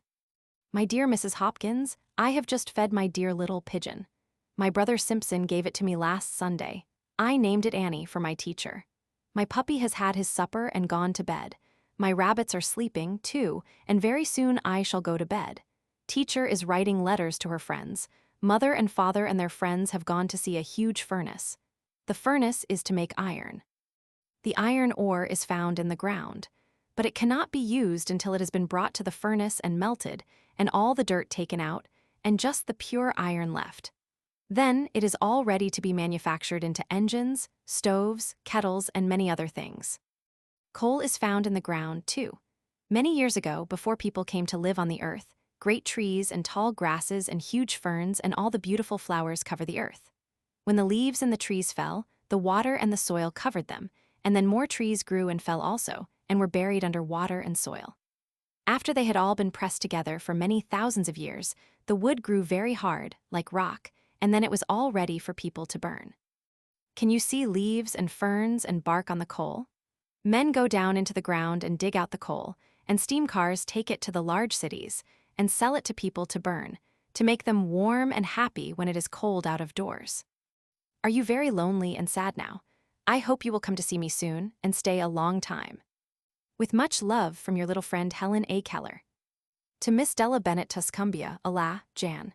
29, 1889. My dear Miss Bennett, I am delighted to write to you this morning. We have just eaten our breakfast. Mildred is running about downstairs. I have been reading in my book about astronomers. Astronomer comes from the Latin word astra, which means stars, and astronomers are men who study the stars and tell us about them. When we are sleeping quietly in our beds, they are watching the beautiful sky through the telescope. A telescope is like a very strong eye. The stars are so far away that people cannot tell much about them without very excellent instruments. Do you like to look out of your window and see little stars? Teacher says she can see Venus from our window, and it is a large and beautiful star. The stars are called the Earth's brothers and sisters. There are a great many instruments besides those which the astronomers use. A knife is an instrument to cut with. I think the bell is an instrument, too. I will tell you what I know about bells. Some bells are musical and others are unmusical. Some are very tiny and some are very large. I saw a very large bell at Wellesley. It came from Japan. Bells are used for many purposes. They tell us when breakfast is ready, when to go to school, when it is time for church, and when there is a fire. They tell people when to go to work and when to go home and rest. The engine bell tells the passengers that they are coming to a station, and it tells the people to keep out of the way. Sometimes very terrible accidents happen, and many people are burned and drowned and injured. The other day I broke my doll's head off, but that was not a dreadful accident because dolls do not live and feel like people. My little pigeons are well, and so is my little bird. I would like to have some clay. Teacher says it is time for me to study now. Goodbye, with much love and many kisses, Helen A. Keller. To Dr. Edward Everett Hale, Tuscumbia, Alabama, February 21st, 1889. My dear Mr. Hale, I am very much afraid that you are thinking in your mind that little Helen has forgotten all about you and her dear cousins. But I think you will be delighted to receive this letter, because then you will know that I have think about you and I love you dearly, for you are my dear cousin. I have been at home a great many weeks now. It made me feel very sad to leave Boston, and I missed all of my friends greatly. But of course, I was glad to get back to my lovely home once more. My darling little sister is growing very fast. Sometimes she tries to spell very short words on her small, but she is too young to remember hard words. When she is older, I will teach her many things if she is patient and obedient. My teacher says, if children learn to be patient and gentle while they are little, that when they grow to be young ladies and gentlemen, they will not forget to be kind and loving and brave. I hope I shall be courageous always. A little girl in a story was not courageous. She thought she saw little elves with tall pointed peeping from between the bushes and dancing down the long alleys, and the poor little girl was terrified. Did you have a pleasant Christmas? I had many lovely presents given to me. The other day I had a fine party. All of my dear little friends came to see me. We played games and ate ice cream and cake and fruit. Then we had great fun. The sun is shining brightly today, and I hope we shall go to ride if the roads are dry. In a few days the beautiful spring will be here. I am very glad because I love the warm sunshine and the fragrant flowers. I think flowers grow to make people happy and good. I have 4 dolls now. Cedric is my little boy. He is named for Lord Fauntleroy. He has big brown eyes and long golden hair and pretty round cheeks. Ida is my baby. A lady brought her to me from Paris. She can drink milk like a real baby. Lucy is a fine young lady. She has on a dainty lace dress and satin slippers. Poor old Nancy is growing old and very feeble. She is almost an invalid. I have 2 tame pigeons and a tiny canary bird. Jumbo is very strong and faithful. He will not let anything harm us at night. I go to school every day. I am studying reading, writing, arithmetic, geography, and language. My mother and teacher send you and Mrs. Hale their kind greetings, and Mildred sends you a kiss, with much love and kisses, from your affectionate cousin Helen A. Keller. During the winter, Miss Sullivan and her pupil were working at Helen's home in Tuscumbia, and to good purpose, for by spring Helen had learned to write idiomatic English. After May 1889, I find almost no inaccuracies, except some evident slips of the pencil. She uses words precisely and makes easy, fluent sentences. To Mr. Michael Anagnos, Tuscumbia, Ala, May 18, 1889. My dear Mr. Anagnos, you cannot imagine how delighted I was to receive a letter from you last evening. I am very sorry that you are going so far away. We shall miss you very, very much. I would love to visit many beautiful cities with you. When I was in Huntsville, I saw Dr. Bryson, and he told me that he had been to Rome and Athens and Paris and London. He had climbed the high mountains in Switzerland and visited beautiful churches in Italy and France, and he saw a great many ancient castles. I hope you will please write to me from all the cities you visit. When you go to Holland, please give my love to the lovely Princess Wilhelmina. She is a dear little girl, and when she is old enough, she will be the Queen of Holland. If you go to Romania, please ask the good Queen Elizabeth about her little invalid brother, and tell her that I am very sorry that her darling little girl died. I should like to send a kiss to Vittorio, the little Prince of Naples, but teacher says she is afraid you will not remember so many messages. When I am 13 years old, I shall visit them all myself. I thank you very much for the beautiful story about Lord Fauntleroy, and so does teacher. I am so glad that Eva is coming to stay with me this summer. We will have fine times together. Give Howard my love and tell him to answer my letter. Thursday, we had a picnic. It was very pleasant out in the shady woods, and we all enjoyed the picnic very much. Mildred is out in the yard playing, and Mother is picking the delicious strawberries. Father and Uncle Frank are downtown. Simpson is coming home soon. Mildred and I had our pictures taken while we were in Huntsville. I will send you one. The roses have been beautiful. Mother has a great many fine roses. The La France and the Lamarck are the most fragrant, but the Myrtle Neal, Solfatara, Jacqueminot, Nifiots, Edel de Lyon, Papa Gontier, Gabrielle Drevitt, and the Pearl Desjardins are all lovely roses. Please give the little boys and girls my love. I think of them every day and I love them dearly in my heart. When you come home from Europe, I hope you will be all well and very happy to get home again. Do not forget to give my love to Miss Calliope Caheia and Mr. Francis Demetrios Kallipothix. Lovingly, your little friend, Helen Adams Keller. Like a good many of Helen Keller's early letters, this to her French teacher is her rephrasing of a story. It shows how much the gift of writing is, in the early stages of its development, the gift of mimicry. To Miss Fanny S. Merritt Tuscumbia, Ala, May 17, 1889. My dear Miss Merritt, I am thinking about a dear little girl who wept very hard. She wept because her brother teased her very much. I will tell you what he did, and I think you will feel very sorry for the little child. She had a most beautiful doll given her. Oh, it was a lovely and delicate doll. But the little girl's brother, a tall lad, had taken the doll and set it up in a high tree in the garden and had run away. The little girl could not reach the doll and could not help it down, and therefore she cried. The doll cried, too, and stretched out its arms from among the green branches and looked distressed. Soon the dismal night would come, and was the doll to sit up in the tree all night and by herself? The little girl could not endure that thought. I will stay with you, said she to the doll, although she was not at all courageous. Already she began to see quite plainly the little elves in their tall pointed hats, dancing down the dusky alleys and peeping from between the bushes, and they seemed to come nearer and nearer. And she stretched her hands up towards the tree in which the doll sat, and they laughed and pointed their fingers at her. How terrified was the little girl, but if one has not done anything wrong, these strange little elves cannot harm one. Have I done anything wrong? Ah, yes, said the little girl. I have laughed at the poor duck with the red rag tied round its leg.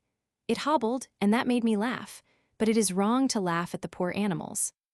Is it not a pitiful story? I hope the father punished the naughty little boy.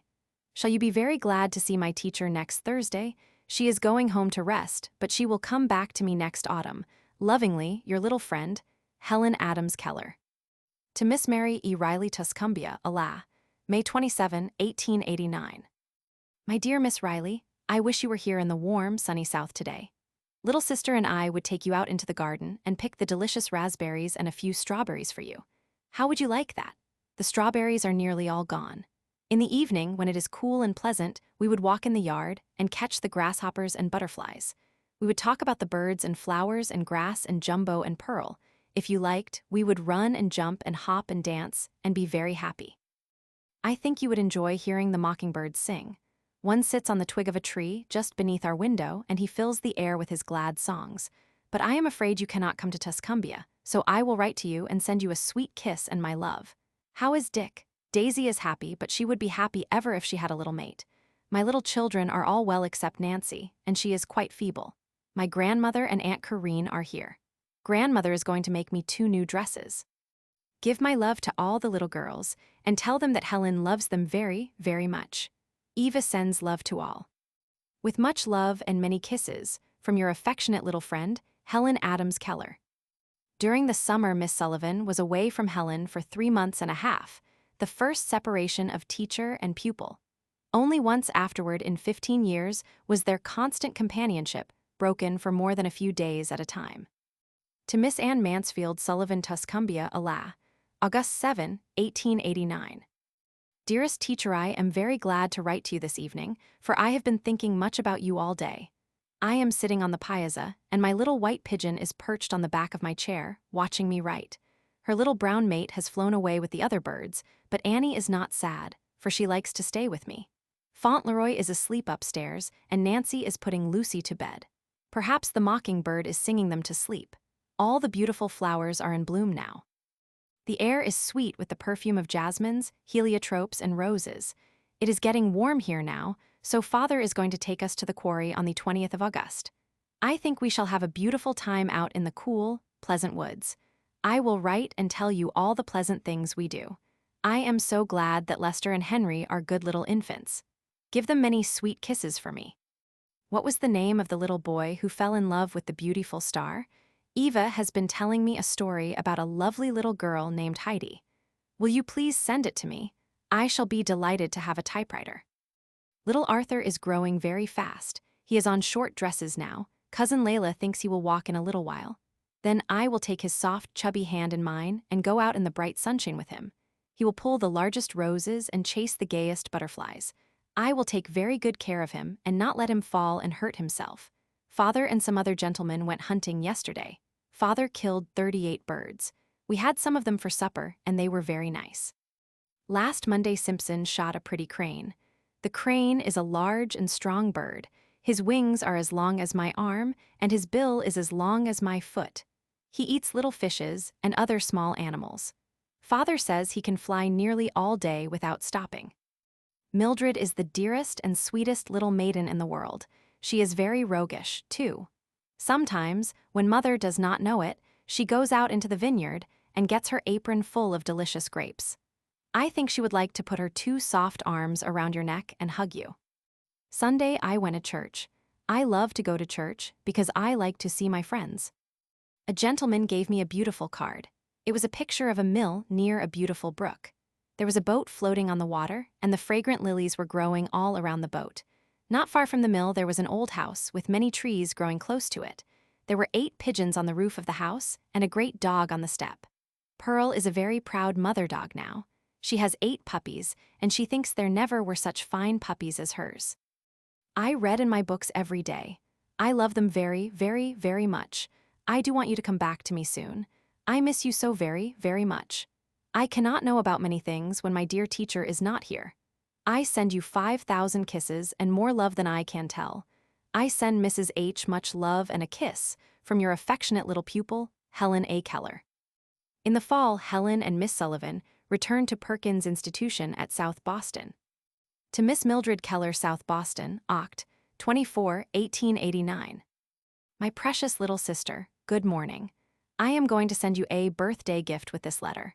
I hope it will please you very much, because it makes me happy to send it. The dress is blue like your eyes, and candy is sweet just like your dear little self. I think Mother will be glad to make the dress for you, and when you wear it you will look as pretty as a rose. The picture book will tell you all about many strange and wild animals. You must not be afraid of them. They cannot come out of the picture to harm you. I go to school every day, and I learn many new things. At 8 I study arithmetic. I like that. At 9 I go to the gymnasium with the little girls and we have great fun. I wish you could be here to play 3 little squirrels and 2 gentle doves and to make a pretty nest for a dear little robin. The mockingbird does not live in the cold north. At 10 I study about the earth on which we all live. At 11 I talk with teacher, and at 12 I study zoology. I do not know what I shall do in the afternoon yet. Now, my darling little Mildred, goodbye. Give Father and Mother a great deal of love and many hugs and kisses for me. Teacher sends her love too, from your loving sister, Helen A. Keller. To Mr. William Wade, South Boston, Mass. Nov. 20, 1889. My dear Mr. Wade, I have just received a letter from my mother telling me that the beautiful Mastiff puppy you sent me had arrived in Tuscumbia safely. Thank you very much for the nice gift. I am very sorry that I was not at home to welcome her, but my mother and my baby sister will be very kind to her while her mistress is away. I hope she is not lonely and unhappy. I think puppies can feel very homesick as well as little girls. I should like to call her Lioness for your dog. May I? I hope she will be very faithful and brave, too. I am studying in Boston with my dear teacher. I learn a great many new and wonderful things. I study about the earth and the animals, and I like arithmetic exceedingly. I learn many new words, too. Exceedingly is one that I learned yesterday. When I see Lioness, I will tell her many things which will surprise her greatly. I think she will laugh when I tell her she is a vertebrate, a mammal, a quadruped, and I shall be very sorry to tell her that she belongs to the order Carnivora. I study French, too. When I talk French to Lioness, I will call her Mon Beauchien. Please tell Lion that I will take good care of Lioness. I shall be happy to have a letter from you when you like to write to me. From your loving little friend, Helen A. Keller. P.S. I am studying at the Institution for the Blind. H.A.K. This letter is endorsed in Whittier's hand. Helen A. Keller, deaf, dumb, and blind, aged 9 years. Brown's is a lapse of the pencil for brown eyes. To John Greenleaf Whittier, Inst. For the blind, so. Boston, Mass. Nov. 27, 1889. Dear poet, I think you will be surprised to receive a letter from a little girl whom you do not know, but I thought you would be glad to hear that your beautiful poems make me very happy. Yesterday, I read in school days and my playmate, and I enjoyed them greatly. I was very sorry that the poor little girl with the browns and the tangled golden curls died. It is very pleasant to live here in our beautiful world. I cannot see the lovely things with my eyes, but my mind can see them all, and so I am joyful all the day long. When I walk out in my garden, I cannot see the beautiful flowers, but I know that they are all around me, for is not the air sweet with their fragrance? I know, too, that the tiny lily bells are whispering pretty secrets to their companions, else they would not look so happy. I love you very dearly, because you have taught me so many lovely things about flowers and birds and people. Now I must say goodbye. I hope we'll enjoy the Thanksgiving very much. From your loving little friend, Helen A. Keller, to Mr. John Greenleaf Whittier. Whittier's reply, to which there is a reference in the following letter, has been lost. To Mrs. Kate Adams Keller, South Boston, Mass. Dec. 3, 1889. My dear mother, your little daughter is very happy to write to you this beautiful morning. It is cold and rainy here today. Yesterday the Countess of Meath came again to see me. She gave me a beautiful bunch of violets.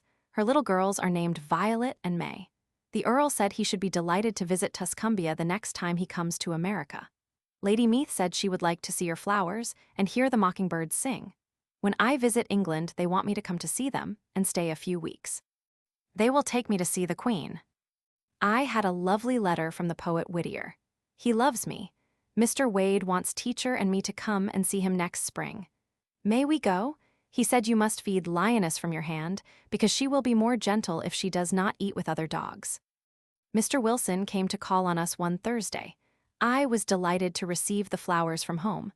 They came while we were eating breakfast, and my friends enjoyed them with me. We had a very nice dinner on Thanksgiving Day, turkey and plum pudding. Last week I visited a beautiful art store. I saw a great many statues, and the gentleman gave me an angel. Sunday I went to church on board a great warship. After the services were over, the soldier sailors showed us around. There were 460 sailors. They were very kind to me. One carried me in his arms so that my feet would not touch the water. They wore blue uniforms and queer little caps. There was a terrible fire Thursday. Many stores were burned and 4 men were killed. I am very sorry for them. Tell father, please, to write to me. How is dear little sister? Give her many kisses for me. Now I must close. With much love from your darling child, Helen A. Keller. To Mrs. Kate Adams Keller, So, Boston, Mass. Dec. 24, 1889. My dear mother, yesterday I sent you a little Christmas box. I am very sorry that I could not send it before so that you would receive it tomorrow, but I could not finish the watch case any sooner. I made all of the gifts myself, excepting father's handkerchief. I wish I could have made father a gift too, but I did not have sufficient time. I hope you will like your watch case, for it made me very happy to make it for you. You must keep your lovely new monter in it. If it is too warm in Tuscumbia for little sister to wear her pretty mittens, she can keep them because her sister made them for her. I imagine she will have fun with the little toy man. Tell her to shake him, and then he will blow his trumpet. I thank my dear kind father for sending me some money to buy gifts for my friends. I love to make everybody happy. I should like to be at home on Christmas Day. We would be very happy together. I think of my beautiful home every day. Please do not forget to send me some pretty presents to hang on my tree. I am going to have a Christmas tree in the parlor, and teacher will hang all of my gifts upon it. It will be a funny tree. All of the girls have gone home to spend Christmas. Teacher and I are the only babies left for Mrs. Hopkins to care for. Teacher has been sick in bed for many days. Her throat was very sore, and the doctor thought she would have to go away to the hospital, but she is better now. I have not been sick at all. The little girls are well too.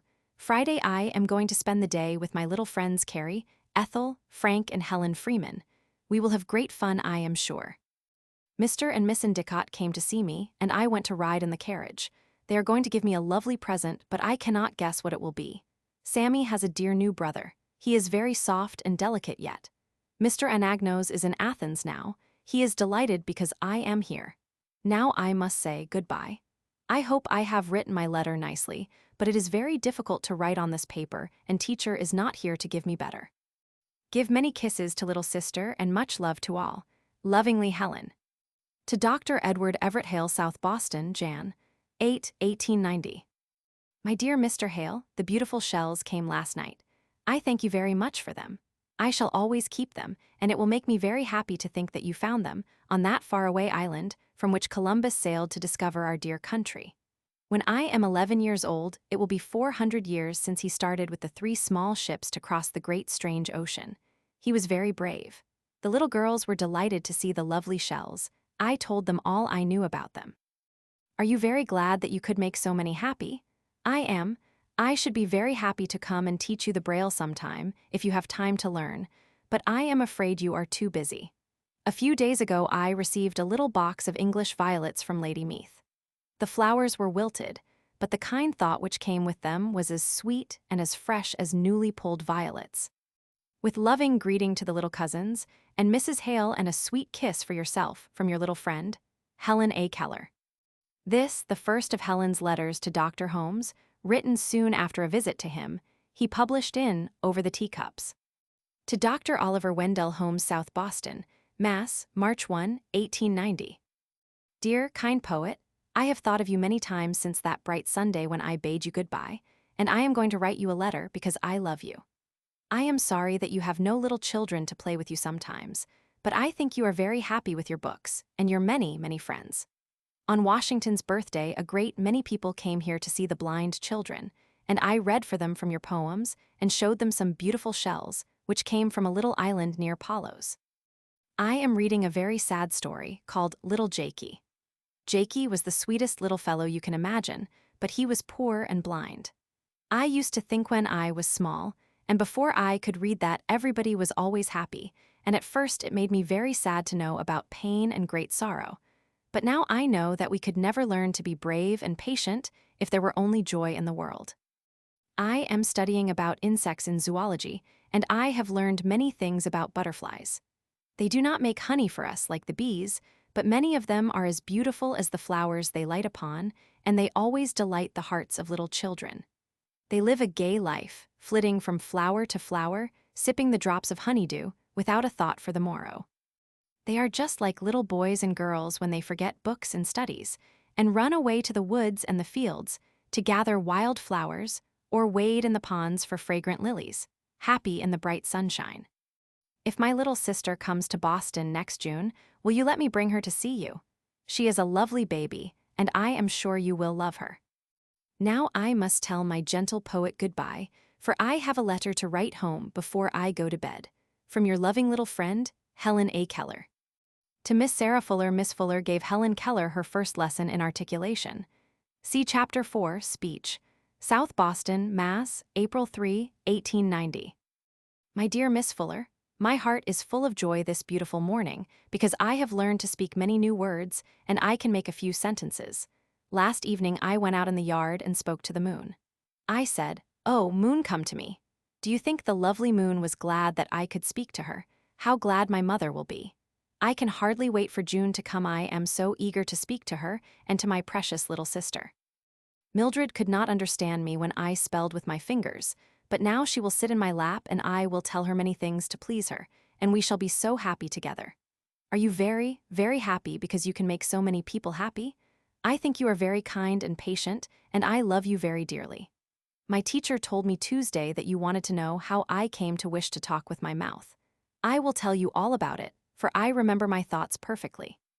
When I was a very little child, I used to sit in my mother's lap all the time, because I was very timid and did not like to be left by myself, and I would keep my little hand on her face all the while, because it amused me to feel her face and lips move when she talked with people. I did not know then what she was doing, for I was quite ignorant of all things. Then when I was older I learned to play with my nurse and the little Negro children, and I noticed that they kept moving their lips just like my mother, so I moved mine too, but sometimes it made me angry and I would hold my playmates' mouths very hard. I did not know then that it was very naughty to do so. After a long time my dear teacher came to me and taught me to communicate with my fingers, and I was satisfied and happy. But when I came to school in Boston, I met some deaf people who talked with their mouths like all other people, and one day a lady who had been to Norway came to see me, and told me of a blind and deaf girl she had seen in that far-away land who had been taught to speak and understand others when they spoke to her. This good and happy news delighted me exceedingly, for then I was sure that I should learn also. I tried to make sounds like my little playmates, but teacher told me that the voice was very delicate and sensitive and that it would injure it to make incorrect sounds, and promised to take me to see a kind and wise lady who would teach me rightly. That lady was yourself. Now I am as happy as the little birds because I can speak, and perhaps I shall sing too. All of my friends will be so surprised and glad. Your loving little pupil, Helen A. Keller. When the Perkins Institution closed for the summer, Helen and Miss Sullivan went to Tuscumbia. This was the first homegoing after she had learned to talk with her mouth. To Reverend Phillips Brooks, Tuscumbia, Alabama, July 14, 1890. My dear Mr. Brooks, I am very glad to write to you this beautiful day because you are my kind friend and I love you, and because I wish to know many things. I have been at home 3 weeks, and oh, how happy I have been with dear mother and father and precious little sister. I was very, very sad to part with all of my friends in Boston, but I was so eager to see my baby sister, I could hardly wait for the train to take me home. But I tried very hard to be patient for teacher's sake. Mildred has grown much taller and stronger than she was when I went to Boston, and she is the sweetest and dearest little child in the world. My parents were delighted to hear me speak, and I was overjoyed to give them such a happy surprise. I think it is so pleasant to make everybody happy. Why does the dear Father in heaven think it best for us to have very great sorrow sometimes? I am always happy, and so was little Lord Fauntleroy, but dear little Jakey's life was full of sadness. God did not put the light in Jakey's eyes, and he was blind, and his father was not gentle and loving. Do you think poor Jakey loved his father in heaven more because his other father was unkind to him? How did God tell people that his home was in heaven? When people do very wrong and hurt animals and treat children unkindly, God is grieved. But what will he do to them to teach them to be pitiful and loving? I think he will tell them how dearly he loves them and that he wants them to be good and happy, and they will not wish to grieve their Father who loves them so much, and they will want to please him in everything they do. So they will love each other and do good to everyone and be kind to animals. Please tell me something that you know about God. It makes me happy to know much about my loving Father, who is good and wise. I hope you will write to your little friend when you have time. I should like very much to see you today. Is the sun very hot in Boston now? This afternoon, if it is cool enough, I shall take Mildred for a ride on my donkey. Mr. Wade sent Nettie to me, and he is the prettiest donkey you can imagine. My great dog Lioness goes with us when we ride to protect us. Simpson, that is my brother, brought me some beautiful pond lilies yesterday. He is a very brother to me. Teacher sends you her kind remembrances, and father and mother also send their regards. From your loving little friend, Helen A. Keller. Dr. Brooks's reply, London, August 3, 1890. My dear Helen, I was very glad indeed to get your letter. It has followed me across the ocean and found me in this magnificent great city, which I should like to tell you all about if I could take time for it and make my letter long enough. Some time when you come and see me in my study in Boston, I shall be glad to talk to you about it all if you care to hear. But now I want to tell you how glad I am that you are so happy and enjoying your home so very much. I can almost think I see you with your father and mother and little sister, with all the brightness of the beautiful country about you, and it makes me very glad to know how glad you are. I am glad also to know, from the questions which you ask me, what you are thinking about. I do not see how we can help thinking about God when he is so good to us all the time. Let me tell you how it seems to me that we come to know about our Heavenly Father. It is from the power of love which is in our own hearts. Love is at the soul of everything. Whatever has not the power of loving must have a very dreary life indeed. We like to think that the sunshine and the winds and the trees are able to love in some way of their own, for it would make us know that they were happy if we knew that they could love. And so God, who is the greatest and happiest of all beings, is the most loving too. All the love that is in our hearts comes from him, as all the light which is in the flowers comes from the sun. And the more we love, the more near we are to God and his love. I told you that I was very happy because of your happiness. Indeed I am. So are your father and your mother and your teacher and all your friends.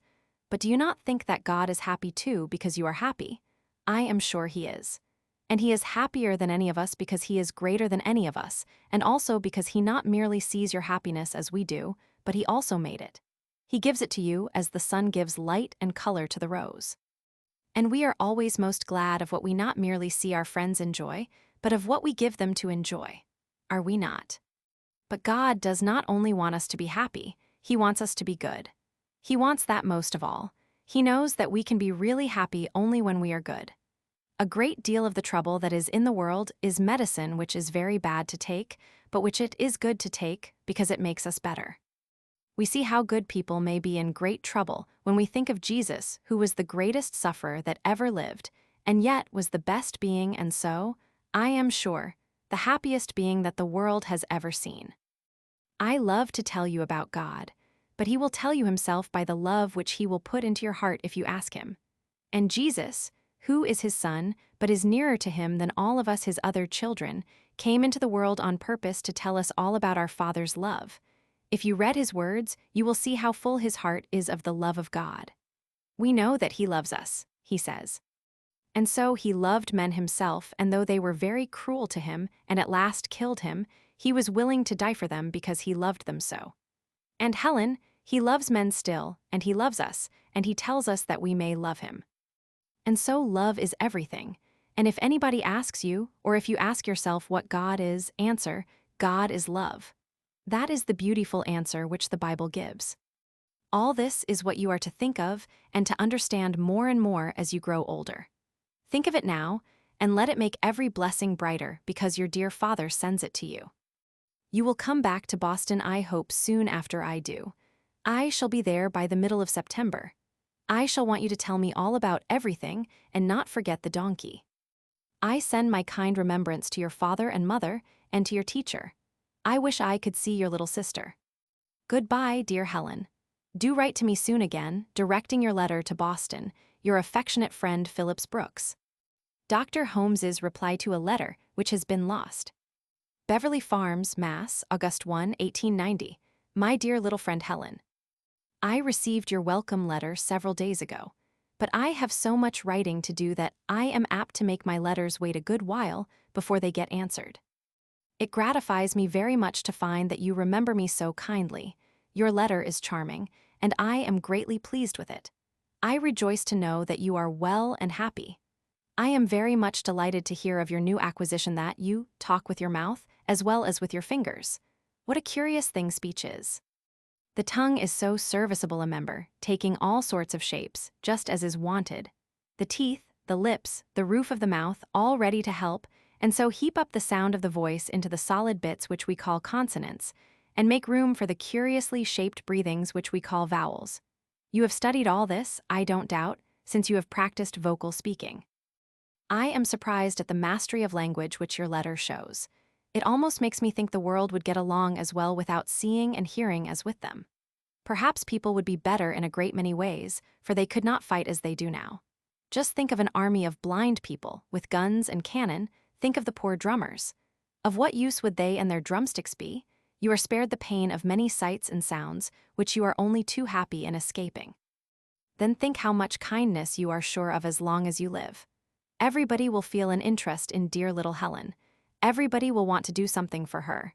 And, if she becomes an ancient, gray-haired woman, she is still sure of being thoughtfully cared for. Your parents and friends must take great satisfaction in your progress. It does great credit, not only to you, but to your instructors, who have so broken down the walls that seem to shut you in that now your outlook seems more bright and cheerful than that of many seeing and hearing children. Goodbye, dear little Helen, with every kind wish from your friend, Oliver Wendell Holmes. This letter was written to some gentleman in Gardiner, Maine, who named a lumber vessel after her. To Messrs. Bradstreet Tuscumbia, Ala, July 14, 1890. My dear, kind friends, I thank you very, very much for naming your beautiful new ship for me. It makes me very happy to know that I have kind and loving friends in the faraway state of Maine. I did not imagine, when I studied about the forests of Maine, that a strong and beautiful ship would go sailing all over the world, carrying wood from those rich forests, to build pleasant homes and schools and churches in distant countries. I hope the great ocean will love the new Helen and let her sail over its blue waves peacefully. Please tell the brave sailors, who have charge of the Helen Keller, that little Helen who stays at home will often think of them with loving thoughts. I hope I shall see you and my beautiful namesake sometime. With much love from your little friend Helen A. Keller to the Messrs. Bradstreet. Helen and Miss Sullivan returned to the Perkins Institution early in November. To Mrs. Kate Adams Keller, South Boston, Nov. 10, 1890. My dearest mother, my heart has been full of thoughts of you and my beautiful home ever since we parted so sadly on Wednesday night. How I wish I could see you this lovely morning and tell you all that has happened since I left home. And my darling little sister, how I wish I could give her 100 kisses. And my dear father, how he would like to hear about our journey. But I cannot see you and talk to you, so I will write and tell you all that I can think of. We did not reach Boston until Saturday morning. I am sorry to say that our train was delayed in several places, which made us late in reaching New York. When we got to Jersey City at 6 o'clock Friday evening, we were obliged to cross the Harlem River in a ferry boat. We found the boat and the transfer carriage with much less difficulty than teacher expected. When we arrived at the station, they told us that the train did not leave for Boston until 11 o'clock, but that we could take the sleeper at 9, which we did. We went to bed and slept until morning. When we awoke, we were in Boston. I was delighted to get there, though I was much disappointed because we did not arrive on Mr. Anagno's birthday. We surprised our dear friends, however, for they did not expect us Saturday. But when the bell rung, Miss Merritt guessed who was at the door, and Mrs. Hopkins jumped up from the breakfast table and ran to the door to meet us. She was indeed much astonished to see us. After we had had some breakfast, we went up to see Mr. Anagno's. I was overjoyed to see my dearest and kindest friend once more. He gave me a beautiful watch. I have it pinned to my dress. I tell everybody the time when they ask me. I have only seen Mr. Anagno's twice. I have many questions to ask him about the countries he has been traveling in, but I suppose he is very busy now. The hills in Virginia were very lovely. Jack Frost had dressed them in gold and crimson. The view was most charmingly picturesque. Pennsylvania is a very beautiful state. The grass was as green as though it was springtime, and the golden ears of corn gathered together in heaps in the great fields looked very pretty. In Harrisburg we saw a donkey like Nettie. How I wish I could see my own donkey and my dear lioness. Do they miss their mistress very much? Tell Mildred she must be kind to them for my sake. Our room is pleasant and comfortable. My typewriter was much injured coming. The case was broken and the keys are nearly all out. Teacher is going to see if it can be fixed. There are many new books in the library. What a nice time I shall have reading them. I have already read Sarah Crewe. It is a very pretty story, and I will tell it to you sometime. Now, sweet mother, your little girl must say goodbye. With much love to Father, Mildred, you and all the dear friends. Lovingly your little daughter, Helen A. Keller. To John Greenleaf Whittier, South Boston, Dec. 17, 1890. Dear kind poet, this is your birthday. That was the first thought which came into my mind when I awoke this morning, and it made me glad to think I could write you a letter and tell you how much your little friends love their sweet poet and his birthday. This evening, they are going to entertain their friends with readings from your poems and music. I hope the swift-winged messengers of love will be here to carry some of the sweet melody to you in your little study by the Merrimack. At first I was very sorry when I found that the sun had hidden his shining face behind dull clouds, but afterwards I thought why he did it, and then I was happy. The sun knows that you like to see the world covered with beautiful white snow, and so he kept back all his brightness and let the little crystals form in the sky. When they are ready, they will softly fall and tenderly cover every object. Then the sun will appear in all his radiance and fill the world with light. If I were with you today, I would give you 83 kisses, one for each year you have lived. 83 years seems very long to me. Does it seem long to you? I wonder how many years there will be in eternity. I am afraid I cannot think about so much time. I received the letter which you wrote to me last summer, and I thank you for it. I am staying in Boston now at the Institution for the Blind, but I have not commenced my studies yet, because my dearest friend, Mr. Anagnos, wants me to rest and play a great deal. Teacher is well and sends her kind remembrance to you. The happy Christmas time is almost here. I can hardly wait for the fun to begin. I hope your Christmas day will be a very happy one, and that the new year will be full of brightness and joy for you and everyone, from your little friend Helen A. Keller. Whittier's reply. My dear young friend, I was very glad to have such a pleasant letter on my birthday. I had 200 or 300 others, and thine was one of the most welcome of all. I must tell thee about how the day passed at Oak Knoll. Of course the sun did not shine, but we had great open wood fires in the rooms, which were all very sweet with roses and other flowers, which were sent to me from distant friends, and fruits of all kinds from California and other places. Some relatives and dear old friends were with me through the day. I do not wonder thee thinks 83 years a long time, but to me it seems but a very little while since I was a boy no older than thee, playing on the old farm at Haverhill. I thank thee for all thy good wishes, and wish thee as many. I am glad thee is at the institution. It is an excellent place. Give my best regards to Miss Sullivan, and with a great deal of love I am thy old friend, John G. Whittier. Tommy Stringer, who appears in several of the following letters, became blind and deaf when he was 4 years old. His mother was dead, and his father was too poor to take care of him.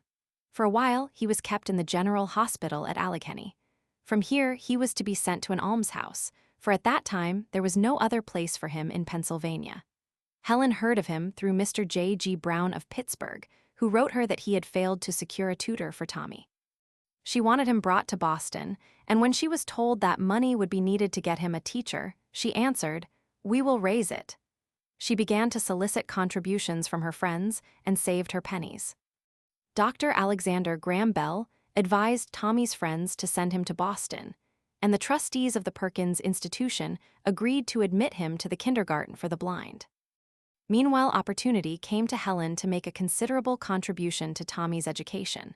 The winter before, her dog Lioness had been killed, and friends set to work to raise money to buy Helen another dog. Helen asked that the contributions, which people were sending from all over America and England, be devoted to Tommy's education. Turned to this new use, the fund grew fast, and Tommy was provided for. He was admitted to the kindergarten on the 6th of April. Miss Keller wrote lately, "I shall never forget the pennies sent by many a poor child who could ill spare them, for little Tommy, or the swift sympathy with which people from far and near, whom I had never seen, responded to the dumb cry of a little captive soul for aid." To Mr. George R. Crail Institution for the Blind, South Boston, Mass., March 20, 1891. My dear friend, Mr. Crail, I have just heard, through Mr. Wade of your kind, offer to buy me a gentle dog, and I want to thank you for the kind thought. It makes me very happy indeed to know that I have such dear friends in other lands. It makes me think that all people are good and loving. I have read that the English and Americans are cousins, but I am sure it would be much truer to say that we are brothers and sisters. My friends have told me about your great and magnificent city, and I have read a great deal that wise Englishmen have written. I have begun to read Enoch Arden, and I know several of the great poets' poems by heart. I am eager to cross the ocean, for I want to see my English friends and their good and wise queen. Once the Earl of Meath came to see me, and he told me that the queen was much beloved by her people, because of her gentleness and wisdom. Some day you will be surprised to see a little strange girl coming into your office, but when you know it is the little girl who loves dogs and all other animals, you will laugh, and I hope you will give her a kiss, just as Mr. Wade does. He has another dog for me, and he thinks she will be as brave and faithful as my beautiful Lioness. And now, I want to tell you what the dog lovers in America are going to do. They are going to send me some money for a poor little deaf and dumb and blind child. His name is Tommy, and he is 5 years old. His parents are too poor to pay to have the little fellow sent to school, so, instead of giving me a dog, the gentlemen are going to help make Tommy's life as bright and joyous as mine. Is it not a beautiful plan? Education will bring light and music into Tommy's soul, and then he cannot help being happy. From your loving little friend, Helen A. Keller. To Dr. Oliver Wendell Holmes. Dear Dr. Holmes, your beautiful words about spring have been making music in my heart these bright April days. I love every word of spring, and spring has come. I think you will be glad to hear that these poems have taught me to enjoy and love the beautiful springtime, even though I cannot see the fair, frail blossoms which proclaim its approach, or hear the joyous warbling of the homecoming birds. But when I read "Spring has come," lo, I am not blind any longer, for I see with your eyes and hear with your ears. Sweet Mother Nature can have no secrets from me when my poet is near. I have chosen this paper because I want the spray of violets in the corner to tell you of my grateful love. I want you to see baby Tom, the little blind and deaf and dumb child who has just come to our pretty garden. He is poor and helpless and lonely now, but before another April education will have brought light and gladness into Tommy's life. If you do come, you will want to ask the kind people of Boston to help brighten Tommy's whole life. Your loving friend, Helen Keller. To Sir John Everett Millay Perkins Institution for the Blind, South Boston, Mass., April 30, 1891. My dear Mr. Millay, your little American sister is going to write you a letter, because she wants you to know how pleased she was to hear you were interested in our poor little Tommy, and had sent some money to help educate him. It is very beautiful to think that people far away in England feel sorry for a little helpless child in America. I used to think, when I read in my books about your great city, that when I visited it the people would be strangers to me, but now I feel differently. It seems to me that all people who have loving, pitying hearts are not strangers to each other. I can hardly wait patiently for the time to come when I shall see my dear English friends and their beautiful island home. My favorite poet has written some lines about England which I love very much. I think you will like them too, so I will try to write them for you. Hugged in the clinging billows clasp, from seaweed fringe to mountain heather, the British oak with rooted grasp her slender handful holds together, with cliffs of white and bowers of green, and ocean narrowing to caress her, and hills and threaded streams between our little mother isle, God bless her. You will be glad to hear that Tommy has a kind lady to teach him, and that he is a pretty, active little fellow. He loves to climb much better than to spell, but that is because he does not know yet what a wonderful thing language is. He cannot imagine how very, very happy he will be when he can tell us his thoughts, and we can tell him how we have loved him so long. Tomorrow April will hide her tears and blushes beneath the flowers of lovely May. I wonder if the May days in England are as beautiful as they are here. Now I must say goodbye.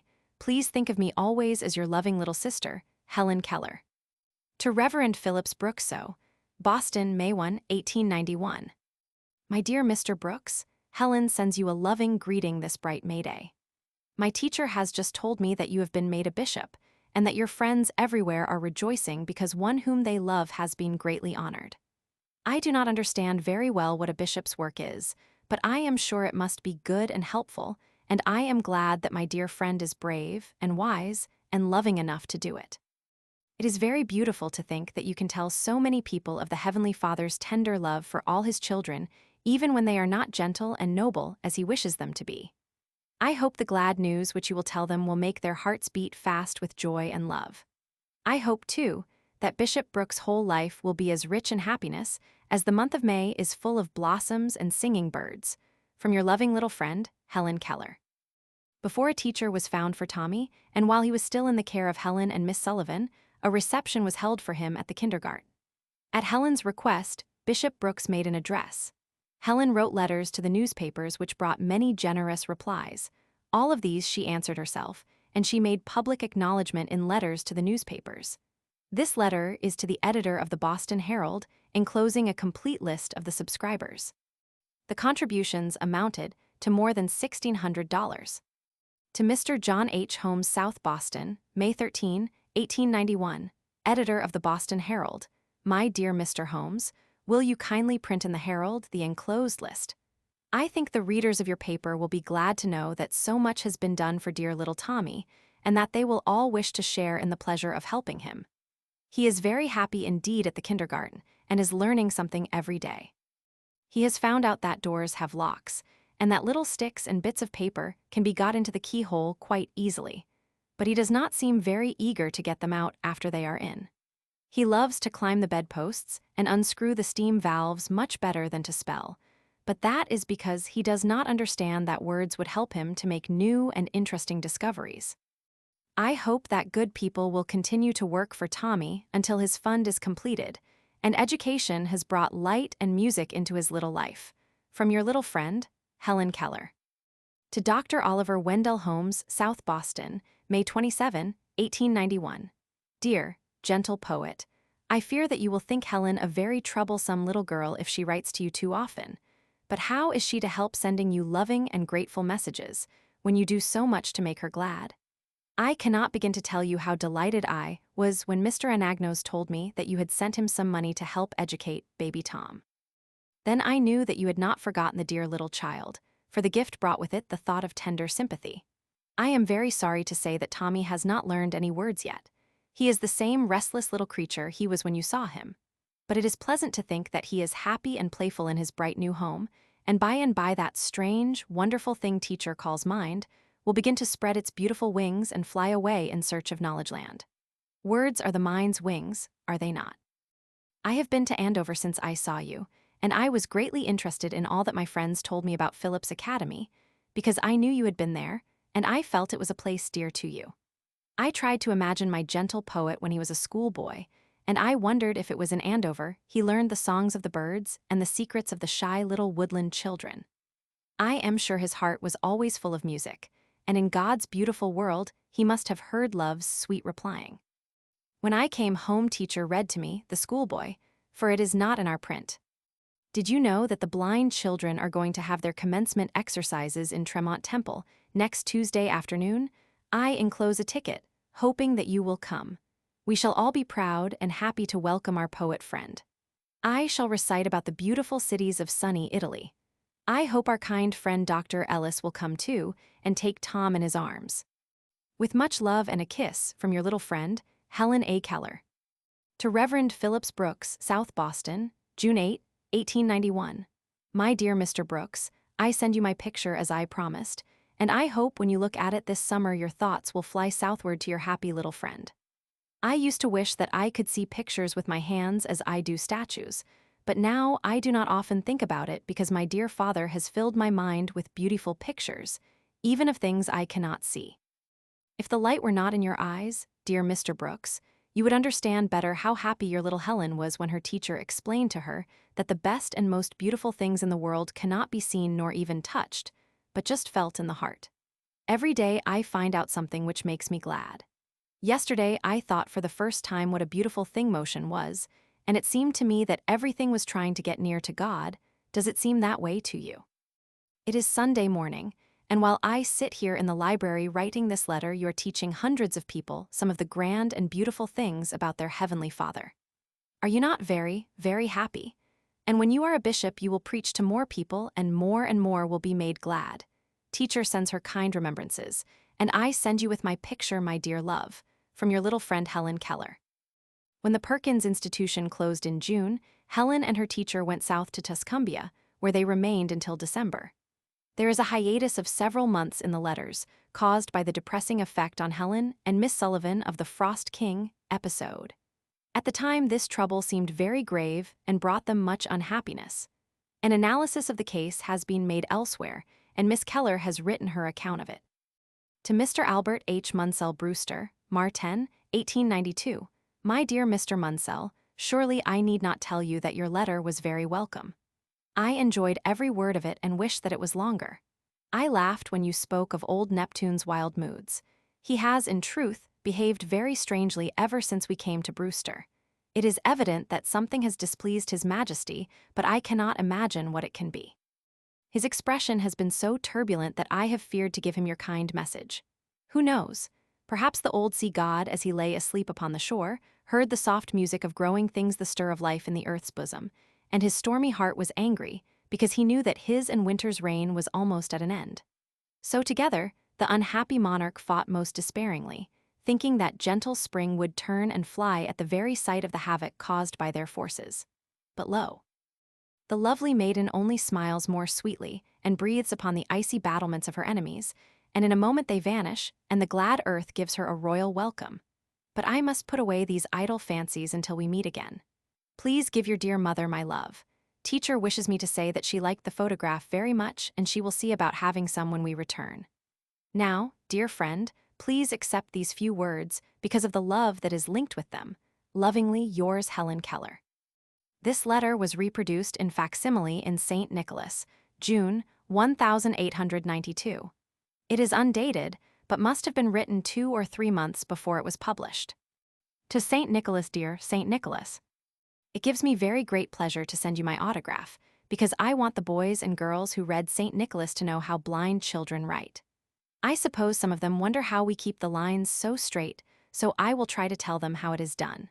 We have a grooved board which we put between the pages when we wish to write. The parallel grooves correspond to lines, and when we have pressed the paper into them by means of the blunt end of the pencil, it is very easy to keep the words even. The small letters are all made in the grooves, while the long ones extend above and below them.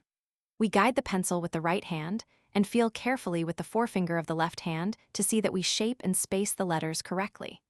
It is very difficult at first to form them plainly, but if we keep on trying, it gradually becomes easier, and after a great deal of practice, we can write legible letters to our friends. Then we are very, very happy. Sometime they may visit a school for the blind. If they do, I am sure they will wish to see the pupils write. Very sincerely, your little friend Helen Keller. In May 1892, Helen gave a tea in aid of the kindergarten for the blind. It was quite her own idea and was given in the house of Mrs.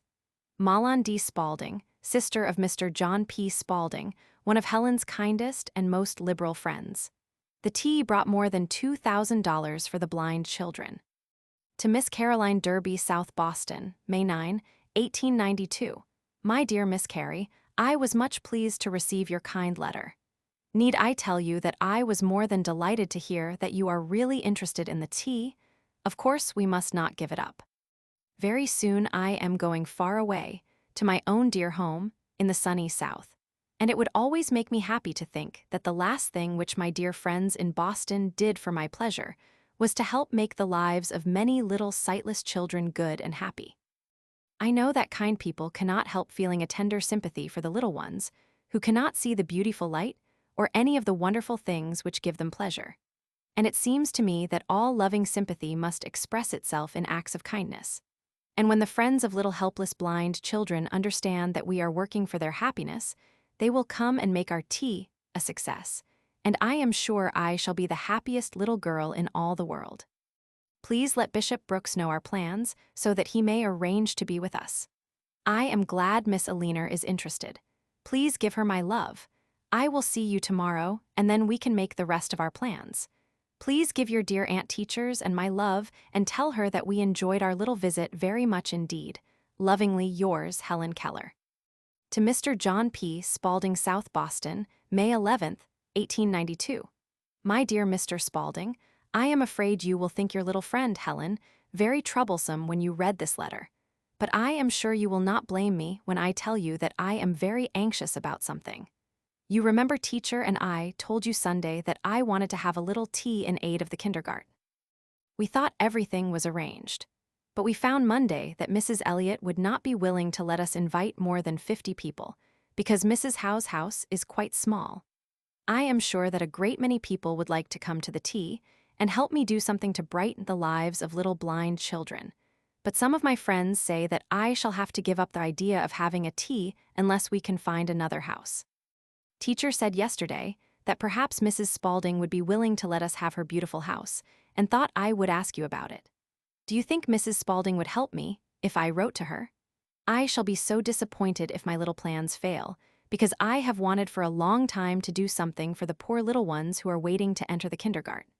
Please let me know what you think about the house, and try to forgive me for troubling you so much. Lovingly your little friend, Helen Keller. To Mr. Edward H. Clement, South Boston, May 18, 1892.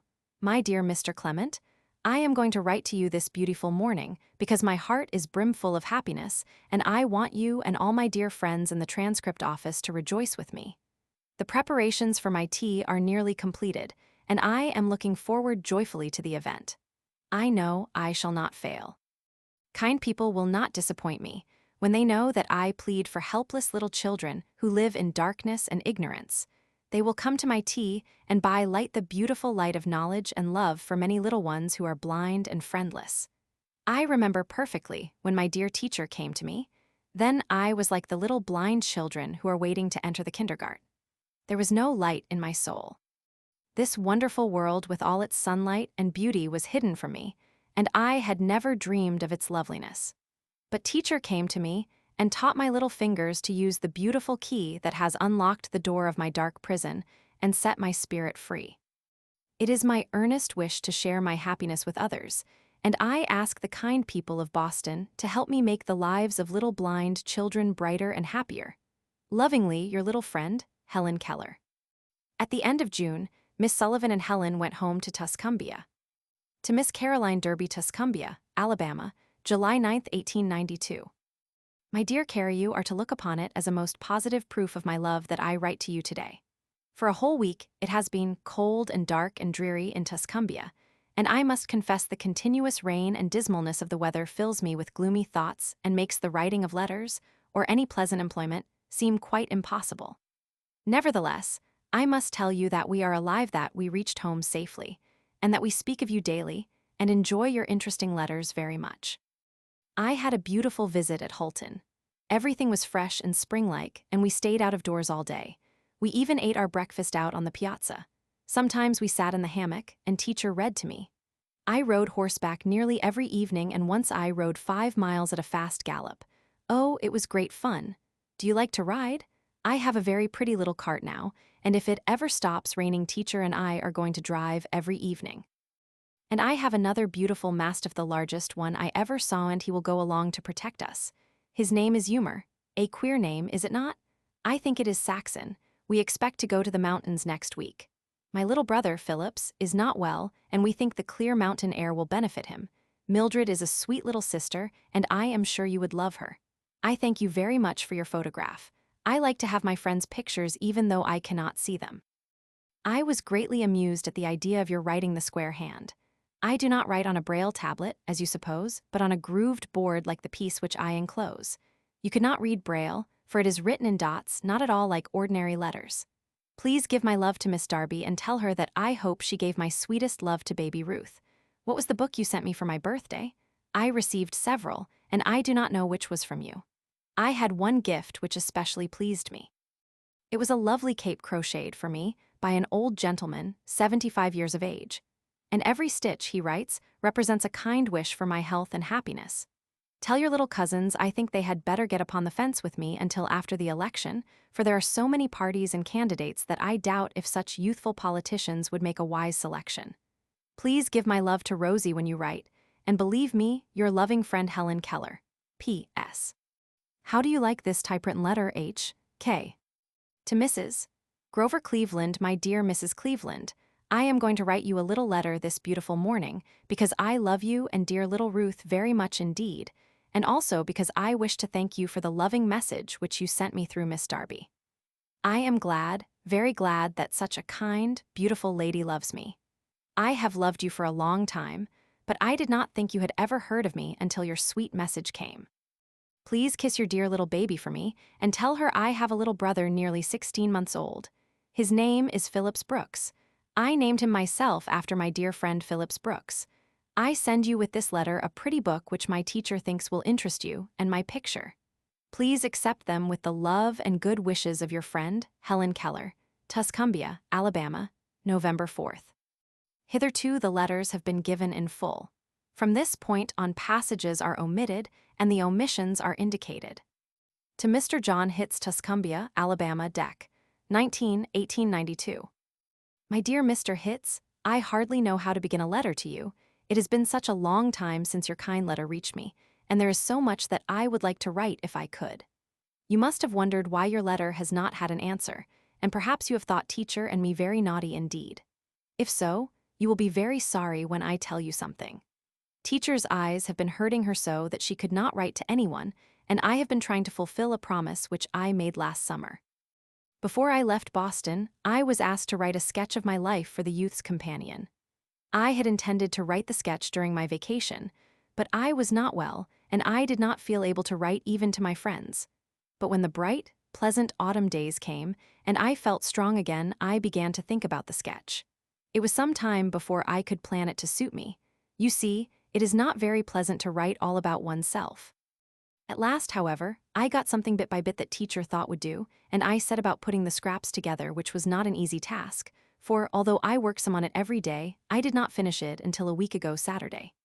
I sent the sketch to the companion as soon as it was finished, but I do not know that they will accept it. Since then, I have not been well, and I have been obliged to keep very quiet and rest, but today I am better, and tomorrow I shall be well again, I hope. The reports which you have read in the paper about me are not true at all. We received the silent worker which you sent, and I wrote right away to the editor to tell him that it was a mistake. Sometimes I am not well, but I am not a wreck, and there is nothing distressing about my condition. I enjoyed your dear letter so much. I am always delighted when anyone writes me a beautiful thought which I can treasure in my memory forever. It is because my books are full of the riches of which Mr. Ruskin speaks that I love them so dearly. I did not realize, until I began to write the sketch for the companion, what precious companions books have been to me, and how blessed even my life has been. And now I am happier than ever because I do realize the happiness that has come to me. I hope you will write to me as often as you can. Teacher and I are always delighted to hear from you. I want to write to Mr. Bell and send him my picture. I suppose he has been too busy to write to his little friend. I often think of the pleasant time we had all together in Boston last spring. Now I am going to tell you a secret. I think we, teacher and my father and little sister and myself, will visit Washington next March. Then I shall see you and dear Mr. Bell and Elsie and Daisy again. Would not it be lovely if Mrs. Pratt could meet us there? I think I will write to her and tell her the secret too. Lovingly, your little friend. Helen Keller, P.S. Teacher says you want to know what kind of a pet I would like to have. I love all living things, I suppose everyone does, but of course I cannot have a menagerie. I have a beautiful pony and a large dog, and I would like a little dog to hold in my lap or a big pussy. There are no fine cats in Tuscumbia, or a parrot. I would like to feel a parrot talk, it would be so much fun. But I would be pleased with and love any little creature you send me, H.K. To Miss Caroline Derby, Tuscumbia, Alabama, February 18, 1893. You have often been in my thoughts during these sad days, while my heart has been grieving over the loss of my beloved friend, and I have wished many times that I was in Boston with those who knew and loved him as I did. He was so much of a friend to me, so tender and loving always. I do try not to mourn his death too sadly. I do try to think that he is still near, very near. But sometimes the thought that he is not here, that I shall not see him when I go to Boston, that he is gone, rushes over my soul like a great wave of sorrow. But at other times, when I am happier, I do feel his beautiful presence and his loving hand leading me in pleasant ways. Do you remember the happy hour we spent with him last June when he held my hand, as he always did, and talked to us about his friend Tennyson, and our own dear poet Dr. Holmes, and I tried to teach him the manual alphabet, and he laughed so gaily over his mistakes, and afterward I told him about my tea, and he promised to come? I can hear him now, saying in his cheerful, decided way, in reply to my wish that my tea might be a success, "Of course it will, Helen. Put your whole heart in the good work, my child, and it cannot fail. I am glad the people are going to raise a monument to his memory." In March, Helen and Miss Sullivan went north, and spent the next few months traveling and visiting friends. In reading this letter about Niagara, one should remember that Miss Keller knows distance and shape, and that the size of Niagara is within her experience after she has explored it, crossed the bridge, and gone down in the elevator. Especially important are such details as her feeling the rush of the water by putting her hand on the window. Dr. Bell gave her a down pillow, which she held against her to increase the vibrations. To Mrs. Kate Adams Keller, South Boston, April 13, 1893. Teacher, Mrs. Pratt and I very unexpectedly decided to take a journey with dear Dr. Bell. Mr. Westervelt, a gentleman whom father met in Washington, has a school for the deaf in Rochester. We went there first. Mr. Westervelt gave us a reception one afternoon. A great many people came. Some of them asked odd questions. A lady seemed surprised that I loved flowers when I could not see their beautiful colors, and when I assured her I did love them, she said, "No doubt you feel the colors with your fingers. But of course, it is not alone for their bright colors that we love the flowers." A gentleman asked me what beauty meant to my mind. I must confess I was puzzled at first. But after a minute I answered that beauty was a form of goodness, and he went away. When the reception was over, we went back to the hotel, and teacher slept quite unconscious of the surprise which was in store for her. Mr. Bell and I planned it together, and Mr. Bell made all the arrangements before we told teacher anything about it. This was the surprise: I was to have the pleasure of taking my dear teacher to see Niagara Falls. The hotel was so near the river that I could feel it rushing past by putting my hand on the window. The next morning the sun rose bright and warm, and we got up quickly, for our hearts were full of pleasant expectation. You can never imagine how I felt when I stood in the presence of Niagara until you have the same mysterious sensations yourself. I could hardly realize that it was water that I felt rushing and plunging with impetuous fury at my feet. It seemed as if it were some living thing rushing on to some terrible fate. I wish I could describe the cataract as it is, its beauty and awful grandeur, and the fearful and irresistible plunge of its waters over the brow of the precipice. One feels helpless and overwhelmed in the presence of such a vast force. I had the same feeling once before when I first stood by the great ocean and felt its waves beating against the shore. I suppose you feel so, too, when you gaze up to the stars in the stillness of the night, do you not? We went down 120 feet in an elevator that we might see the violent eddies and whirlpools in the deep gorge below the falls. Within 2 miles of the falls is a wonderful suspension bridge.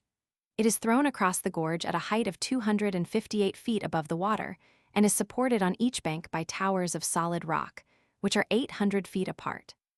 When we crossed over to the Canadian side, I cried, "God save the Queen!" Teacher said I was a little traitor, but I do not think so.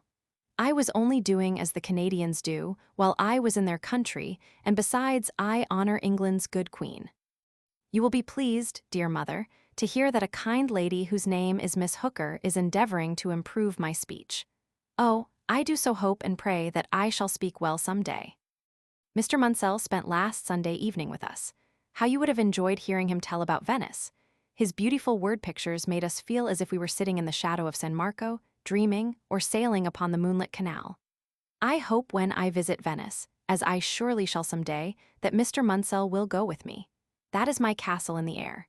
You see, none of my friends describe things to me so vividly and so beautifully as he does. Her visit to the World's Fair she described in a letter to Mr. John P. Spaulding, which was published in St. Nicholas, and is much like the following letter. In a prefatory note which Miss Sullivan wrote for St. Nicholas, she says that people frequently said to her, "Helen sees more with her fingers than we do with our eyes." The president of the exposition gave her this letter. To the chiefs of the departments and officers in charge of buildings and exhibits. Gentleman the bearer, Miss Helen Keller, accompanied by Miss Sullivan, is desirous of making a complete inspection of the exposition in all departments.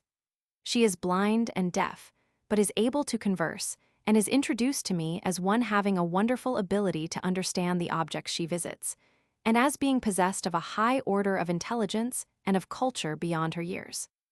Please favor her with every facility to examine the exhibits in the several departments, and extend to her such other courtesies as may be possible. Thanking you in advance for the same, I am, with respect, very truly yours, signed H. N. Higginbotham, President. To Miss Caroline Derby Hulton, Penn, August 17, 1893. Every one at the fair was very kind to me. Nearly all of the exhibitors seemed perfectly willing to let me touch the most delicate things, and they were very nice about explaining everything to me. A French gentleman, whose name I cannot remember, showed me the great French bronzes. I believe they gave me more pleasure than anything else at the fair. They were so lifelike and wonderful to my touch. Dr. Bell went with us himself to the electrical building and showed us some of the historical telephones. I saw the one through which Emperor Dom Pedro listened to the words, "To be or not to be," at the centennial. Dr. Gillett of Illinois took us to the liberal arts and women's buildings. In the former I visited Tiffany's exhibit and held the beautiful Tiffany diamond, which is valued at $100,000, and touched many other rare and costly things. I sat in King Ludwig's armchair and felt like a queen when Dr. Gillett remarked that I had many loyal subjects. At the women's building, we met the Princess Maria Shaevskoy of Russia and a beautiful Syrian lady. I liked them both very much. I went to the Japanese department with Prof. Morse, who is a well-known lecturer. I never realized what a wonderful people the Japanese are until I saw their most interesting exhibit. Japan must indeed be a paradise for children to judge from the great number of playthings which are manufactured there. The queer-looking Japanese musical instruments and their beautiful works of art were interesting. The Japanese books are very odd. There are 47 letters in their alphabets. Prof. Morse knows a great deal about Japan and is very kind and wise. He invited me to visit his museum in Salem the next time I go to Boston. But I think I enjoyed the sails on the tranquil lagoon and the lovely scenes, as my friends described them to me, more than anything else at the fair. Once, while we were out on the water, the sun went down over the rim of the earth and threw a soft, rosy light over the white city, making it look more than ever like dreamland. Of course, we visited the Midway Plaisance. It was a bewildering and fascinating place. I went into the streets of Cairo and rode on the camel. That was fine fun. We also rode in the Ferris wheel and on the ice railway and had a sail in the whaleback. In the spring of 1893, a club was started in Tuscumbia, of which Mrs. Keller was president, to establish a public library. Miss Keller says, "I wrote to my friends about the work and enlisted their sympathy. Several hundred books, including many fine ones, were sent to me in a short time, as well as money and encouragement. This generous assistance encouraged the ladies, and they have gone on collecting and buying books ever since, until now they have a very respectable public library in the town." To Mrs. Charles E. Inches Hulton Penn, Oct.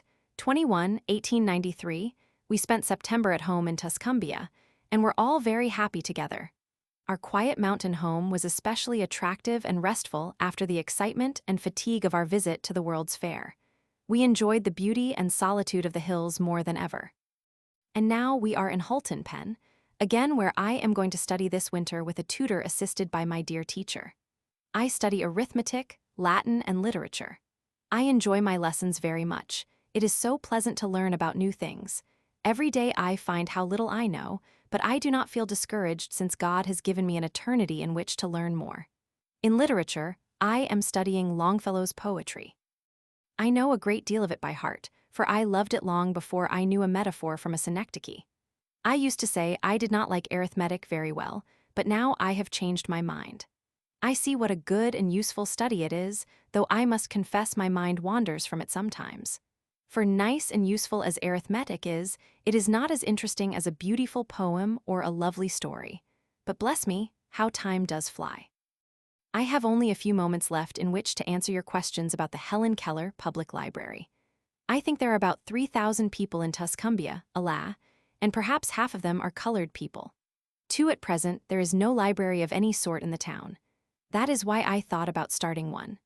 My mother and several of my lady friends said they would help me, and they formed a club, the object of which is to work for the establishment of a free public library in Tuscumbia. They have now about 100 books and about $55 in money, and a kind gentleman has given us land on which to erect a library building. But in the meantime, the club has rented a little room in a central part of the town, and the books which we already have are free to all. 3. Only a few of my kind friends in Boston know anything about the library.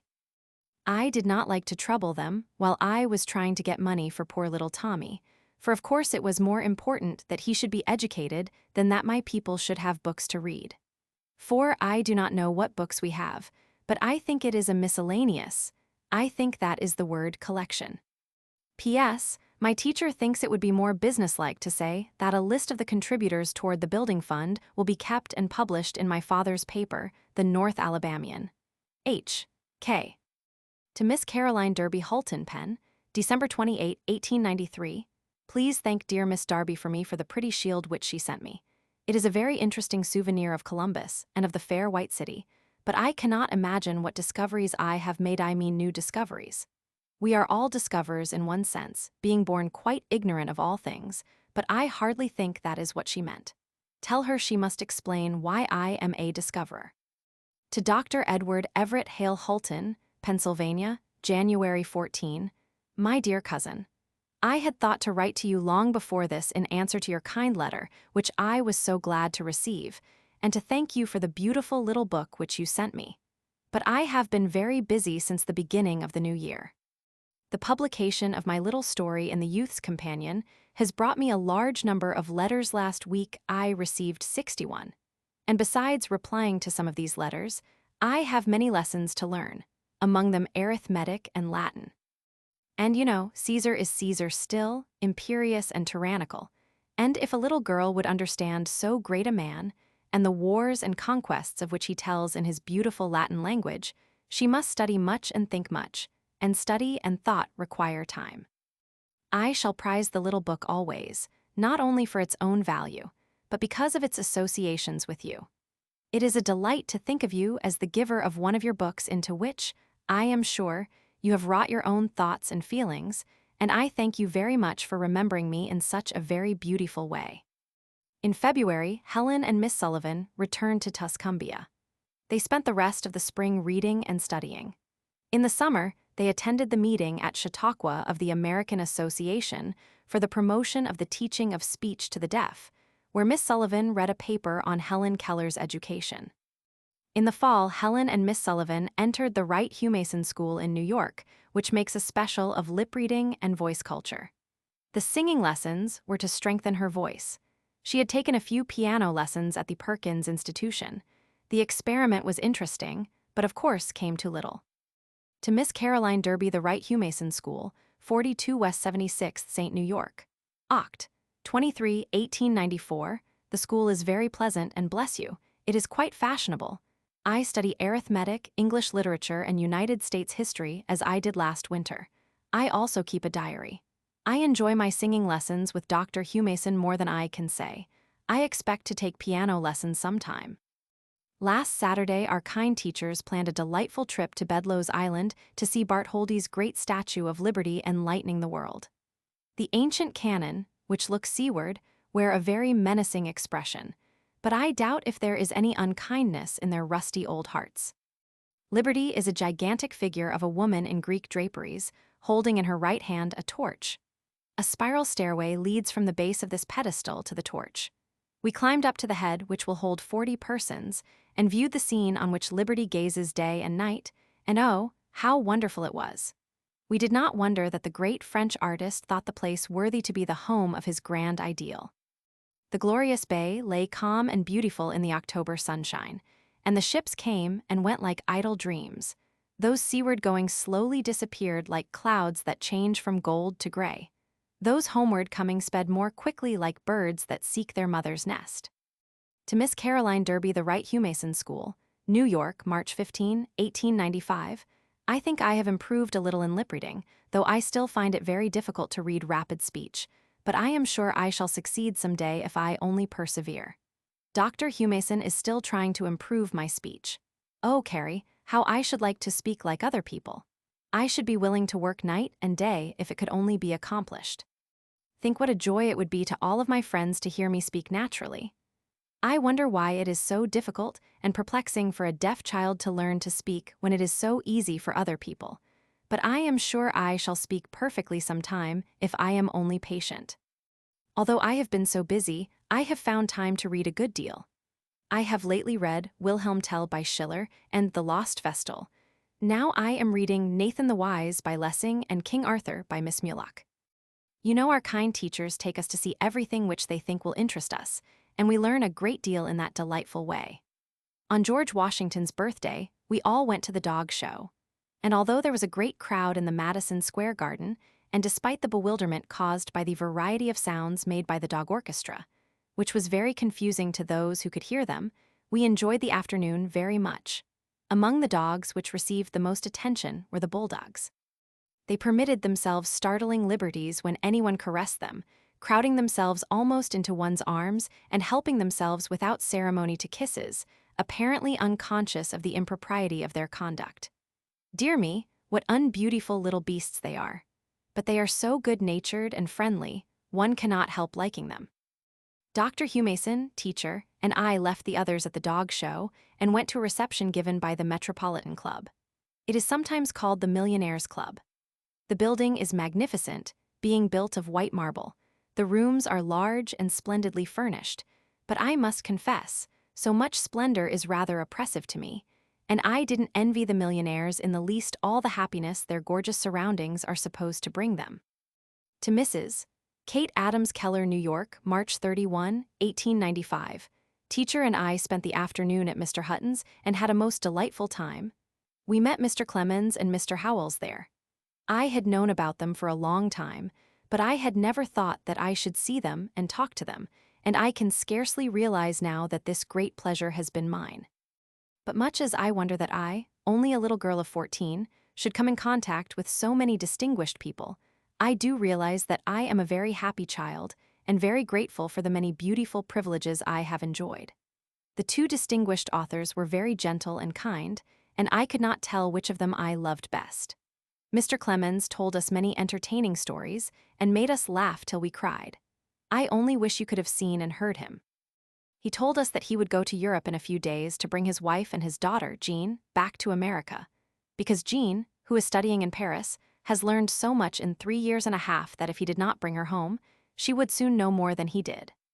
I think Mark Twain is a very appropriate nom de plume for Mr. Clemens because it has a funny and quaint sound and goes well with his amusing writings, and its nautical significance suggests the deep and beautiful things that he has written. I think he is very handsome indeed. Teacher said she thought he looked something like Paradewski, if that is the way to spell the name. Mr. Howells told me a little about Venice, which is one of his favorite cities, and spoke very tenderly of his dear little girl, Winifred, who is now with God. He has another daughter named Mildred who knows Carrie. I might have seen Mrs. Wiggin, the sweet author of Bird's Christmas Carol, but she had a dangerous cough and could not come. I was much disappointed not to see her, but I hope I shall have that pleasure some other time. Mr. Hutton gave me a lovely little glass, shaped like a thistle, which belonged to his dear mother as a souvenir of my delightful visit. We also met Mr. Rogers, who kindly left his carriage to bring us home. When the Wright Hugh Mason School closed for the summer, Miss Sullivan and Helen went south. To Mrs. Lawrence Hutton, Tuscumbia, Alabama, July 29, 1895. I am spending my vacation very quietly and pleasantly at my beautiful, sunny home, with my loving parents, my darling little sister, and my small brother. Phillips, my precious teacher, is with me too, and so of course I am happy. I read a little, walk a little, write a little, and play with the children a great deal, and the days slip by delightfully. My friends are so pleased with the improvement which I made in speech and lip reading last year, that it has been decided best for me to continue my studies in New York another year. I am delighted at the prospect of spending another year in your great city. I used to think that I should never feel at home in New York, but since I have made the acquaintance of so many people and can look back to such a bright and successful winter there, I find myself looking forward to next year and anticipating still brighter and better times in the metropolis. Please give my kindest love to Mr. Hutton and Mrs. Riggs and Mr. Warner too, although I have never had the pleasure of knowing him personally as I listen Venice words. I hear Mr. Hutton's pen dancing over the pages of his new book. It is a pleasant sound, because it is full of promise how much I shall enjoy reading it. Please pardon me, my dear Mrs. Hutton, for sending you a typewritten letter across the ocean. I have tried several times to write with a pencil on my little writing machine since I came home, but I have found it very difficult to do so on account of the heat. The moisture of my hand soils and blurs the paper so dreadfully that I am compelled to use my typewriter altogether, and it is not my Remington either, but a naughty little thing that gets out of order on the slightest provocation and cannot be induced to make a period. To Mrs. William Thaw, New York, October 16, 1895. Here we are once more in the great metropolis. We left Hulton Friday night and arrived here Saturday morning. Our friends were greatly surprised to see us, as they had not expected us before the last of this month. I rested Saturday afternoon, for I was very tired, and Sunday I visited with my schoolmates, and now that I feel quite rested, I am going to write to you, for I know you will want to hear that we reached New York safely. We had to change cars at Philadelphia, but we did not mind it much. After we had had our breakfast, teacher asked one of the trainmen in the station if the New York train was made up. He said no, it would not be called for about 15 minutes, so we sat down to wait. But in a moment the man came back and asked teacher if we would like to go to the train at once. She said we would, and he took us way out on the track and put us on board our train. Thus we avoided the rush and had a nice quiet visit before the train started. Was that not very kind? So it always is. Someone is ever ready to scatter little acts of kindness along our pathway, making it smooth and pleasant. We had a quiet but very pleasant time in Hulton. Mr. Wade is just as dear and good as ever. He has lately had several books printed in England for me, Old Mortality, The Castle of Otranto, and King of No Land. To Miss Caroline Derby, New York, December 29, 1895. Teacher and I have been very gay of late. We have seen our kind friends, Mrs. Dodge, Mr. and Mrs. Hutton, Mrs. Riggs and her husband, and met many distinguished people, among whom were Miss Ellen Terry, Sir Henry Irving, and Mr. Stockton. Weren't we very fortunate? Miss Terry was lovely. She kissed teacher and said, I do not know whether I am glad to see you or not, for I feel so ashamed of myself when I think of how much you have done for the little girl. We also met Mr. and Mrs. Terry, Miss Terry's brother and his wife. I thought her beauty angelic, and oh, what a clear, beautiful voice she had. We saw Miss Terry again with Sir Henry in King Charles I, a week ago last Friday, and after the play they kindly let me feel of them and get an idea of how they looked. How noble and kingly the king was, especially in his misfortunes, and how pretty and faithful the poor queen was. The play seemed so real, we almost forgot where we were, and believed we were watching the genuine scenes as they were acted so long ago. The last act affected us most deeply, and we all wept, wondering how the executioner could have the heart to tear the king from his loving wife's arms. I have just finished reading Ivanhoe. It was very exciting, but I must say I did not enjoy it very much. Sweet Rebecca, with her strong, brave spirit and her pure, generous nature, was the only character which thoroughly won my admiration. Now I am reading stories from Scottish history, and they are very thrilling and absorbing. The next 2 letters were written just after the death of Mr. John P. Spaulding. To Mrs. George H. Bradford, New York, February 4, 1896. What can I say which will make you understand how much teacher and I appreciate your thoughtful kindness in sending us those little souvenirs of the dear room, where we first met the best and kindest of friends? Indeed, you can never know all the comfort you have given us. We have put the dear picture on the mantelpiece in our room where we can see it every day, and I often go and touch it, and somehow I cannot help feeling that our beloved friend is very near to me. It was very hard to take up our school work again, as if nothing had happened. But I am sure it is well that we have duties which must be done, and which take our minds away for a time at least from our sorrow. To Miss Caroline Derby, New York, March 2, 1896. We miss dear King John sadly. It was so hard to lose him, he was the best and kindest of friends, and I do not know what we shall do without him. We went to a poultry show, and the man there kindly permitted us to feel of the birds. They were so tame, they stood perfectly still when I handled them. I saw great big turkeys, geese, guineas, ducks, and many others. Almost 2 weeks ago we called at Mr. Hutton's and had a delightful time. We always do. We met Mr. Warner, the writer, Mr. Mabie, the editor of the Outlook, and other pleasant people. I am sure you would like to know Mr. and Mrs. Hutton, they are so kind and interesting. I can never tell you how much pleasure they have given us. Mr. Warner and Mr. Burroughs, the great lover of nature, came to see us a few days after, and we had a delightful talk with them. They were both very, very dear. Mr. Burroughs told me about his home near the Hudson, and what a happy place it must be. I hope we shall visit it some day. Teacher has read me his lively stories about his boyhood, and I enjoyed them greatly. Have you read the beautiful poem, Waiting?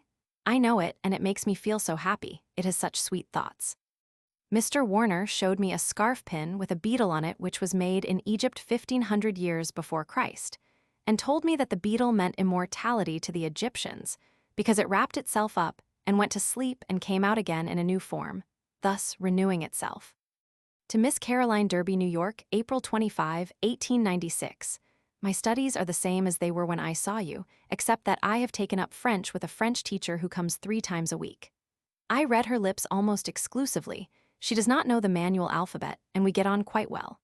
I have read La Médecine Malgré Lui, a very good French comedy by Molière, with pleasure, and they say I speak French pretty well now, and German also. Anyway, French and German people understand what I am trying to say, and that is very encouraging. In voice training, I have still the same old difficulties to contend against, and the fulfillment of my wish to speak well seems, oh, so far away. Sometimes I feel sure that I catch a faint glimpse of the goal I am striving for, but in another minute a bend in the road hides it from my view, and I am again left wandering in the dark. But I try hard not to be discouraged. Surely we shall all find at last the ideals we are seeking. To Mr. John Hitz Brewster, Mass, July 15, 1896. As to the book, I am sure I shall enjoy it very much when I am admitted, by the magic of teacher's dear fingers, into the companionship of the 2 sisters who went to the immortal fountain. As I sit by the window writing to you, it is so lovely to have the soft, cool breezes fan my cheek and to feel that the hard work of last year is over. Teacher seems to feel benefited by the change too, for she is already beginning to look like her dear old self. We only need you, Dear Mr. Hitz, to complete our happiness. Teacher and Mrs. Hopkins both say you must come as soon as you can. We will try to make you comfortable. Teacher and I spent 9 days at Philadelphia. Have you ever been at Dr. Crowder's institution? Mr. House has probably given you a full account of our doings. We were busy all the time. We attended the meetings and talked with hundreds of people, among whom were dear Dr. Bell, Mr. Banerjee of Calcutta, Monsieur Magnat of Paris, with whom I conversed in French exclusively, and many other distinguished persons. We had looked forward to seeing you there, and so we were greatly disappointed that you did not come. We think of you so often, and our hearts go out to you in tenderest sympathy, and you know better than this poor letter can tell you how happy we always are to have you with us. I made a speech on July 8th, telling the members of the association what an unspeakable blessing speech has been to me, and urging them to give every little deaf child an opportunity to learn to speak. Everyone said I spoke very well and intelligibly. After my little speech, we attended a reception at which over 600 people were present. I must confess I do not like such large receptions, the people crowd so, and we have to do so much talking. And yet it is at receptions like the one in Philadelphia that we often meet friends whom we learn to love afterwards. We left the city last Thursday night and arrived in Brewster Friday afternoon. We missed the Cape Cod train Friday morning, and so we came down to Provincetown in the steamer Longfellow. I am glad we did so, for it was lovely and cool on the water, and Boston Harbor is always interesting. We spent about 3 weeks in Boston after leaving New York, and I need not tell you we had a most delightful time. We visited our good friends, Mr. and Mrs. Chamberlain, at Wrentham, out in the country where they have a lovely home. Their house stands near a charming lake where we went boating and canoeing, which was great fun. We also went in bathing several times. Mr. and Mrs. Chamberlain celebrated the 17th of June by giving a picnic to their literary friends. There were about 40 persons present, all of whom were writers and publishers. Our friend, Mr. Alden, the editor of Harper's, was there, and of course we enjoyed his society very much. To Charles Dudley Warner Brewster, Mass., September 3, 1896. I have been meaning to write to you all summer. There were many things I wanted to tell you, and I thought perhaps you would like to hear about our vacation by the seaside and our plans for next year. But the happy, idle days slipped away so quickly, and there were so many pleasant things to do every moment that I never found time to clothe my thought in words and send them to you. I wonder what becomes of lost opportunities. Perhaps our guardian angel gathers them up as we drop them and will give them back to us in the beautiful sometime when we have grown wiser and learned how to use them rightly. But however this may be, I cannot now write the letter which has lain in my thought for you so long. My heart is too full of sadness to dwell upon the happiness the summer has brought me. My father is dead. He died last Saturday at my home in Tuscumbia, and I was not there. My own dear loving father, oh dear friend, how shall I ever bear it? On the 1st of October, Miss Keller entered the Cambridge School for Young Ladies, of which Mr. Arthur Gilman is principal. The examinations, mentioned in this letter, were merely tests given in the school, but as they were old Harvard papers, it is evident that in some subjects Miss Keller was already fairly well prepared for Radcliffe. To Mrs. Lawrence Hutton, 37 Concord Avenue, Cambridge, Mass., October 8, 1896. I got up early this morning so that I could write you a few lines. I know you want to hear how I like my school. I do wish you could come and see for yourself what a beautiful school it is. There are about 100 girls, and they are all so bright and happy. It is a joy to be with them. You will be glad to hear that I passed my examinations successfully. I have been examined in English, German, French, and Greek and Roman history. They were the entrance examinations for Harvard College, so I feel pleased to think I could pass them. This year is going to be a very busy one for teacher and myself. I am studying arithmetic, English literature, English history, German, Latin, and advanced geography.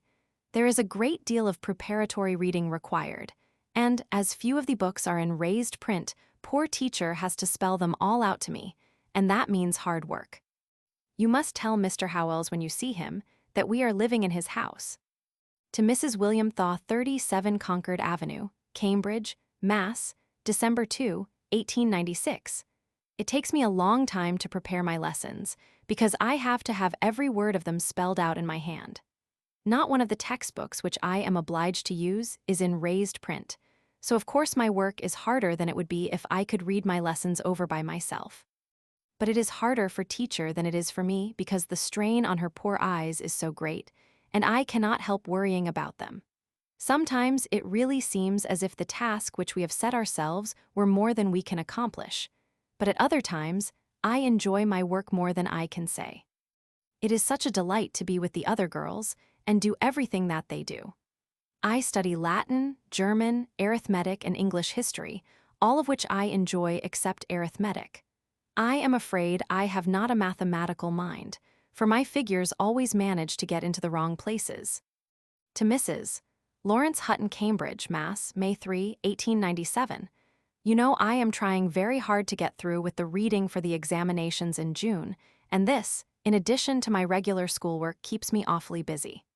But Johnson, and the plague, and everything else must wait a few minutes this afternoon, while I say, thank you, my dear Mrs. Hutton.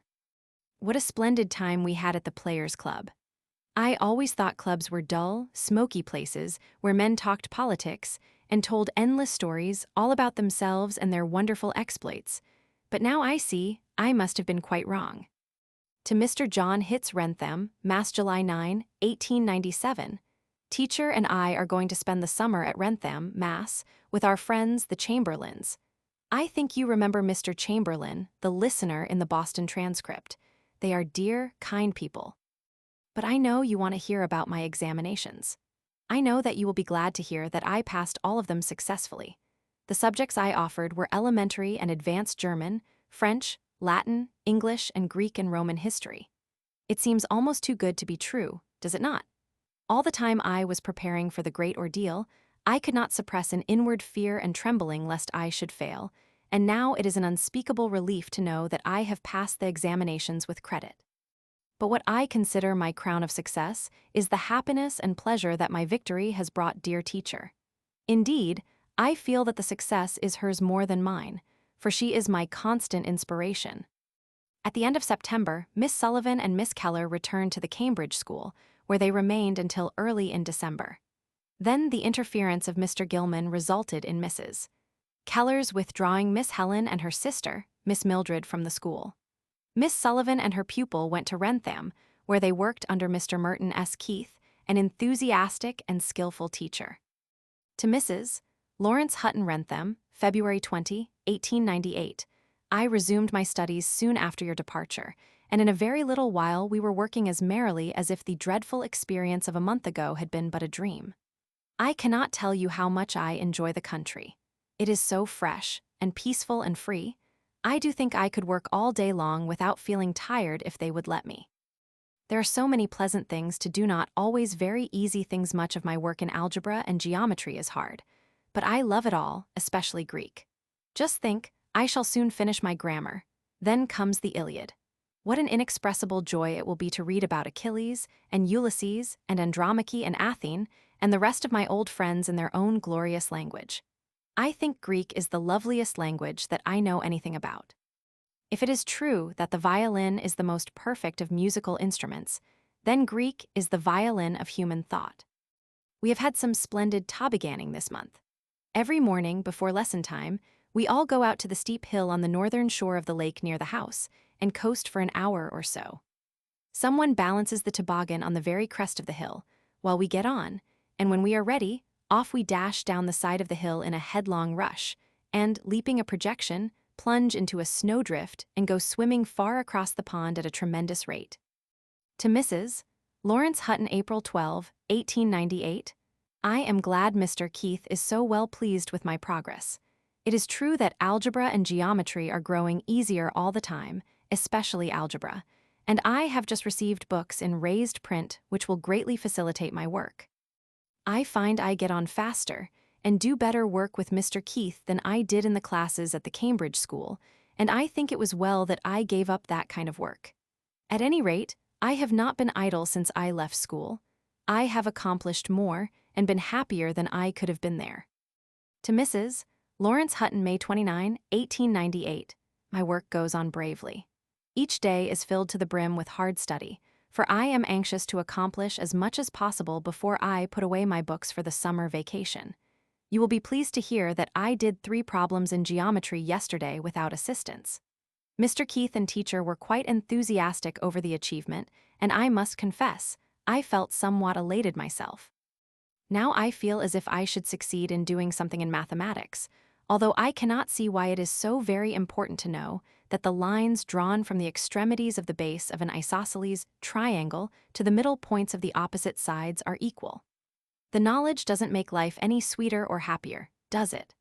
On the other hand, when we learn a new word, it is the key to untold treasures. To Charles Dudley Warner Wrentham, Mass., June 7, 1898. I am afraid you will conclude that I am not very anxious for a tandem after all, since I have let nearly a week pass without answering your letter in regard to the kind of wheel I should like. But really, I have been so constantly occupied with my studies since we returned from New York that I have not had time even to think of the fun it would be to have a bicycle. You see, I am anxious to accomplish as much as possible before the long summer vacation begins. I am glad, though, that it is nearly time to put away my books, for the sunshine and flowers and the lovely lake in front of our house are doing their best to tempt me away from my Greek and mathematics, especially from the latter. I am sure the daisies and buttercups have as little use for the science of geometry as I, in spite of the fact that they so beautifully illustrate its principles. Bless me, I mustn't forget the tandem. The truth is, I know very little about bicycles.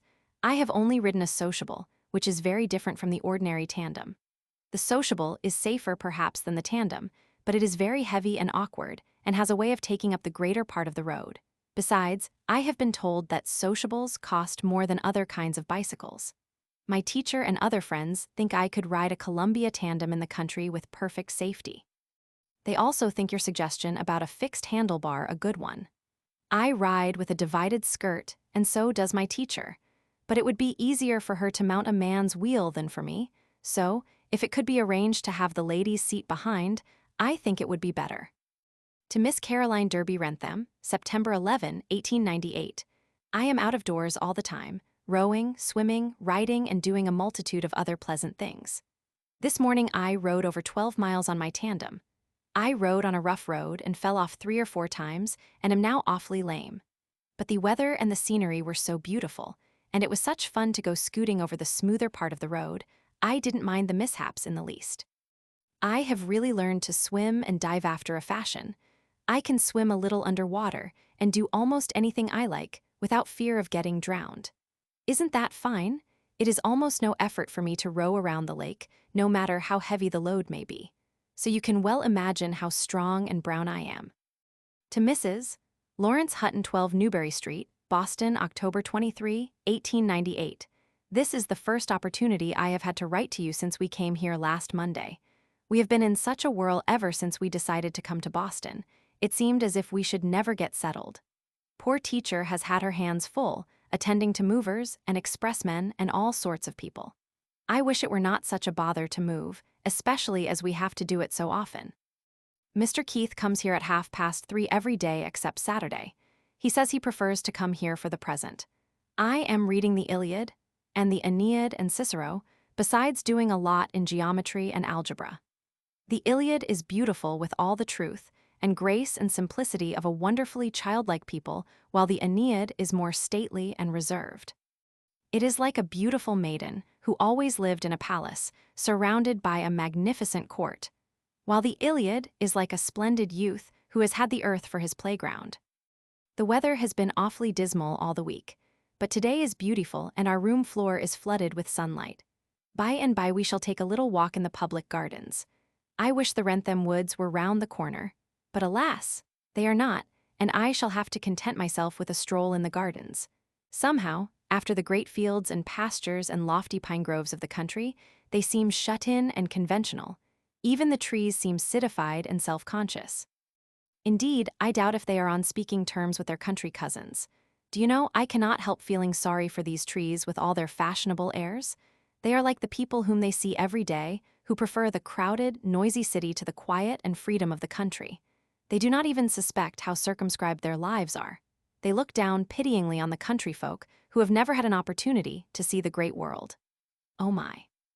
If they only realized their limitations, they would flee for their lives to the woods and fields. But what nonsense is this? You will think I'm pining away for my beloved Wrentham, which is true in one sense and not in another. I do miss Red Farm and the dear ones there dreadfully, but I am not unhappy.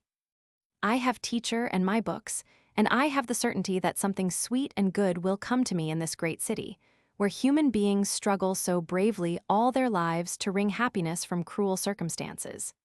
Anyway, I am glad to have my share in life, whether it be bright or sad. To Mrs. William Thaw, Boston, December 6, 1898. My teacher and I had a good laugh over the girls' frolic. How funny they must have looked in their Rough Rider costumes, mounted upon their fiery steeds. Slim would describe them if they were anything like the sawhorses I have seen. What jolly times they must have at. I cannot help wishing sometimes that I could have some of the fun that other girls have. How quickly I should lock up all these mighty warriors, and hoary sages, and impossible heroes, who are now almost my only companions, and dance and sing and frolic like other girls. But I must not waste my time wishing idle wishes. And after all, my ancient friends are very wise and interesting, and I usually enjoy their society very much indeed. It is only once in a great while that I feel discontented and allow myself to wish for things I cannot hope for in this life. But as you know, my heart is usually brimful of happiness. The thought that my dear Heavenly Father is always near, giving me abundantly of all those things, which truly enrich life and make it sweet and beautiful, makes every deprivation seem of little moment compared with the countless blessings I enjoy. To Mrs. William Thaw, 12 Newbury Street, Boston, December 19, 1898. I realize now what a selfish, greedy girl I was to ask that my cup of happiness should be filled to overflowing, without stopping to think how many other people's cups were quite empty. I feel heartily ashamed of my thoughtlessness. One of the childish illusions, which it has been hardest for me to get rid of, is that we have only to make our wishes known in order to have them granted. But I am slowly learning that there is not happiness enough in the world for everyone to have all that he wants. And it grieves me to think that I should have forgotten, even for a moment, that I already have more than my share, and that like poor little Oliver Twist I should have asked for more. To Mrs. Lawrence Hutton, 12 Newbury Street, Boston, December 22, I suppose Mr. Keith writes you the workaday news. If so, you know that I have finished all the geometry and nearly all the algebra required for the Harvard examinations, and after Christmas I shall begin a very careful review of both subjects. You will be glad to hear that I enjoy mathematics now. Why, I can do long, complicated quadratic equations in my head quite easily, and it is great fun. I think Mr. Keith is a wonderful teacher, and I feel very grateful to him for having made me see the beauty of mathematics. Next to my own dear teacher, he has done more than anyone else to enrich and broaden my mind. To Mrs. Lawrence Hutton, 12 Newbury Street, Boston, January 17, 1899, have you seen Kipling's Dreaming True, or Kitchener's School? It is a very strong poem and set me dreaming too. Of course you have read about the Gordon Memorial College, which the English people are to erect at Khartoum. While I was thinking over the blessings that would come to the people of Egypt through this college, and eventually to England herself, there came into my heart the strong desire that my own dear country should in a similar way convert the terrible loss of her brave sons on the Main into a like blessing to the people of Cuba. Would a college at Havana not be the noblest and most enduring monument that could be raised to the brave men of the Main, as well as a source of infinite good to all concerned? Imagine entering the Havana harbor and having the pier, where the Main was anchored on that dreadful night when she was so mysteriously destroyed, pointed out to you, and being told that the great, beautiful building overlooking the spot was the Main Memorial College, erected by the American people, and having for its object the education both of Cubans and Spaniards. What a glorious triumph such a monument would be of the best and highest instincts of a Christian nation. In it there would be no suggestion of hatred or revenge, nor a trace of the old-time belief that might makes right. On the other hand, it would be a pledge to the world that we intend to stand by our declaration of war and give Cuba to the Cubans as soon as we have fitted them to assume the duties and responsibilities of a self-governing people. To Mr. John Hitz, 12 Newbury Street, Boston, February 3, 1899, I had an exceedingly interesting experience last Monday. A kind friend took me over in the morning to the Boston Art Museum. She had previously obtained permission from General Loring, Supt, of the museum for me to touch the statues, especially those which represented my old friends in the Iliad and Aeneid. Was that not lovely?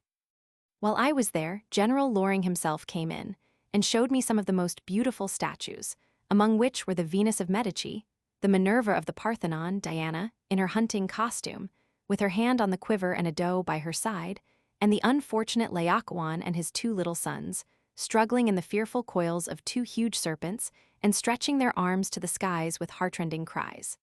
I also saw Apollo Belvedere. He had just slain the python and was standing by a great pillar of rock, extending his graceful hand in triumph over the terrible snake. Oh, he was simply beautiful. Venus entranced me. She looked as if she had just risen from the foam of the sea, and her loveliness was like a strain of heavenly music. I also saw poor Niobe with her youngest child clinging close to her while she implored the cruel goddess not to kill her last darling. I almost cried. It was all so real and tragic. General Loring kindly showed me a copy of one of the wonderful bronze doors of the baptistry of Florence, and I felt of the graceful pillars resting on the backs of fierce lions. So you see, I had a foretaste of the pleasure which I hope some day to have of visiting Florence. My friend said she would sometimes show me the copies of the marbles brought away by Lord Elgin from the Parthenon. But somehow, I should prefer to see the originals in the place where genius meant them to remain, not only as a hymn of praise to the gods, but also as a monument of the glory of Greece. It really seems wrong to snatch such sacred things away from the sanctuary of the past where they belong. To Mr. William Wade, Boston, February 19, 1899. Why, bless you, I thought I wrote to you the day after the eclogues arrived and told you how glad I was to have them. Perhaps you never got that letter. At any rate, I thank you, dear friend, for taking such a world of trouble for me. You will be glad to hear that the books from England are coming now. I already have the 7th and 8th books of the Aeneid and one book of the Iliad, all of which is most fortunate, as I have come almost to the end of my embossed textbooks. It gives me great pleasure to hear how much is being done for the deafblind. The more I learn of them, the more kindness I find. Why? Only a little while ago people thought it quite impossible to teach the deafblind anything. But no sooner was it proved possible than hundreds of kind, sympathetic hearts were fired with the desire to help them, and now we see how many of those poor, unfortunate persons are being taught to see the beauty and reality of life. Love always finds its way to an imprisoned soul and leads it out into the world of freedom and intelligence. As to the two-handed alphabet, I think it is much easier for those who have sight than the manual alphabet, for most of the letters look like the large capitals in books. But I think when it comes to teaching a deaf-blind person to spell, the manual alphabet is much more convenient and less conspicuous. To Mrs. Lawrence Hutton, 12 Newbury Street, Boston, March 5, 1899, I am now sure that I shall be ready for my examinations in June. There is but one cloud in my sky at present, but that is one which casts a dark shadow over my life and makes me very anxious at times. My teacher's eyes are no better. Indeed, I think they grow more troublesome, though she is very brave and patient and will not give up. But it is most distressing to me to feel that she is sacrificing her sight for me. I feel as if I ought to give up the idea of going to college altogether, for not all the knowledge in the world could make me happy, if obtained at such a cost. I do wish, Mrs. Hutton, you would try to persuade teacher to take a rest and have her eyes treated. She will not listen to me. I have just had some pictures taken, and if they are good, I would like to send one to Mr. Rogers, if you think he would like to have it. I would like so much to show him in some way how deeply I appreciate all that he is doing for me, and I cannot think of anything better to do. Everyone here is talking about the Sargent pictures. It is a wonderful exhibition of portraits, they say. How I wish I had eyes to see them. How I should delight in their beauty and color. However, I am glad that I am not debarred from all pleasure in the pictures. I have at least the satisfaction of seeing them through the eyes of my friends, which is a real pleasure.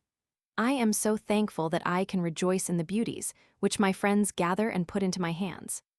We are all so glad and thankful that Mr. Kipling did not die. I have his Jungle Book in raised print, and what a splendid, refreshing book it is. I cannot help feeling as if I knew its gifted author. What a real, manly, lovable nature his must be. To Dr. David H. Greer, 12 Newbury Street, Boston, May 8, 1899.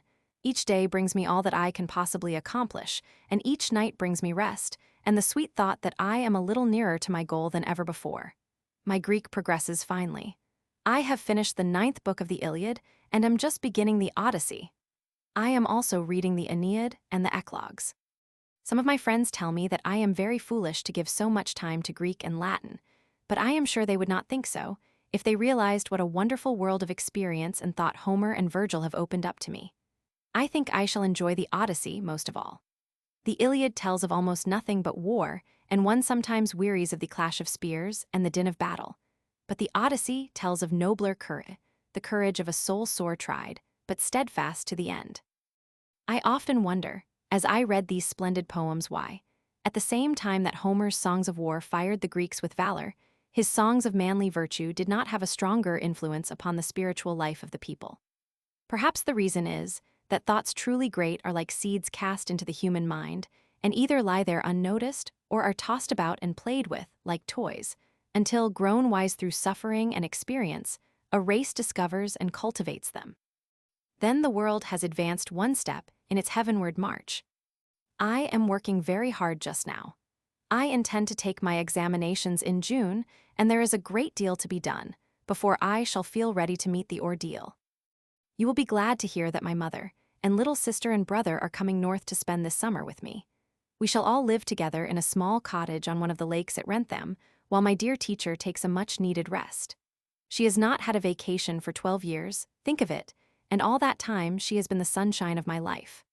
Now her eyes are troubling her a great deal, and we all think she ought to be relieved, for a while, of every care and responsibility.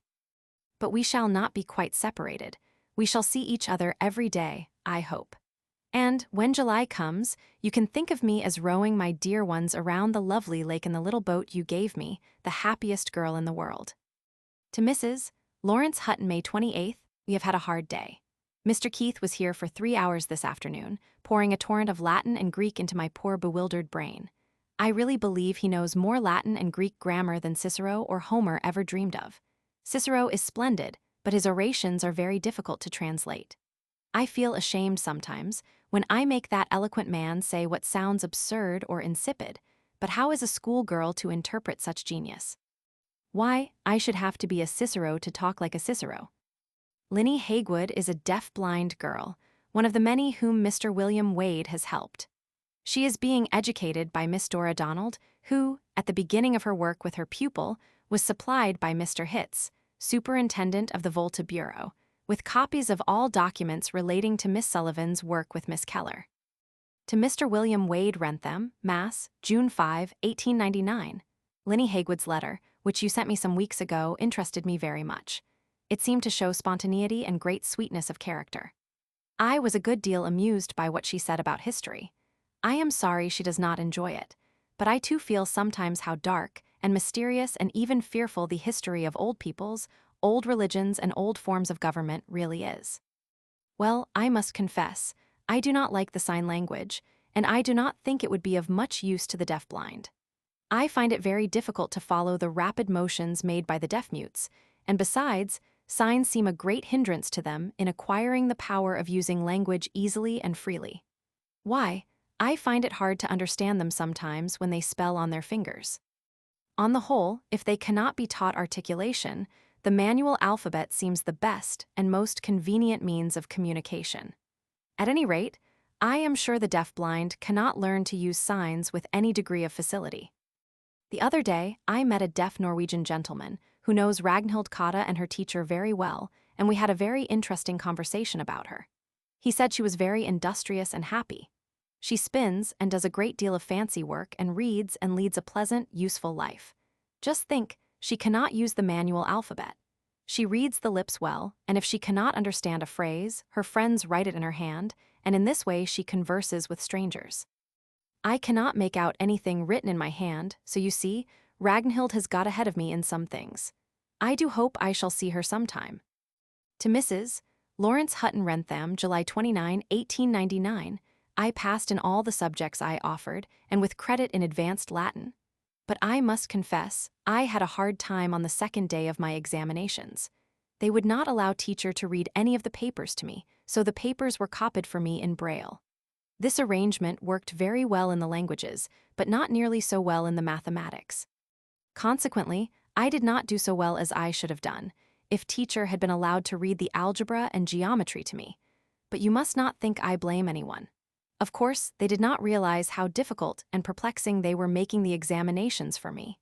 How could they can see and hear, and I suppose they could not understand matters from my point of view. Thus far my summer has been sweeter than anything I can remember. My mother and sister and little brother have been here 5 weeks, and our happiness knows no bounds. Not only do we enjoy being together, but we also find our little home most delightful. I do wish you could see the view of the beautiful lake from our piazza, the islands looking like little emerald peaks in the golden sunlight, and the canoes flitting here and there, like autumn leaves in the gentle breeze, and breathe in the peculiarly delicious fragrance of the woods, which comes like a murmur from an unknown clime. I cannot help wondering if it is the same fragrance that greeted the Norsemen long ago, when, according to tradition, they visited our shores, an odorous echo of many centuries of silent growth and decay in flower and tree. To Mrs. Samuel Richard Fuller Wrentham, October 20, 1899. I suppose it is time for me to tell you something about our plans for the winter. You know it has long been my ambition to go to Radcliffe and receive a degree, as many other girls have done, but Dean Irwin of Radcliffe has persuaded me to take a special course for the present. She said I had already shown the world that I could do the college work by passing all my examinations successfully, in spite of many obstacles. She showed me how very foolish it would be for me to pursue a 4 years course of study at Radcliffe, simply to be like other girls, when I might better be cultivating whatever ability I had for writing. She said she did not consider a degree of any real value, but thought it was much more desirable to do something original than to waste one's energies only for a degree. Her argument seemed so wise and practical that I could not but yield. I found it hard, very hard, to give up the idea of going to college. It had been in my mind ever since I was a little girl. But there is no use doing a foolish thing, because one has wanted to do it a long time, is there? But while we were discussing plans for the winter, a suggestion which Dr. Hale had made long ago flashed across teacher's mind that I might take courses somewhat like those offered at Radcliffe, under the instruction of the professors in these courses. Miss Irwin seemed to have no objection to this proposal, and kindly offered to see the professors and find out if they would give me lessons. If they will be so good as to teach me, and if we have money enough to do as we have planned, my studies this year will be English literature of the Elizabethan period, Latin and German. To Mr. John Hitz 138 Brattle St., Cambridge, Nov. 11, 1899. As to the Braille question, I cannot tell how deeply it distresses me to hear that my statement with regard to the examinations has been doubted. Ignorance seems to be at the bottom of all these contradictions. Why, you yourself seem to think that I taught you American Braille when you do not know a single letter in the system. I could not help laughing when you said you had been writing to me in American Braille, and there you were writing your letter in English Braille. The facts about the Braille examinations are as follows. How I passed my entrance examinations for Radcliffe College. On the 29th and 30th of June, 1899, I took my examinations for Radcliffe College. The first day I had elementary Greek and advanced Latin, and the second day geometry, algebra, and advanced Greek. The college authorities would not permit Miss Sullivan to read the examination papers to me, so Mr. Eugene C. Vining, one of the instructors at the Perkins Institution for the Blind, was employed to copy the papers for me in Braille. Mr. Vining was a perfect stranger to me and could not communicate with me except by writing in Braille. The proctor also was a stranger and did not attempt to communicate with me in any way, and, as they were both unfamiliar with my speech, they could not readily understand what I said to them. However, the Braille worked well enough in the languages, but when it came to geometry and algebra, it was different. I was sorely perplexed and felt quite discouraged and wasted much precious time, especially in algebra. It is true that I am perfectly familiar with all literary Braille English, American, and New York Point, but the method of writing the various signs used in geometry and algebra in the three systems is very different, and 2 days before the examinations, I knew only the English method. I had used it all through my schoolwork and never any other system. In geometry, my chief difficulty was that I had always been accustomed to reading the propositions in line print or having them spelled into my hand. And somehow, although the propositions were right before me, yet the braille confused me, and I could not fix in my mind clearly what I was reading. But when I took up algebra, I had a harder time still. I was terribly handicapped by my imperfect knowledge of the notation. The signs, which I had learned the day before, and which I thought I knew perfectly, confused me. Consequently, my work was painfully slow, and I was obliged to read the examples over and over before I could form a clear idea what I was required to do. Indeed, I am not sure now that I read all the signs correctly, especially as I was much distressed, and found it very hard to keep my wits about me. Now there is one more fact, which I wish to state very plainly, in regard to what Mr. Gilman wrote to you. I never received any direct instruction in the Gilman school. Miss Sullivan always sat beside me and told me what the teachers said. I did teach Miss Hall, my teacher in physics, how to write the American Braille, but she never gave me any instruction by means of it, unless a few problems written for practice, which made me waste much precious time deciphering them, can be called instruction. Dear Frau Grote learned the manual alphabet and used to teach me herself, but this was in private lessons, which were paid for by my friends. In the German class, Miss Sullivan interpreted to me as well as she could what the teacher said. Perhaps, if you would send a copy of this to the head of the Cambridge school, it might enlighten his mind on a few subjects, on which he seems to be in total darkness just now. To Miss Mildred Keller, 138 Brattle Street, Cambridge, November 26, 1899. At last we are settled for the winter, and our work is going smoothly. Mr. Keith comes every afternoon at 4 o'clock and gives me a friendly lift over the rough stretches of road, over which every student must go. I am studying English history, English literature, French and Latin, and by I shall take up German and English composition. Let us groan.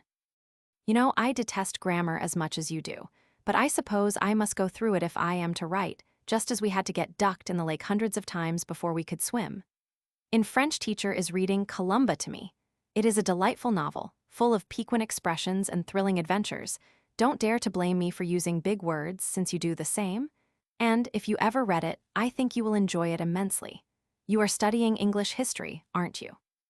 Oh, but it's exceedingly interesting.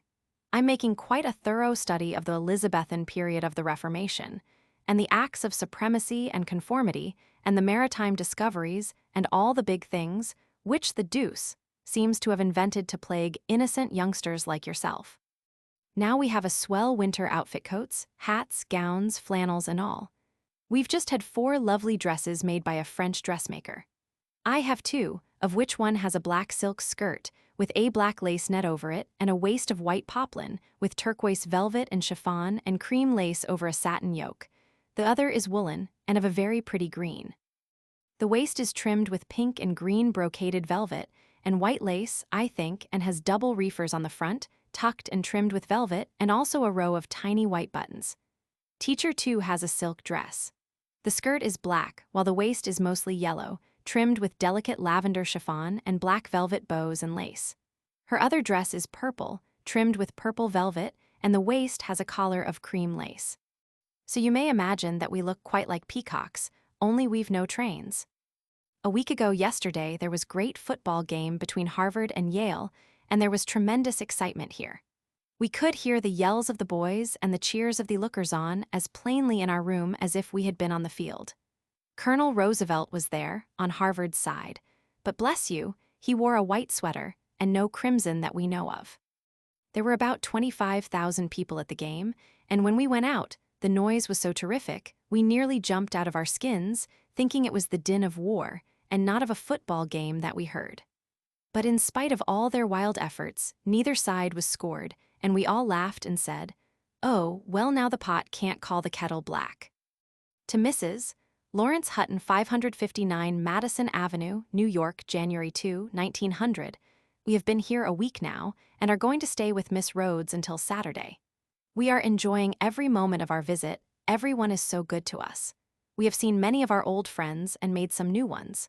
We dined with the Rogers last Friday, and oh, they were so kind to us. The thought of their gentle courtesy and genuine kindness brings a warm glow of joy and gratitude to my heart. I have seen Dr. Greer too. He is such a kind heart. I love him more than ever. We went to St. Bartholomew's Sunday, and I have not felt so much at home in a church since dear Bishop Brooks died. Dr. Greer read so slowly that my teacher could tell me every word. His people must have wondered at his unusual deliberation. After the service, he asked Mr. Warren, the organist, to play for me. I stood in the middle of the church, where the vibrations from the great organ were strongest, and I felt the mighty waves of sound beat against me, as the great billows beat against a little ship at sea. To Mr. John Hitz, 138 Brattle Street, Cambridge, Feb. 3, 1900.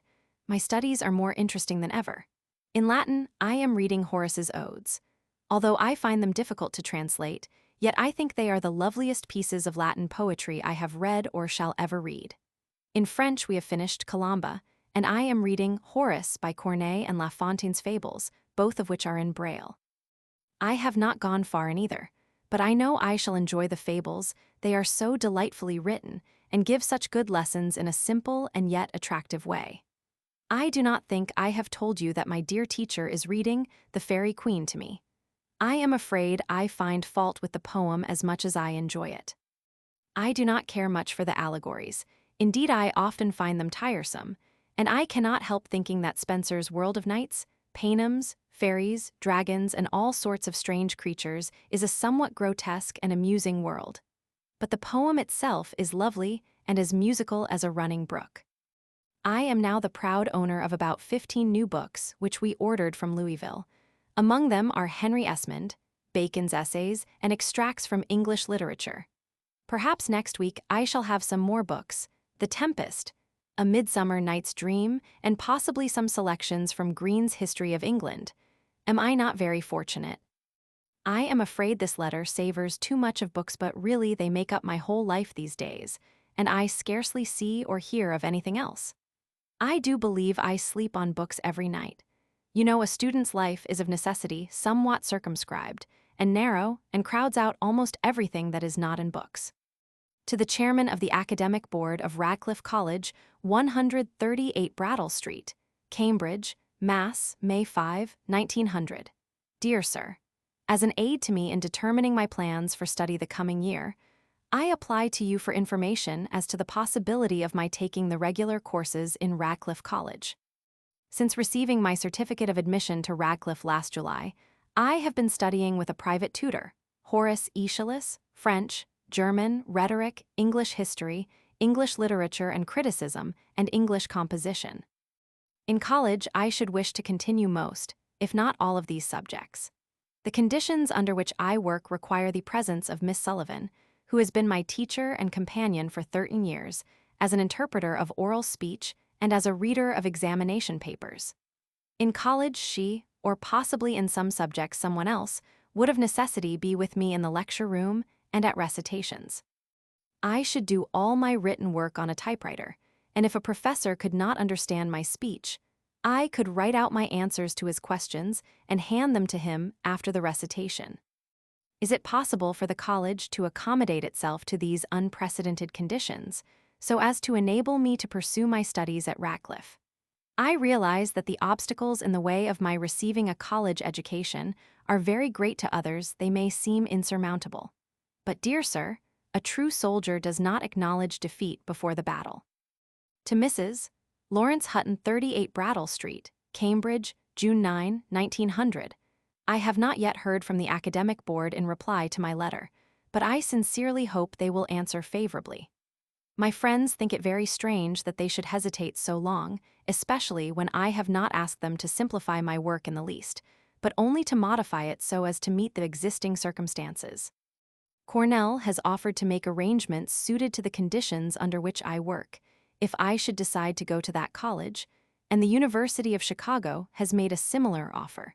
But I am afraid if I went to any other college, it would be thought that I did not pass my examinations for Radcliffe satisfactorily. In the fall, Miss Keller entered Radcliffe College. To Mr. John Hitz, 14 Coolidge Ave, Cambridge, Nov. 26, 1900, has already communicated with you in regard to her and my plan of establishing an institution for deaf and blind children. At first I was most enthusiastic in its support, and I never dreamed that any grave objections could be raised except indeed by those who are hostile to teacher. But now, after thinking most seriously and consulting my friends, I have decided that S plan is by no means feasible. In my eagerness to make it possible for deaf and blind children to have the same advantages that I have had, I quite forgot that there might be many obstacles in the way of my accomplishing anything like what proposed. My friends thought we might have 1 or 2 pupils in our own home, thereby securing to me the advantage of being helpful to others without any of the disadvantages of a large school. They were very kind, but I could not help feeling that they spoke more from a business than a humanitarian point of view. I am sure they did not quite understand how passionately I desire that all who are afflicted like myself shall receive their rightful inheritance of thought, knowledge, and love. Still, I could not shut my eyes to the force and weight of their arguments, and I saw plainly that I must abandon scheme as impracticable. They also said that I ought to appoint an advisory committee to control my affairs while I am at Radcliffe. I considered this suggestion carefully.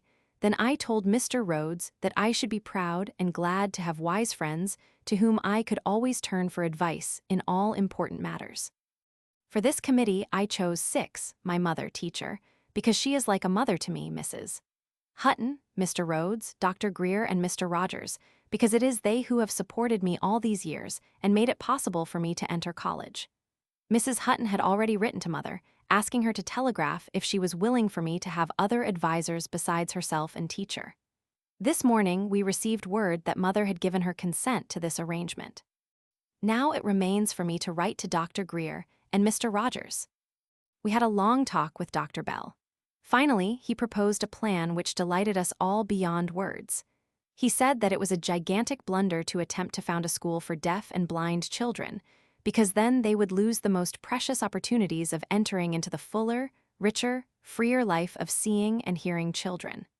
I had had misgivings on this point, but I could not see how we were to help it. However, Mr. Bell suggested that all her friends who are interested in her scheme should organize an association for the promotion of the education of the deaf and blind, teacher and myself being included, of course. Under his plan, they were to appoint teacher to train others to instruct deaf and blind children in their own homes, just as she had taught me. Funds were to be raised for the teachers' lodgings and also for their salaries. At the same time, Dr. Bell added that I could wrest content and fight my way through Radcliffe in competition with seeing and hearing girls, while the great desire of my heart was being fulfilled. We clapped our hands and shouted, went away beaming with pleasure, and teacher and I felt more light of heart than we had for some time. Of course we can do nothing just now, but the painful anxiety about my college work and the future welfare of the deaf and blind has been lifted from our minds. Do tell me what you think about Dr. Bell's suggestion. It seems most practical and wise to me, but I must know all that there is to be known about it before I speak or act in the matter. To Mr. John D. Wright, Cambridge, December 9, 1900. Do you think me a villain, and I can't think of a word bad enough to express your opinion of me, unless indeed horse thief will answer the purpose? Tell me truly, do you think me as bad as that? I hope not, for I have thought many letters to you which never got on paper, and I am delighted to get your good letter. Yes, I really was, and I intended to answer it immediately, but the days slip by unnoticed when one is busy, and I have been very busy this fall. You must believe that. Radcliffe girls are always up to their ears in work. If you doubt it, you'd better come and see for yourself. Yes, I am taking the regular college course for a degree. When I am a BA, I suppose you will not dare call me a villain. I am studying English sophomore English, if you please, though I can't see that it is different from just plain English, German, French, and history. I'm enjoying my work even more than I expected to, which is another way of saying that I'm glad I came. It is hard, very hard at times, but it hasn't swamped me yet. No, I am not studying mathematics or Greek or Latin either. The courses at Radcliffe are elective, only certain courses in English are prescribed. I passed off my English and advanced French before I entered college, and I choose the courses I like best. I don't, however, intend to give up Latin and Greek entirely. Perhaps I shall take up these studies later, but I've said goodbye to mathematics forever, and I assure you, I was delighted to see the last of those horrid goblins. I hope to obtain my degree in 4 years, but I'm not very particular about that. There's no great hurry, and I want to get as much as possible out of my studies. Many of my friends would be well pleased if I would take 2 or even 1 course a year, but I rather object to spending the rest of my life in college. To Mr. William Wade, 14 Coolidge Avenue, Cambridge, December 9, 1900. Since you are so much interested in the deaf and blind, I will begin by telling you of several cases I have come across lately. Last October, I heard of an unusually bright little girl in Texas. Her name is Ruby Rice, and she is 13 years old, I think. She has never been taught, but they say she can sew and likes to help others in this sort of work. Her sense of smell is wonderful. Why, when she enters a store, she will go straight to the showcases, and she can also distinguish her own things. Her parents are very anxious indeed to find a teacher for her. They have also written to Mr. Hitz about her. I also know a child at the Institution for the Deaf in Mississippi. Her name is Maud Scott, and she is 6 years old. Miss Watkins, the lady who has charge of her, wrote me a most interesting letter. She said that Maud was born deaf and lost her sight when she was only 3 months old, and that when she went to the institution a few weeks ago, she was quite helpless. She could not even walk and had very little use of her hands. When they tried to teach her to string beads, her little hands fell to her side. Evidently, her sense of touch has not been developed, and as yet she can walk only when she holds someone's hand, but she seems to be an exceedingly bright child. Miss Watkins adds that she is very pretty. I have written to her that when Maud learns to read, I shall have many stories to send her. The dear, sweet little girl, it makes my heart ache to think how utterly she is cut off from all that is good and desirable in life. But Miss Watkins seems to be just the kind of teacher she needs. I was in New York not long ago, and I saw Miss Rhodes, who told me that she had seen Katie McGurr. She said the poor young girl talked and acted exactly like a little child. Katie played with Miss Rhodes's rings and took them away, saying with a merry laugh, "You shall not have them again." She could only understand Miss Rhodes when she talked about the simplest things. The latter wished to send her some books, but she could not find anything simple enough for her. She said Katie was very sweet indeed, but sadly in need of proper instruction. I was much surprised to hear all this, for I judged from your letters that Katie was a very precocious girl. A few days ago, I met Tommy Stringer in the railroad station at Wrentham. He is a great, strong boy now, and he will soon need a man to take care of him. He is really too big for a lady to manage. He goes to the public school, I hear, and his progress is astonishing, they say, but it doesn't show as yet in his conversation, which is limited to yes and no. To Mr. Charles T. Copeland, December 20, 1900.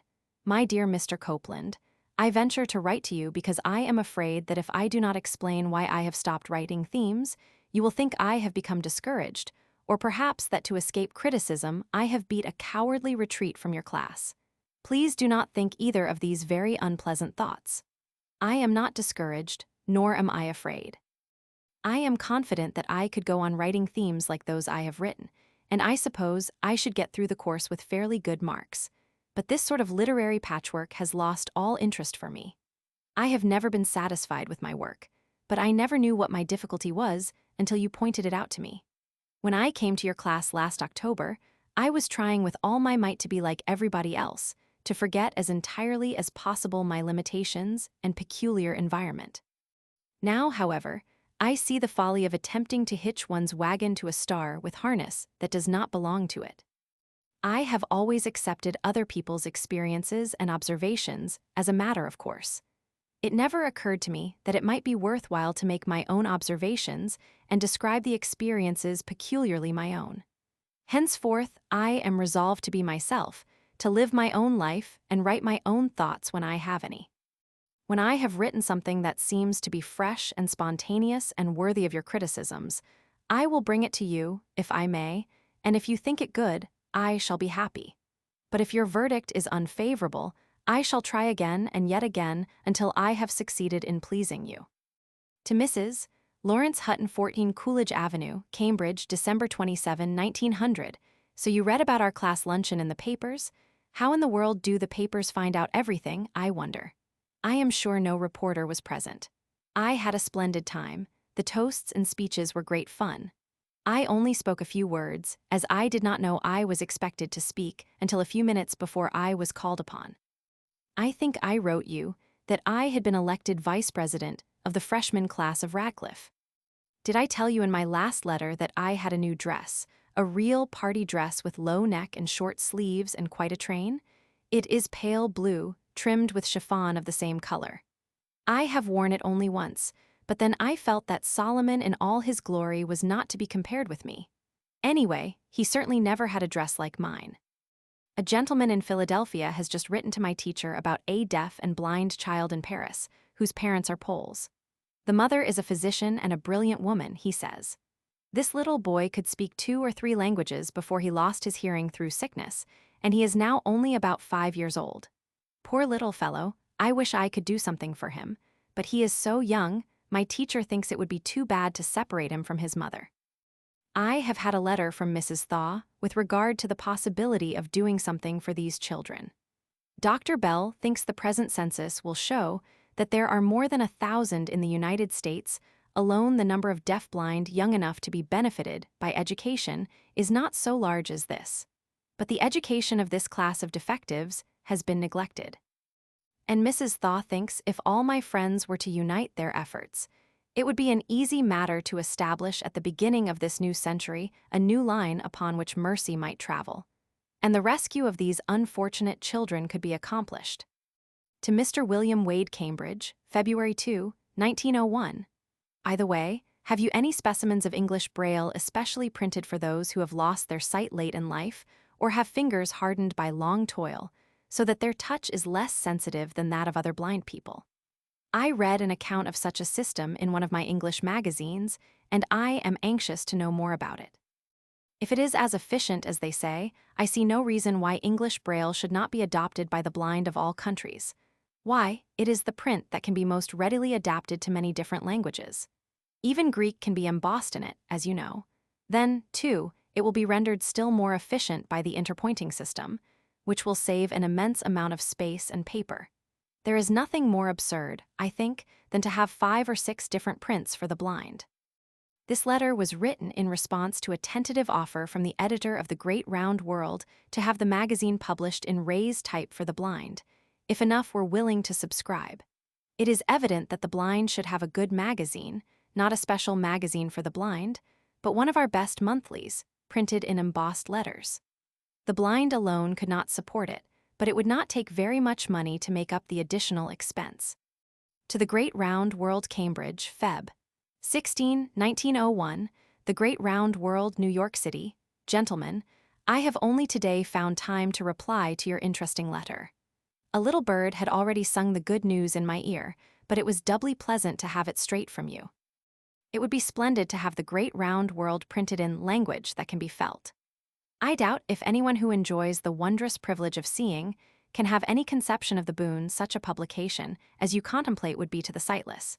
To be able to read for oneself what is being willed, thought, and done in the world in whose joys and sorrows, failures and successes, one feels the keenest interest, that would indeed be a happiness too deep for words.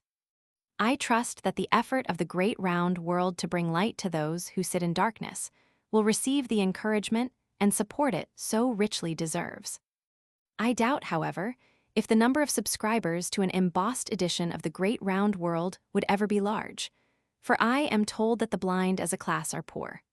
But why should not the friends of the blind assist The Great Round World, if necessary? Surely there are hearts and hands ever ready to make it possible for generous intentions to be wrought into noble deeds. Wishing you Godspeed in an undertaking that is very dear to my heart, I am, etc. To Miss Nina Rhodes, Cambridge, Sep. 25, 1901, we remained in Halifax until about the middle of August. Day after day the harbor, the warships, and the park kept us busy thinking and feeling and enjoying. When the Indiana visited Halifax, we were invited to go on board, and she sent her own launch for us. I touched the immense cannon, read with my fingers several of the names of the Spanish ships that were captured at Santiago, and felt the places where she had been pierced with shells. The Indiana was the largest and finest ship in the harbor, and we felt very proud of her. After we left Halifax, we visited Dr. Bell at Cape Breton. He has a charming, romantic house on a mountain called Bain Brig, which overlooks the Bras d'Or Lake. Dr. Bell told me many interesting things about his work. He had just constructed a boat that could be propelled by a kite with the wind in its favor, and one day he tried experiments to see if he could steer the kite against the wind. I was there and really helped him fly the kites. On one of them I noticed that the strings were of wire, and having had some experience in beadwork, I said I thought they would break. Dr. Bell said no, with great confidence, and the kite was sent up.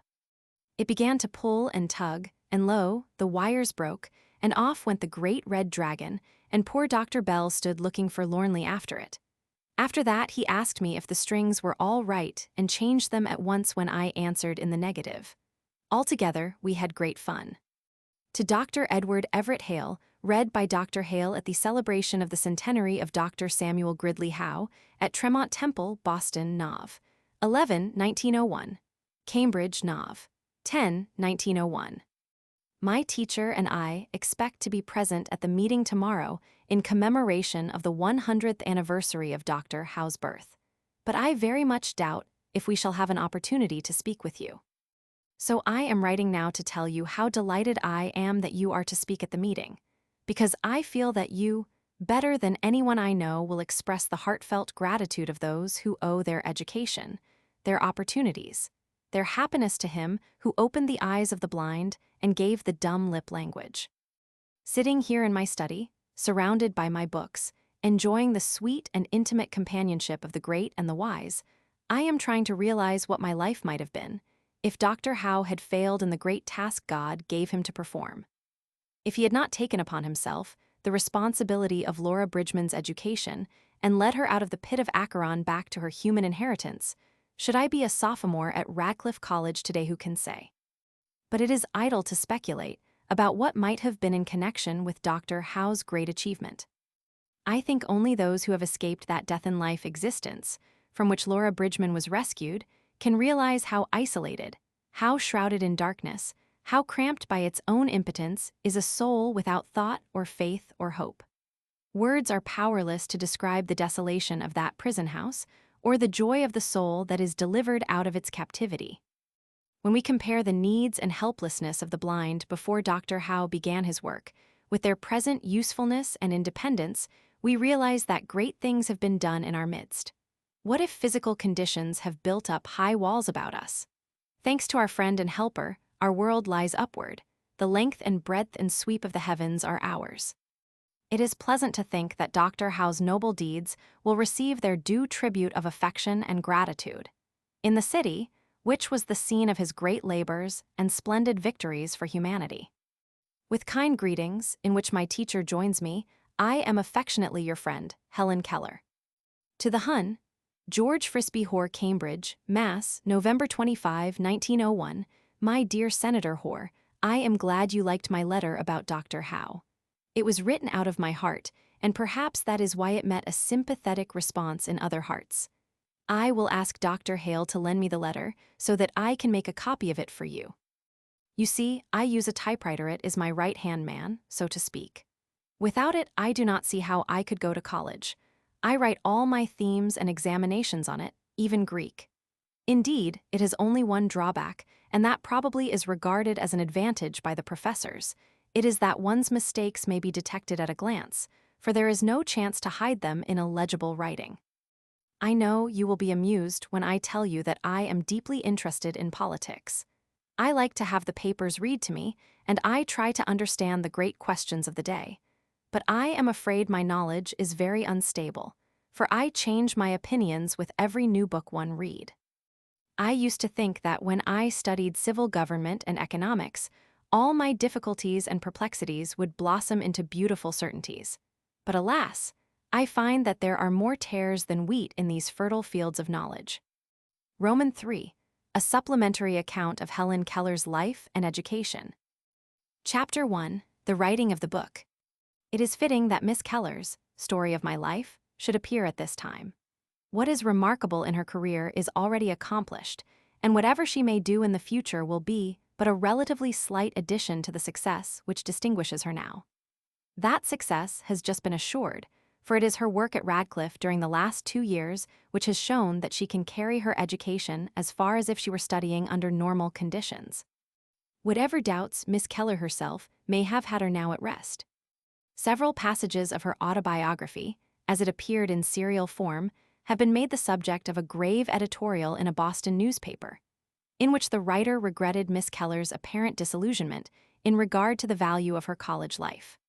He quoted the passages in which she explains that college is not the universal Athens she had hoped to find, and cited the cases of other remarkable persons whose college life had proved disappointing.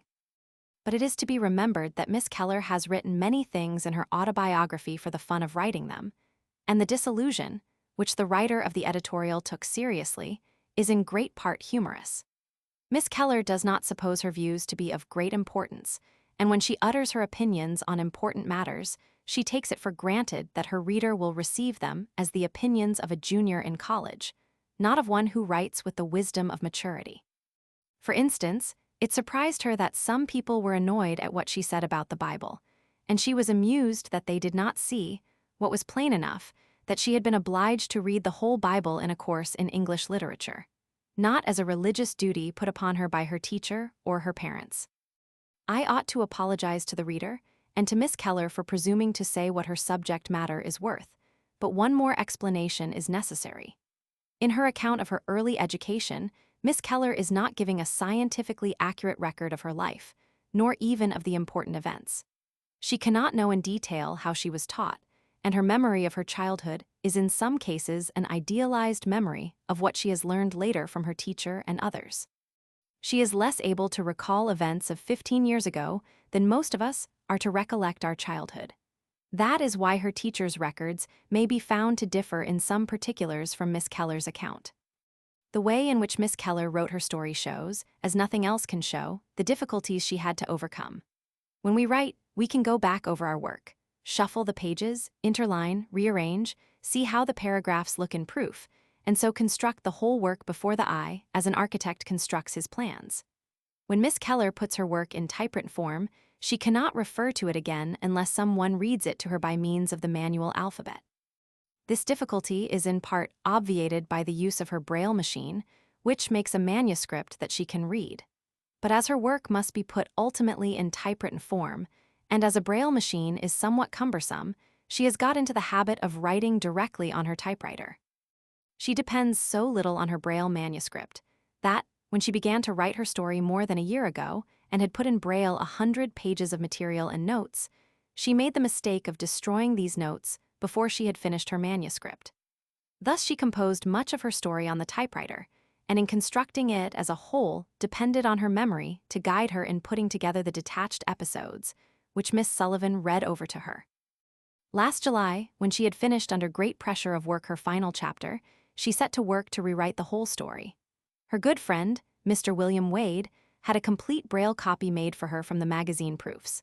Then, for the first time, she had her whole manuscript under her finger at once. She saw imperfections in the arrangement of paragraphs and the repetition of phrases.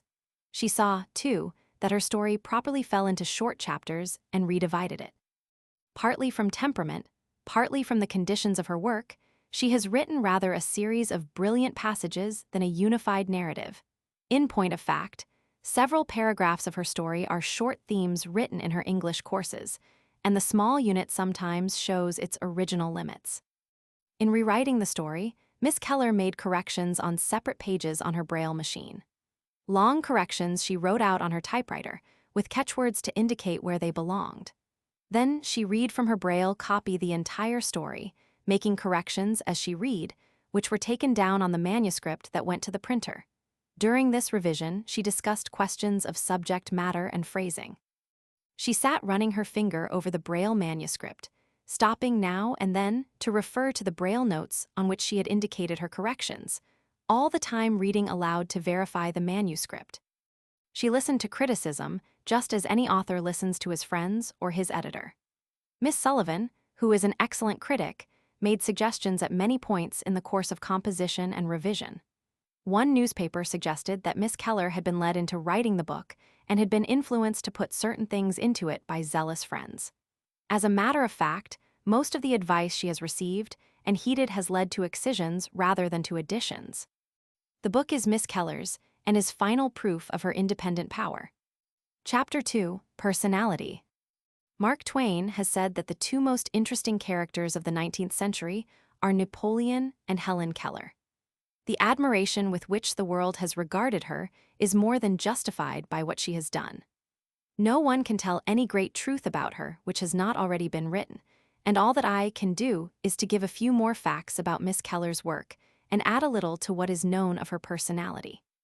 Miss Keller is tall and strongly built, and has always had good health. She seems to be more nervous than she really is, because she expresses more with her hands than do most English-speaking people. One reason for this habit of gesture is that her hands have been so long her instruments of communication that they have taken to themselves the quick shiftings of the eye and express some of the things that we say in a glance. All deaf people naturally gesticulate. Indeed, at one time it was believed that the best way for them to communicate was through systematized gestures, the sign language invented by the Abbé de l'Épée. When Miss Keller speaks, her face is animated and expresses all the modes of her thought, the expressions that make the features eloquent and give speech half its meaning. On the other hand, she does not know another's expression. When she is talking with an intimate friend, however, her hand goes quickly to her friend's face to see, as she says, the twist of the mouth. In this way, she is able to get the meaning of those half-sentences which we complete unconsciously from the tone of the voice or the twinkle of the eye. Her memory of people is remarkable. She remembers the grasp of fingers she has held before, all the characteristic tightening of the muscles that makes one person's handshake different from that of another. The trait most characteristic, perhaps, of Miss Keller, and also of Miss Sullivan, is humor. Skill in the use of words and her habit of playing with them make her ready with mots and epigrams. Someone asked her if she liked to study.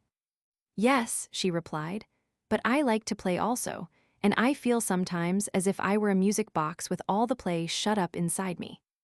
When she met Dr. Furness, the Shakespearean scholar, he warned her not to let the college professors tell her too many assumed facts about the life of Shakespeare.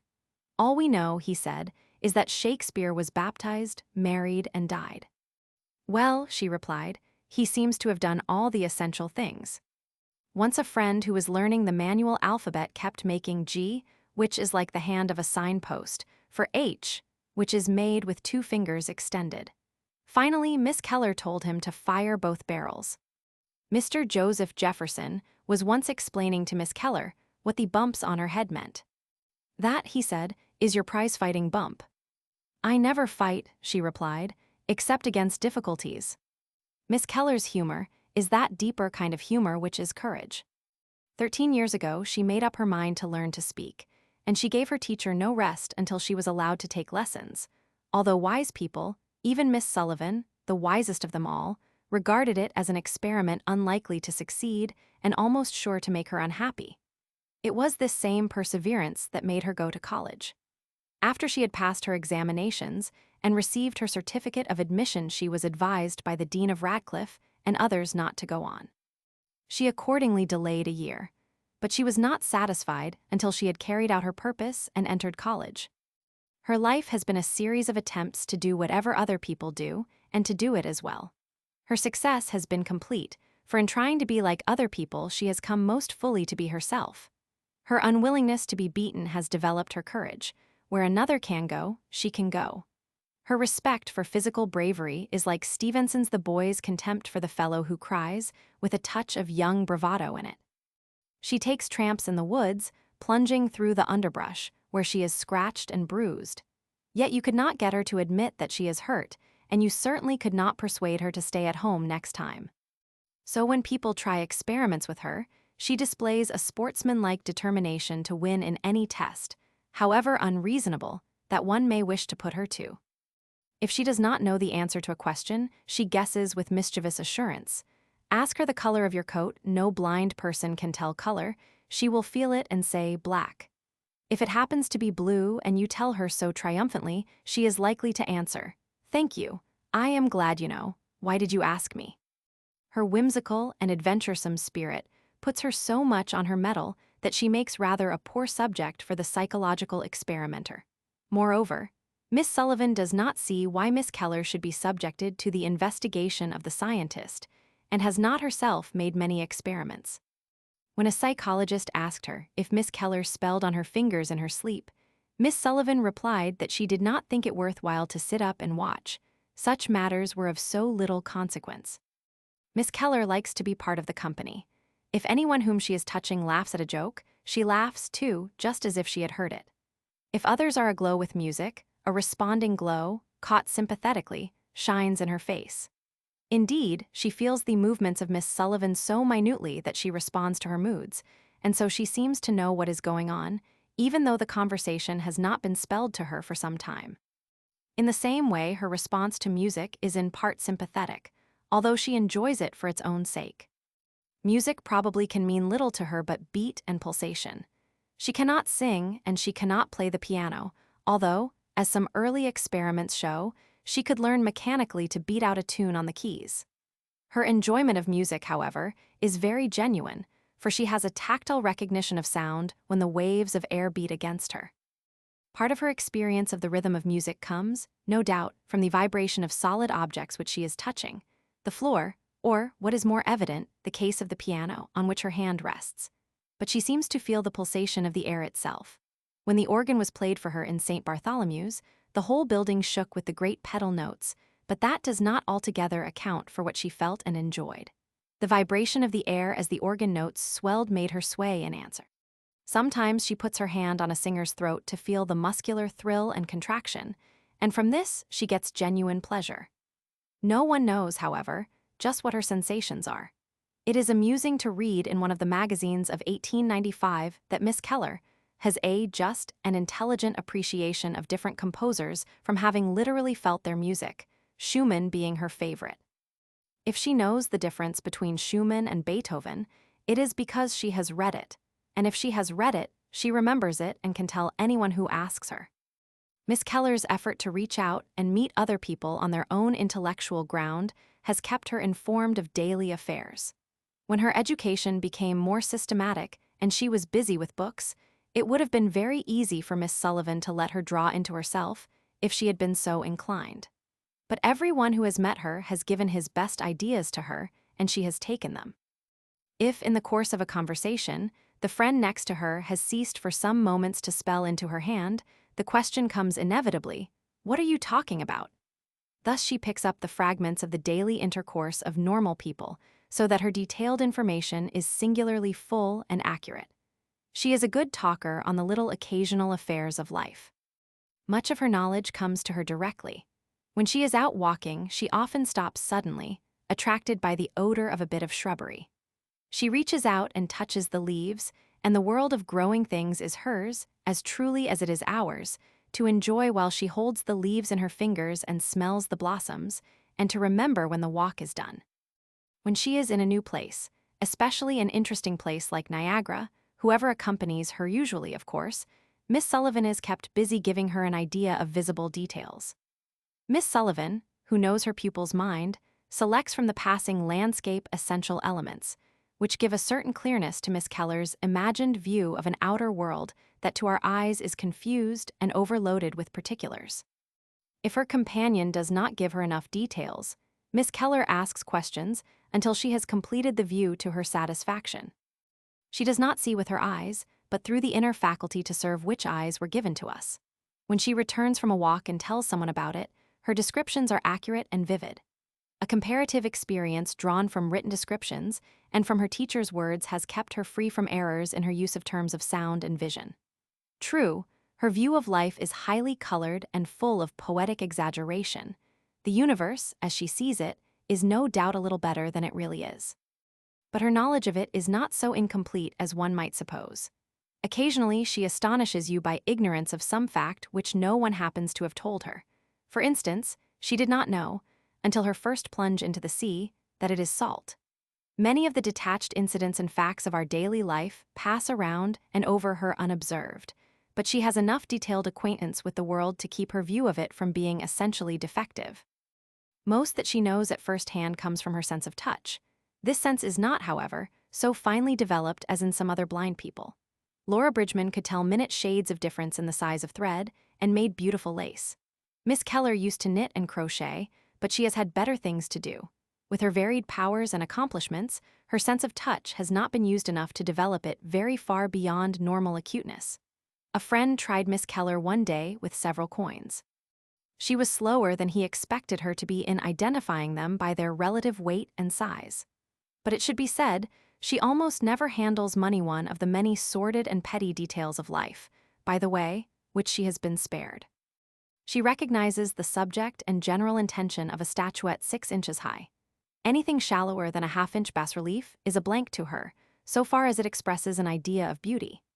Large statues, of which she can feel the sweep of line with her whole hand, she knows in their higher aesthetic value.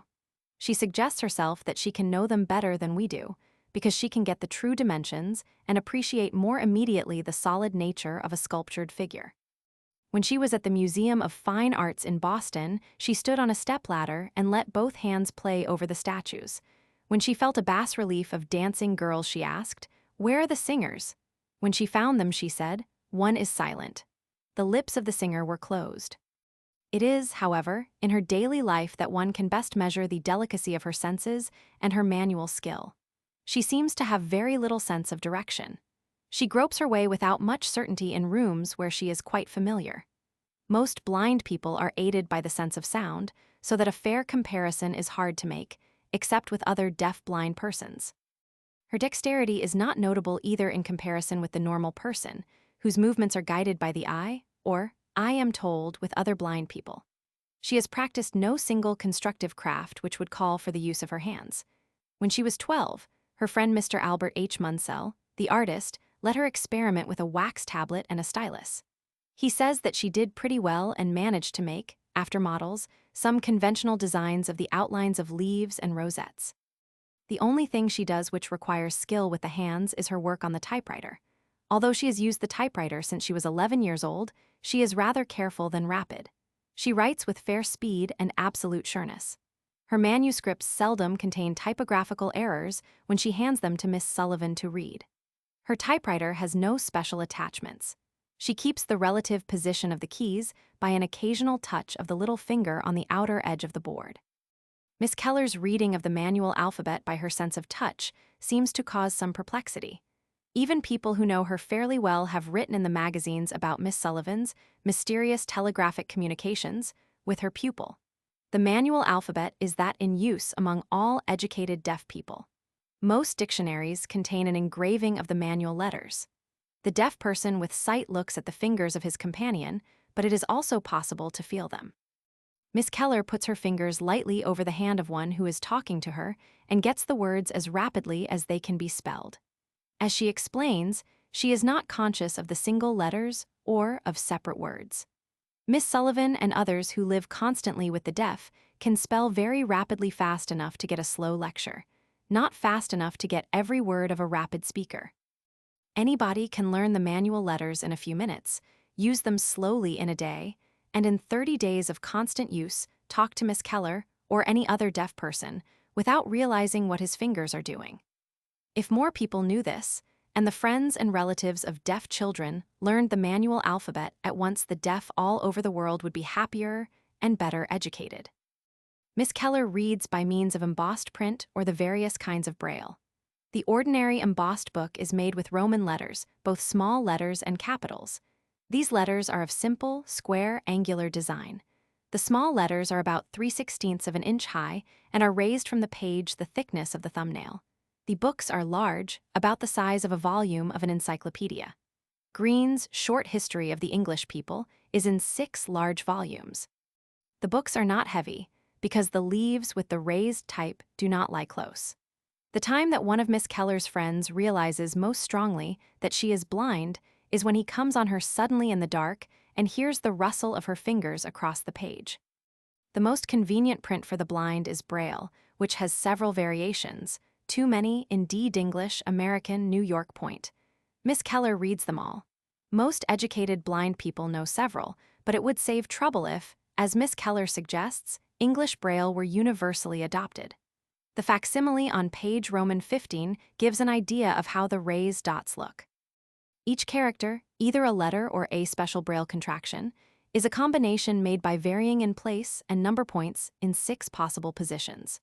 Miss Keller has a braille writer on which she keeps notes and writes letters to her blind friends. There are 6 keys, and by pressing different combinations at a stroke. As one plays a chord on the piano, the operator makes a character at a time in a sheet of thick paper, and can write about half as rapidly as on a typewriter. Braille is especially useful in making single manuscript copies of books. Books for the blind are very limited in number. They cost a great deal to publish, and they have not a large enough sale to make them profitable to the publisher. But there are several institutions with special funds to pay for embossed books. Miss Keller is more fortunate than most blind people in the kindness of her friends who have books made especially for her, and in the willingness of gentlemen, like Mr. E. Allen of the Pennsylvania Institute for the Instruction of the Blind, to print, as he has on several occasions, editions of books that she has needed. Miss Keller does not as a rule read very fast, but she reads deliberately, not so much because she feels the words less quickly than we see them, as because it is one of her habits of mind to do things thoroughly and well. When a passage interests her, or she needs to remember it for some future use, she flutters it off swiftly on the fingers of her right hand. Sometimes this fingerplay is unconscious. Miss Keller talks to herself absent-mindedly in the manual alphabet. When she is walking up or down the hall or along the veranda, her hands go flying along beside her like a confusion of birds' wings. There is, I am told, tactile memory as well as visual and oral memory. Miss Sullivan says that both she and Miss Keller remember in their fingers what they have said. For Miss Keller to spell a sentence in the manual alphabet impresses it on her mind, just as we learn a thing from having heard it many times and can call back the memory of its sound. Like every deaf or blind person, Miss Keller depends on her sense of smell to an unusual degree. When she was a little girl, she smelled everything and knew where she was, what neighbor's house she was passing, by the distinctive odors. As her intellect grew, she became less dependent on this sense. To what extent she now identifies objects by their odor is hard to determine. The sense of smell has fallen into disrepute, and a deaf person is reluctant to speak of it.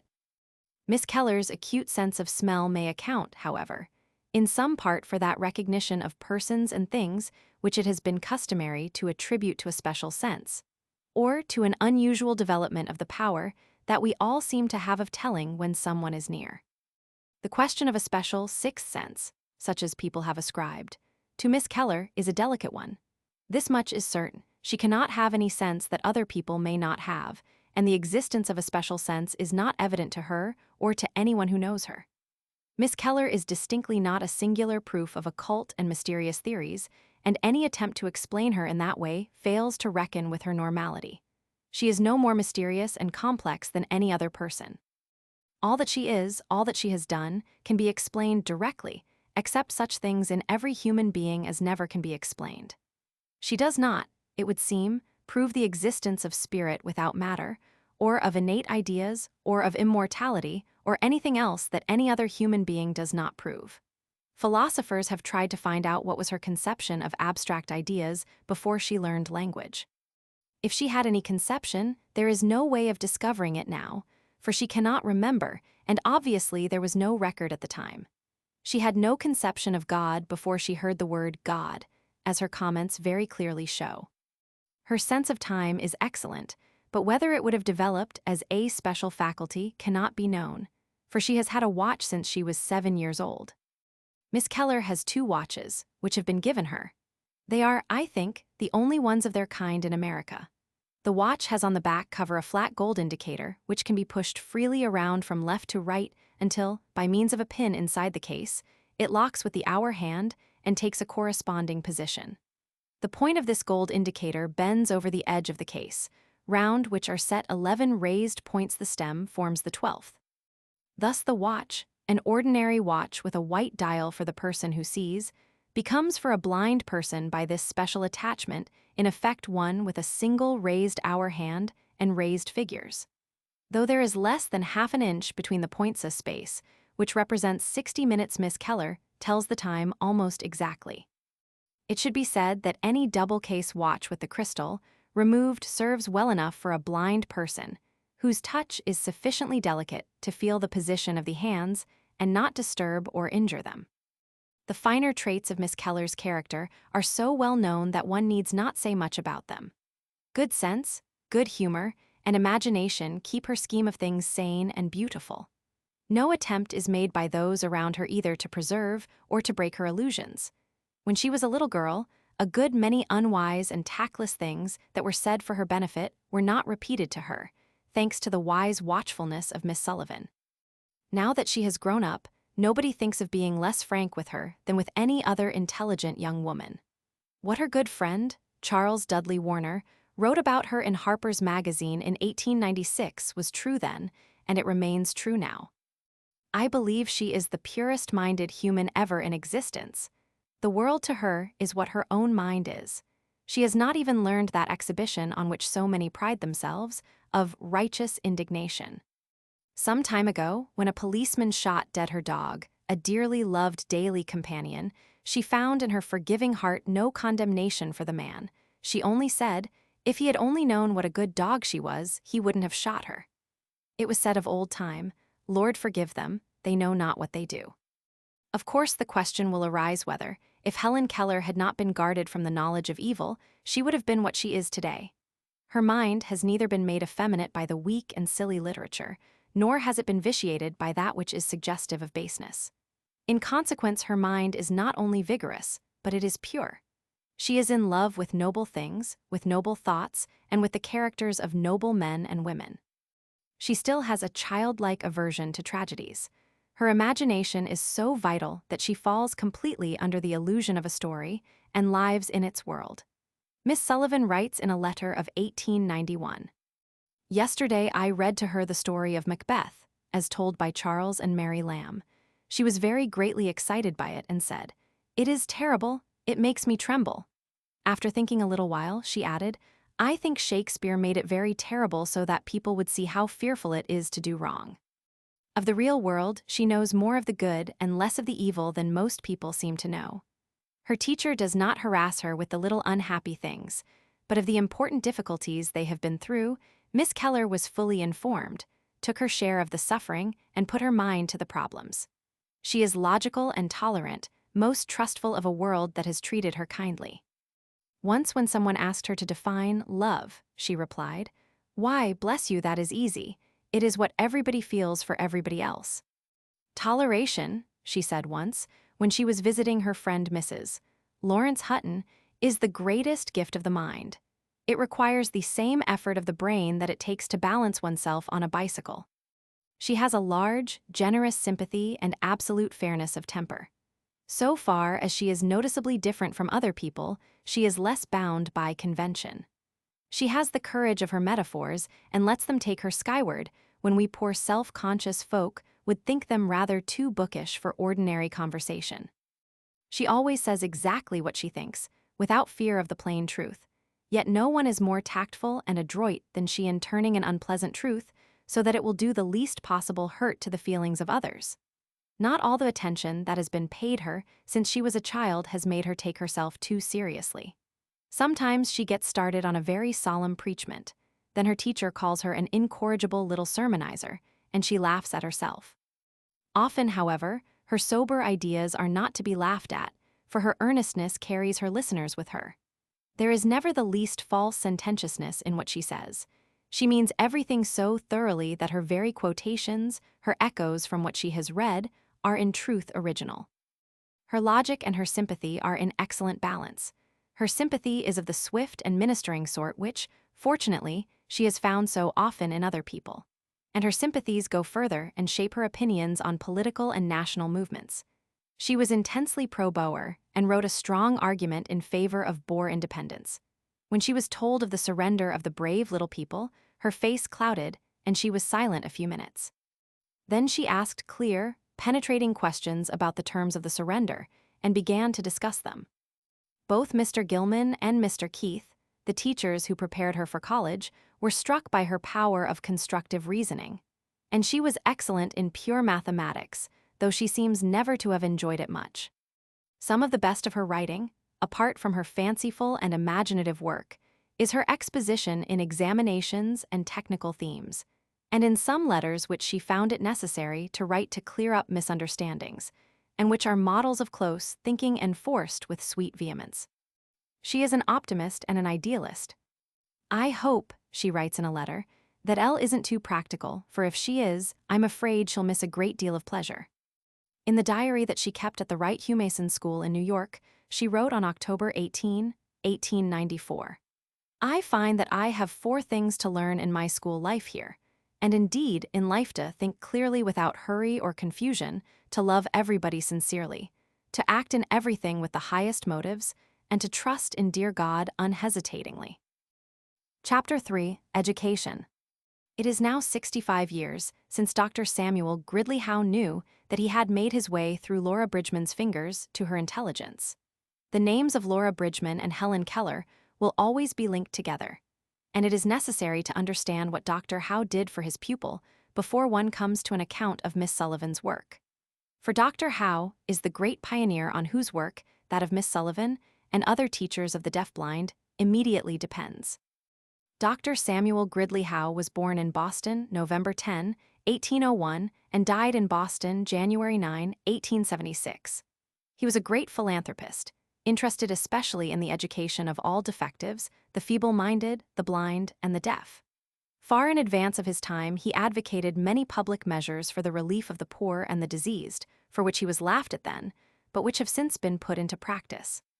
As head of the Perkins Institution for the Blind in Boston, he heard of Laura Bridgman and had her brought to the institution on October 4, 1837. Laura Bridgman was born at Hanover, New Hampshire, December 21, 1829, so she was almost 8 years old when Dr. Howe began his experiments with her. At the age of 26 months, scarlet fever left her without sight or hearing. She also lost her sense of smell and taste. Dr. Howe was an experimental scientist and had in him the spirit of New England transcendentalism with its large faith and large charities. Science and faith together led him to try to make his way into the soul which he believed was born in Laura Bridgman as in every other human being. His plan was to teach Laura by means of raised types. He pasted raised labels on objects and made her fit the labels to the objects and the objects to the labels. When she had learned in this way to associate raised words with things, in much the same manner, he says, as a dog learns tricks, he began to resolve the words into their letter elements and to teach her to put together KEY. CAP, his success convinced him that language can be conveyed through type to the mind of the blind deaf child, who, before education, is in the state of the baby who has not learned to prattle. Indeed, is in a much worse state, for the brain has grown in years without natural nourishment. After Laura's education had progressed for 2 months with the use only of raised letters, Dr. Howe sent one of his teachers to learn the manual alphabet from a deaf-mute. She taught it to Laura, and from that time on the manual alphabet was the means of communicating with her. After the first year or two, Dr. Howe did not teach Laura Bridgman himself, but gave her over to other teachers, who under his direction carried on the work of teaching her language. Too much cannot be said in praise of Dr. Howe's work. As an investigator, he kept always the scientist's attitude. He never forgot to keep his records of Laura Bridgman in the fashion of one who works in a laboratory. The result is, his records of her are systematic and careful. From a scientific standpoint, it is unfortunate that it was impossible to keep such a complete record of Helen Keller's development. This in itself is a great comment on the difference between Laura Bridgman and Helen Keller. Laura always remained an object of curious study.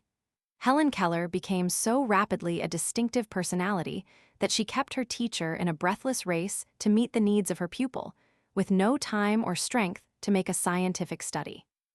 In some ways, this is unfortunate. Miss Sullivan knew at the beginning that Helen Keller would be more interesting and successful than Laura Bridgman, and she expresses in one of her letters the need of keeping notes. But neither temperament nor training allowed her to make her pupil the object of any experiment or observation, which did not help in the child's development.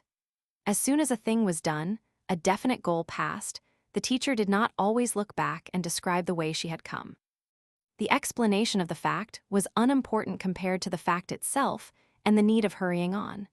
There are 2 other reasons why Miss Sullivan's records are incomplete.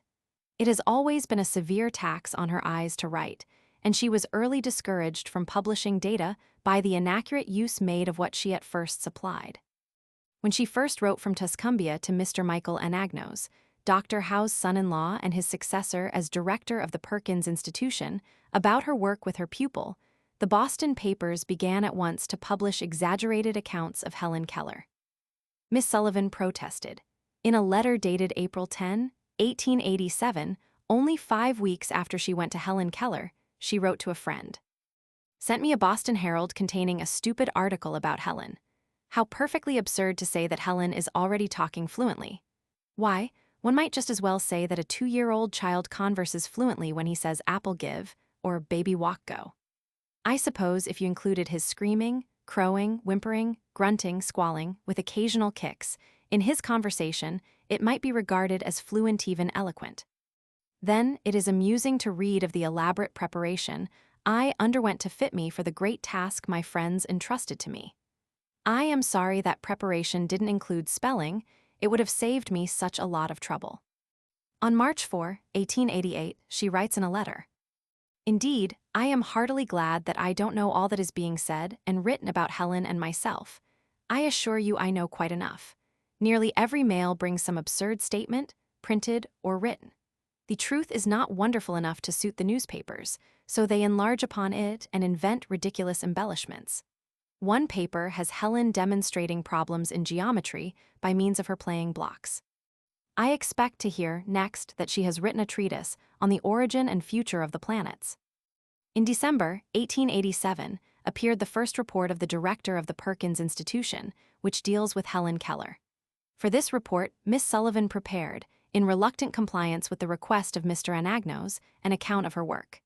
This, with the extracts from her letters, scattered through the report, is the first valid source of information about Helen Keller.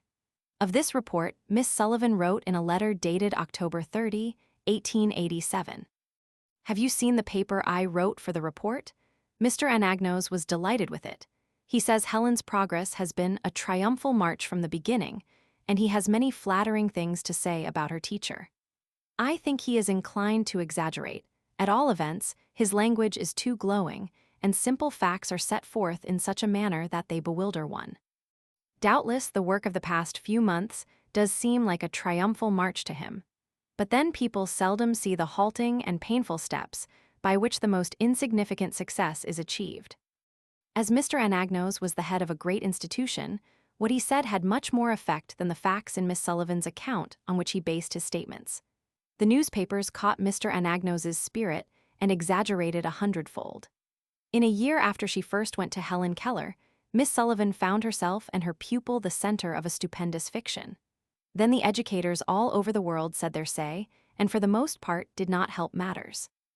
There grew up a mass of controversial matter, which it is amusing to read now. Teachers of the deaf proved a priori that what Miss Sullivan had done could not be, and some discredit was reflected on her statements, because they were surrounded by the vague eloquence of Mr. Anagnos. Thus the story of Helen Keller, incredible when told with moderation, had the misfortune to be heralded by exaggerated announcements and naturally met either an ignorant credulity or an incredulous hostility. In November 1888, another report of the Perkins Institution appeared with a second paper by Miss Sullivan, and then nothing official was published until November 1891, when Mr. Anagnos issued the last Perkins Institution report containing anything about Helen Keller. For this report, Miss Sullivan wrote the fullest and largest account she has ever written, and in this report appeared the Frost King, which is discussed fully in a later chapter. Then the controversy waxed fiercer than ever. Finding that other people seemed to know so much more about Helen Keller than she did, Miss Sullivan kept silent and has been silent for 10 years, except for her paper in the first Volta Bureau souvenir of Helen Keller, and the paper which, at Dr. Bell's request, she prepared in 1894 for the meeting at Chautauqua of the American Association to promote the teaching of speech to the deaf. When Dr. Bell and others tell her, what is certainly true from an impersonal point of view, that she owes it to the cause of education to write what she knows, she answers very properly that she owes all her time and all her energies to her pupil. Although Miss Sullivan is still rather amused than distressed when someone, even one of her friends, makes mistakes in published articles about her and Miss Keller. Still, she sees that Miss Keller's book should include all the information that the teacher could at present furnish. So, she consented to the publication of extracts from letters, which she wrote during the first year of her work with her pupil. These letters were written to Mrs. Sophia C. Hopkins, the only person to whom Miss Sullivan ever wrote freely. Mrs. Hopkins has been a matron at the Perkins Institution for 20 years, and during the time that Miss Sullivan was a pupil there, she was like a mother to her. In these letters, we have an almost weekly record of Miss Sullivan's work. Some of the details she had forgotten, as she grew more and more to generalize. Many people have thought that any attempt to find the principles in her method would be nothing but a later theory superimposed on Miss Sullivan's work. But it is evident that in these letters she was making a clear analysis of what she was doing. She was her own critic, and in spite of her later declaration, made with her modest carelessness, that she followed no particular method, she was very clearly learning from her task and phrasing at the time principles of education of unique value, not only in the teaching of the deaf, but in the teaching of all children. The extracts from her letters and reports form an important contribution to pedagogy, and more than justify the opinion of Dr. Daniel C. Gilman, who wrote in 1893, when he was president of Johns Hopkins University. I have just read your most interesting account of the various steps you have taken in the education of your wonderful pupil, and I hope you will allow me to express my admiration for the wisdom that has guided your methods and the affection which has inspired your labors. Miss Anne Mansfield Sullivan was born at Springfield, Massachusetts. Very early in her life, she became almost totally blind, and she entered the Perkins Institution October 7, 1880, when she was 14 years old. Later, her sight was partially restored. Mr. Anagnos says in his report of 1887, she was obliged to begin her education at the lowest and most elementary point, but she showed from the very start that she had in herself the force and capacity which ensure success. She has finally reached the goal for which she strove so bravely. The golden words that Dr. Howe uttered and the example that he left passed into her thoughts and heart and helped her on the road to usefulness. And now, she stands by his side as his worthy successor in one of the most cherished branches of his work. Miss Sullivan's talents are of the highest order. In 1886, she graduated from the Perkins Institution. When Captain Keller applied to the director for a teacher, Mr. Anagnos recommended her. The only time she had to prepare herself for the work with her pupil was from August 1886, when Captain Keller wrote, to February 1887. During this time, she read Dr. Howe's reports. She was further aided by the fact that during the 6 years of her school life, she had lived in the house with Laura Bridgman. It was Dr. Howe who, by his work with Laura Bridgman, made Miss Sullivan's work possible. But it was Miss Sullivan who discovered the way to teach language to the deaf-blind. It must be remembered that Miss Sullivan had to solve her problems unaided by previous experience or the assistance of any other teacher. During the first year of her work with Helen Keller, in which she taught her pupil language, they were in Tuscumbia. And when they came north and visited the Perkins Institution, Helen Keller was never a regular student there or subject to the discipline of the institution. The impression that Miss Sullivan educated Helen Keller, under the direction of Mr. Anagnos, is erroneous. In the 3 years during which at various times Miss Keller and Miss Sullivan were guests of the Perkins Institution, the teachers there did not help Miss Sullivan, and Mr. Anagnos did not even use the manual alphabet with facility as a means of communication. Mr. Anagnos wrote in the report of the Perkins Institution, dated November 27, 1888, "At my urgent request, Helen, accompanied by her mother and her teacher, came to the North in the last week of May, and spent several months with us as our guests. We gladly allowed her to use freely our library of embossed books, our collection of stuffed animals, seashells, models of flowers and plants, and the rest of our apparatus for instructing the blind through the sense of touch. I do not doubt that she derived from them much pleasure and not a little profit. But whether Helen stays at home or makes visits in other parts of the country, her education is always under the immediate direction and exclusive control of her teacher. No one interferes with Miss Sullivan's plans or shares in her tasks. She has been allowed entire freedom in the choice of means and methods for carrying on her great work. And, as we can judge by the results, she has made a most judicious and discreet use of this privilege. What the little pupil has thus far accomplished is widely known, and her wonderful attainments command general admiration. But only those who are familiar with the particulars of the grand achievement know that the credit is largely due to the intelligence, wisdom, sagacity, unremitting perseverance, and unbending will of the instructress, who rescued the child from the depths of everlasting night and stillness, and watched over the different phases of her mental and moral development with maternal solicitude and enthusiastic devotion. Here follow in order Miss Sullivan's letters and the most important passages from the reports. I have omitted from each succeeding report what has already been explained and does not need to be repeated.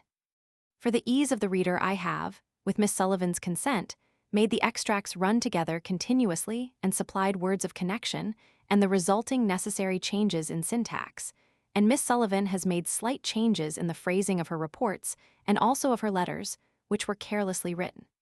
I have also italicized a few important passages. Some of her opinions Miss Sullivan would like to enlarge and revise. That remains for her to do at another time. At present, we have here the fullest record that has been published. The first letter is dated March 6, 1887, 3 days after her arrival in Tuscumbia. It was 6:3 when I reached Tuscumbia. I found Mrs. Keller and Mr. James Keller waiting for me. They said somebody had met every train for 2 days. The drive from the station to the house, a distance of 1 mile, was very lovely and restful. I was surprised to find Mrs. Keller a very young-looking woman, not much older than myself, I should think. Captain Keller met us in the yard and gave me a cheery welcome and a hearty handshake. My first question was, "Where is Helen?" I tried with all my might to control the eagerness that made me tremble so that I could hardly walk. As we approached the house, I saw a child standing in the doorway, and Captain Keller said, "There she is. She has known all day that someone was expected, and she has been wild ever since her mother went to the station for you." I had scarcely put my foot on the steps when she rushed toward me with such force that she would have thrown me backward if Captain Keller had not been behind me. She felt my face and dress and my bag, which she took out of my hand and tried to open. It did not open easily, and she felt carefully to see if there was a keyhole. Finding that there was, she turned to me, making the sign of turning a key and pointing to the bag. Her mother interfered at this point and showed Helen by signs that she must not touch the bag. Her face flushed, and when her mother attempted to take the bag from her, she grew very angry.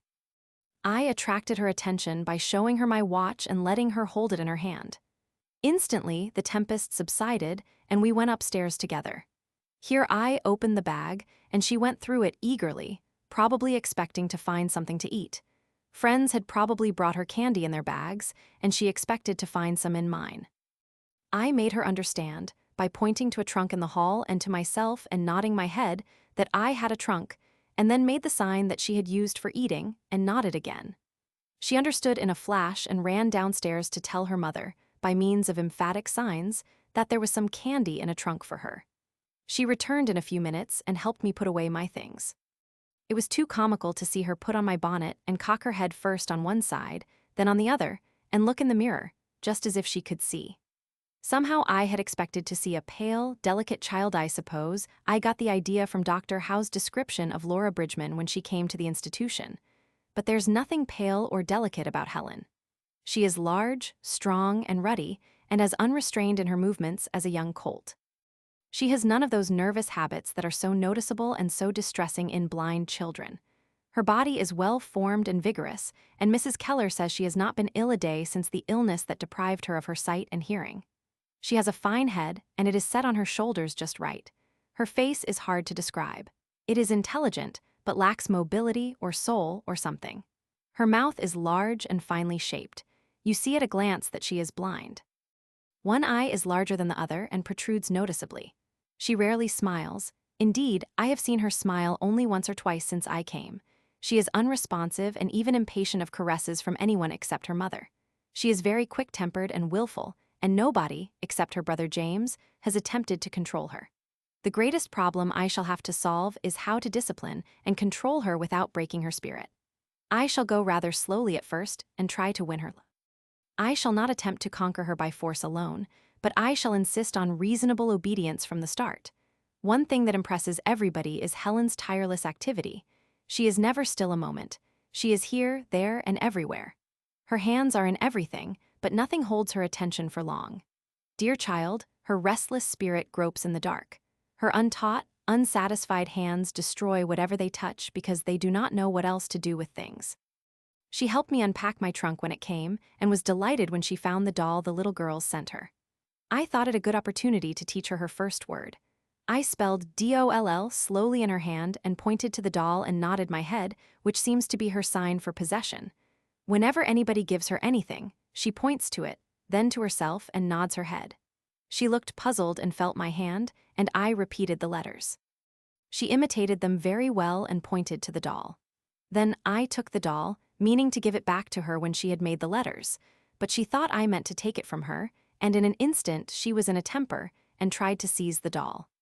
I shook my head and tried to form the letters with her fingers, but she got more and more angry. I forced her into a chair and held her there until I was nearly exhausted. Then it occurred to me that it was useless to continue the struggle. I must do something to turn the current of her thoughts. I let her go, but refused to give up the doll. I went downstairs and got some cake. She is very fond of sweets. I showed Helen the cake and spelled CAKE in her hand, holding the cake toward her.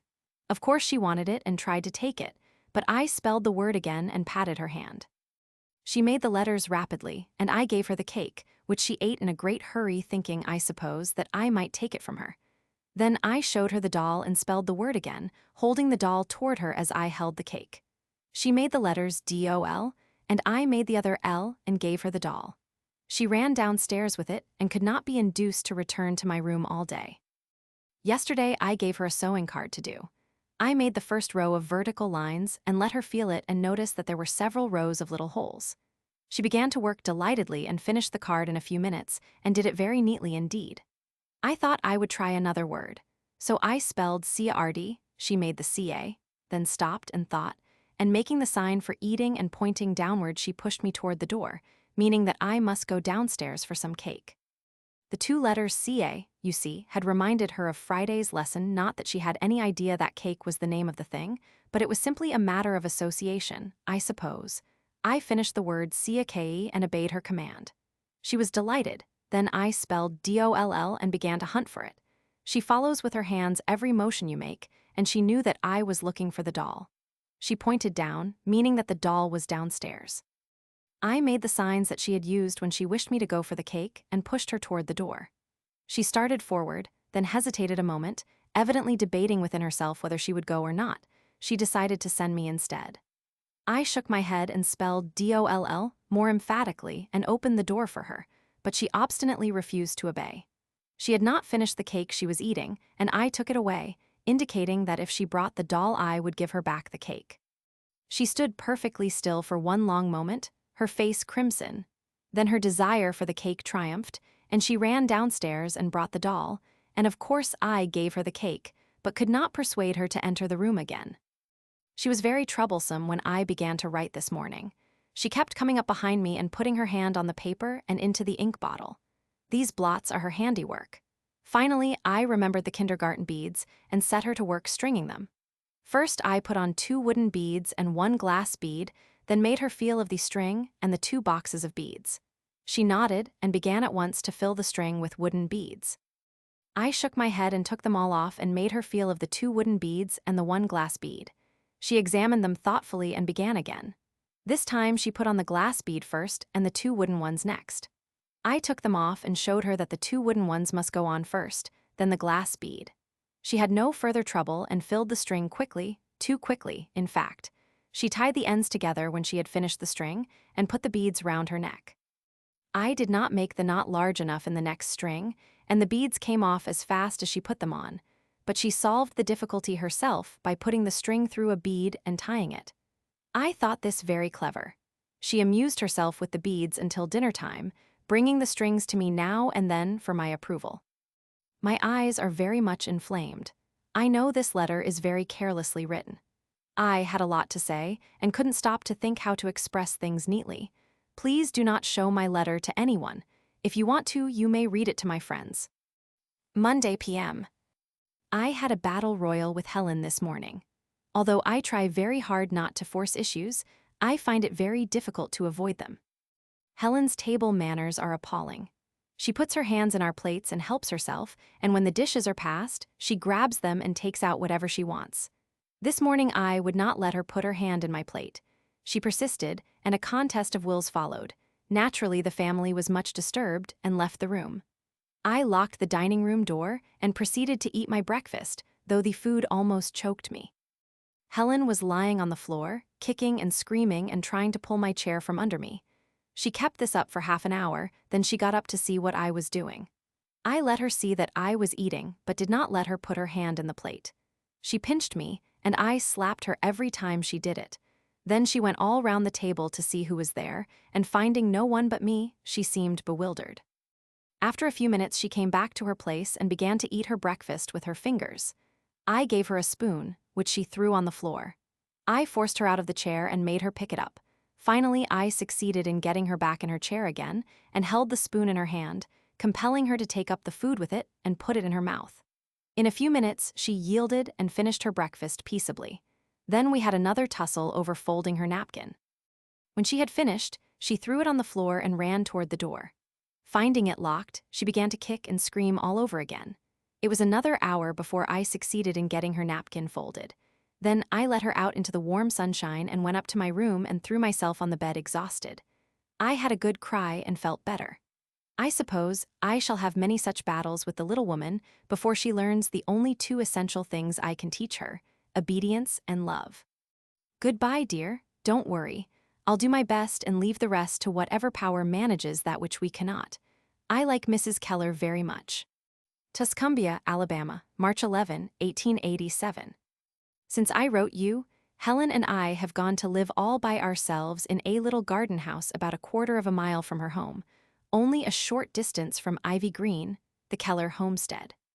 I very soon made up my mind that I could do nothing with Helen in the midst of the family, who have always allowed her to do exactly as she pleased.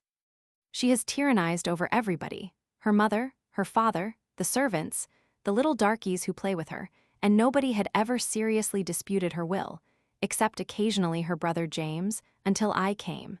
And like all tyrants, she holds tenaciously to her divine right to do as she pleases. If she ever failed to get what she wanted, it was because of her inability to make the vassals of her household understand what it was. Every thwarted desire was the signal for a passionate outburst, and as she grew older and stronger, these tempests became more violent. As I began to teach her, I was beset by many difficulties. She wouldn't yield a point without contesting it to the bitter end. I couldn't coax her or compromise with her. To get her to do the simplest thing, such as combing her hair or washing her hands or buttoning her boots, it was necessary to use force, and, of course, a distressing scene followed. The family naturally felt inclined to interfere, especially her father, who cannot bear to see her cry, so they were all willing to give in for the sake of peace. Besides, her past experiences and associations were all against me. I saw clearly that it was useless to try to teach her language or anything else until she learned to obey me. I have thought about it a great deal, and the more I think, the more certain I am that obedience is the gateway through which knowledge, yes, and love, too, enter the mind of the child. As I wrote you, I meant to go slowly at first.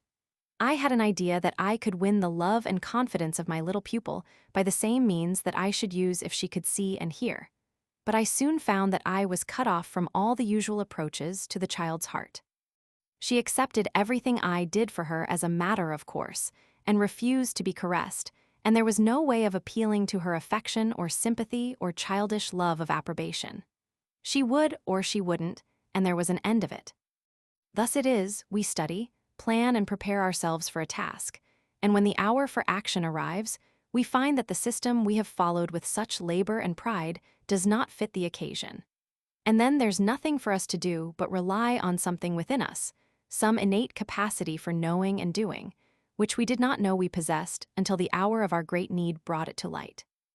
I had a good, frank talk with Mrs. Keller, and explained to her how difficult it was going to be to do anything with Helen under the existing circumstances.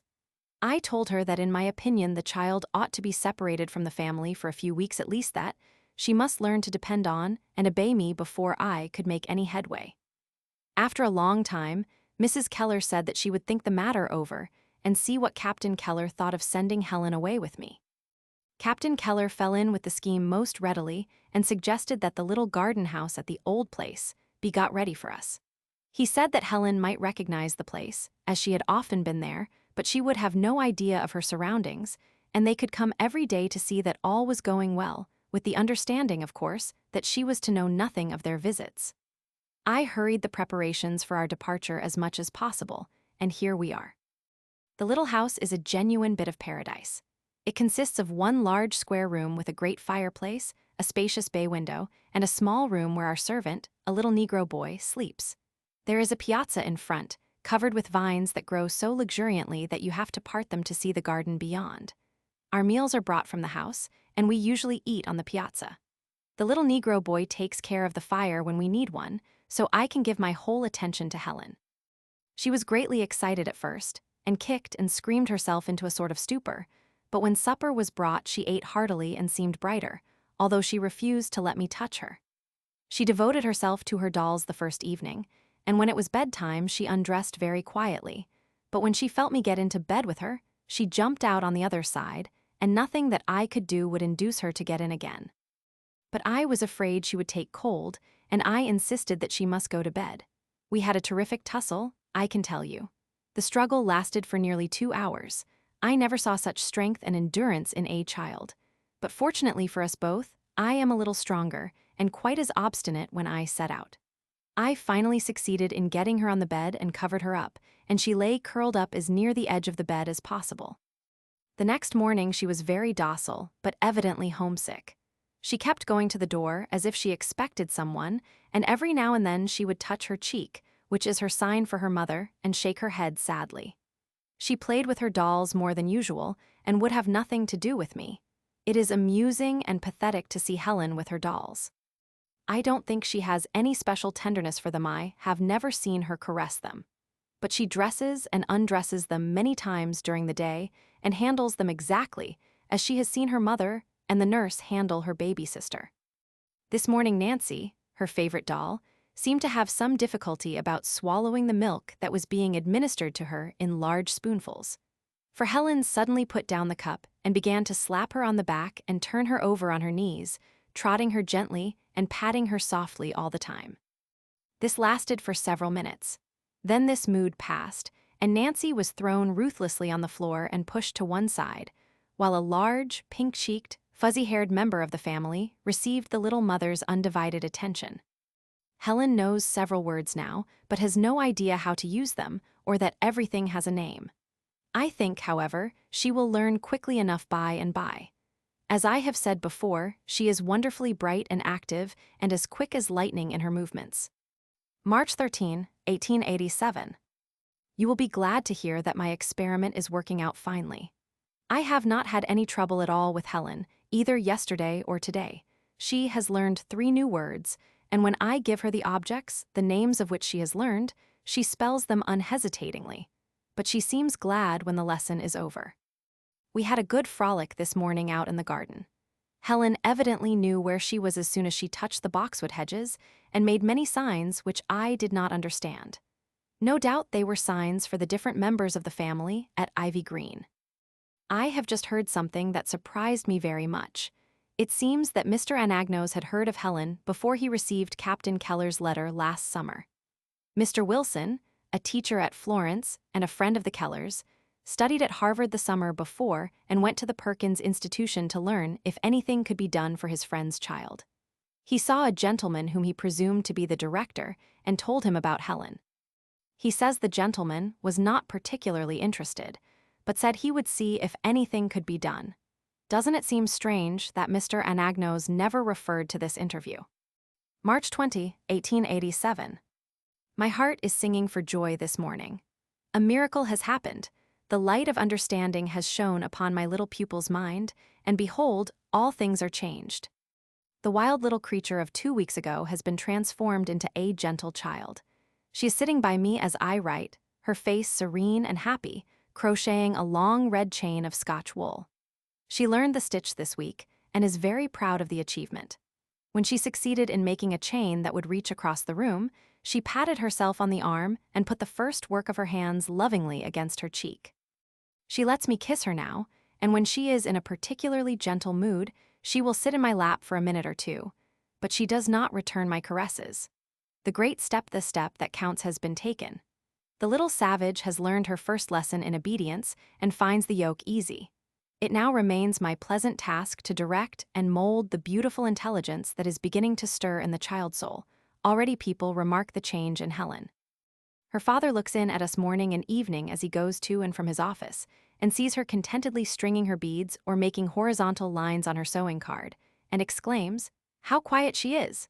When I came, her movements were so insistent that one always felt there was something unnatural and almost weird about her. I have noticed also that she eats much less, a fact which troubles her father so much that he is anxious to get her home. He says she is homesick. I don't agree with him, but I suppose we shall have to leave our little bower very soon. Helen has learned several nouns this week. MUG and MILK have given her more trouble than other words. When she spells milk, she points to the mug, and when she spells mug, she makes the sign for pouring or drinking, which shows that she has confused the words. She has no idea yet that everything has a name. Yesterday, I had the little Negro boy come in when Helen was having her lesson and learn the letters, too. This pleased her very much and stimulated her ambition to excel Percy. She was delighted if he made a mistake and made him form the letter over several times. When he succeeded in forming it to suit her, she patted him on his woolly head so vigorously that I thought some of his slips were intentional. One day this week Captain Keller brought Belle, a setter of which he is very proud, to see us. He wondered if Helen would recognize her old playmate. Helen was giving Nancy a bath and didn't notice the dog at first. She usually feels the softest step and throws out her arms to ascertain if anyone is near her. Belle didn't seem very anxious to attract her attention. I imagine she has been rather roughly handled sometimes by her little mistress. The dog hadn't been in the room more than half a minute, however, before Helen began to sniff and dumped the doll into the washbowl and felt about the room. She stumbled upon Belle, who was crouching near the window where Captain Keller was standing. It was evident that she recognized the dog, for she put her arms round her neck and squeezed her. Then Helen sat down by her and began to manipulate her claws. We couldn't think for a second what she was doing, but when we saw her make the letters DOLL on her own fingers, we knew that she was trying to teach Belle to spell. March 28, 1887. Helen and I came home yesterday. I am sorry they wouldn't let us stay another week, but I think I have made the most I could of the opportunities that were mine the past 2 weeks, and I don't expect that I shall have any serious trouble with Helen in the future. The back of the greatest obstacle in the path of progress is broken. I think no and yes, conveyed by a shake or a nod of my head, have become facts as apparent to her as hot and cold or as the difference between pain and pleasure. And I don't intend that the lesson she has learned at the cost of so much pain and trouble shall be unlearned. I shall stand between her and the overindulgence of her parents. I have told Captain and Mrs. Keller that they must not interfere with me in any way. I have done my best to make them see the terrible injustice to Helen of allowing her to have her way in everything, and I have pointed out that the processes of teaching the child that everything cannot be as he wills it are apt to be painful both to him and to his teacher. They have promised to let me have a free hand and help me as much as possible. The improvement they cannot help seeing in their child has given them more confidence in me. Of course, it is hard for them. I realize that it hurts to see their afflicted little child punished and made to do things against her will. Only a few hours after my talk with Captain and Mrs. Keller, and they had agreed to everything, Helen took a notion that she wouldn't use her napkin at table. I think she wanted to see what would happen. I attempted several times to put the napkin round her neck, but each time she tore it off and threw it on the floor and finally began to kick the table. I took her plate away and started to take her out of the room. Her father objected and said that no child of his should be deprived of his food on any account. Helen didn't come up to my room after supper, and I didn't see her again until breakfast time. She was at her place when I came down. She had put the napkin under her chin instead of pinning it at the back, as was her custom. She called my attention to the new arrangement, and when I did not object, she seemed pleased and patted herself. When she left the dining room, she took my hand and patted it. I wondered if she was trying to make up. I thought I would try the effect of a little belated discipline. I went back to the dining room and got a napkin. When Helen came upstairs for her lesson, I arranged the objects on the table as usual, except that the cake, which I always give her in bits as a reward when she spells a word quickly and correctly, was not there. She noticed this at once and made the sign for it. I showed her the napkin and pinned it round her neck, then tore it off and threw it on the floor and shook my head. I repeated this performance several times. I think she understood perfectly well, for she slapped her hand 2 or 3 times and shook her head. We began the lesson as usual. I gave her an object, and she spelled the name she knows 12 now. After spelling half the words, she stopped suddenly, as if a thought had flashed into her mind, and felt for the napkin. She pinned it round her neck and made the sign for cake. It didn't occur to her to spell the word, you see. I took this for a promise that if I gave her some cake, she would be a good girl. I gave her a larger piece than usual, and she chuckled and patted herself. April 3, 1887. We almost live in the garden, where everything is growing and blooming and glowing. After breakfast, we go out and watch the men at work. Helen loves to dig and play in the dirt like any other child. This morning, she planted her doll and showed me that she expected her to grow as tall as I. You must see that she is very bright, but you have no idea how cunning she is. At 10, we come in and string beads for a few minutes. She can make a great many combinations now, and often invents new ones herself. Then I let her decide whether she will sew or knit or crochet. She learned to knit very quickly and is making a washcloth for her mother. Last week she made her doll an apron, and it was done as well as any child of her age could do it. But I am always glad when this work is over for the day. Sewing and crocheting are inventions of the devil, I think. I'd rather break stones on the king's highway than hem a handkerchief. At 11, we have gymnastics. She knows all the free hand movements and the anvil chorus with the dumbbells. Her father says he is going to fit up a gymnasium for her in the pump house, but we both like a good romp better than set exercises. The hour from 12 to 1 is devoted to the learning of new words. But you mustn't think this is the only time I spell to Helen, for I spell in her hand everything we do all day long, although she has no idea as yet what the spelling means. After dinner, I rest for an hour, and Helen plays with her dolls or frolics in the yard with the little darkies, who were her constant companions before I came. Later, I join them, and we make the rounds of the outhouses. We visit the horses and mules in their stalls and hunt for eggs and feed the turkeys. Often, when the weather is fine, we drive from 4 to 6 or go to see her aunt at Ivy Green or her cousins in the town. Helen's instincts are decidedly social. She likes to have people about her and to visit her friends, partly, I think, because they always have things she likes to eat. After supper, we go to my room and do all sorts of things until 8, when I undress the little woman and put her to bed. She sleeps with me now. Mrs. Keller wanted to get a nurse for her, but I concluded I'd rather be her nurse than look after a stupid, lazy negress. Besides, I like to have Helen depend on me for everything, and I find it much easier to teach her things at odd moments than at set times. On March 31st, I found that Helen knew 18 nouns and 3 verbs. Here is a list of the words. Those with a cross after them are words she asked for herself. Doll, mug, pin, key, dog, hat, cup, box, water, milk, candy, eye X, finger X, toe X, head X, cake, baby, mother, sit, stand, walk. On April 1st, she learned the nouns knife, fork, spoon, saucer, tea, papa, bed, and the verb run. April 5, 1887. I must write you a line this morning because something very important has happened. Helen has taken the second great step in her education. She has learned that everything has a name and that the manual alphabet is the key to everything she wants to know. In a previous letter, I think I wrote you that mug and milk had given Helen more trouble than all the rest. She confused the nouns with the verb drink.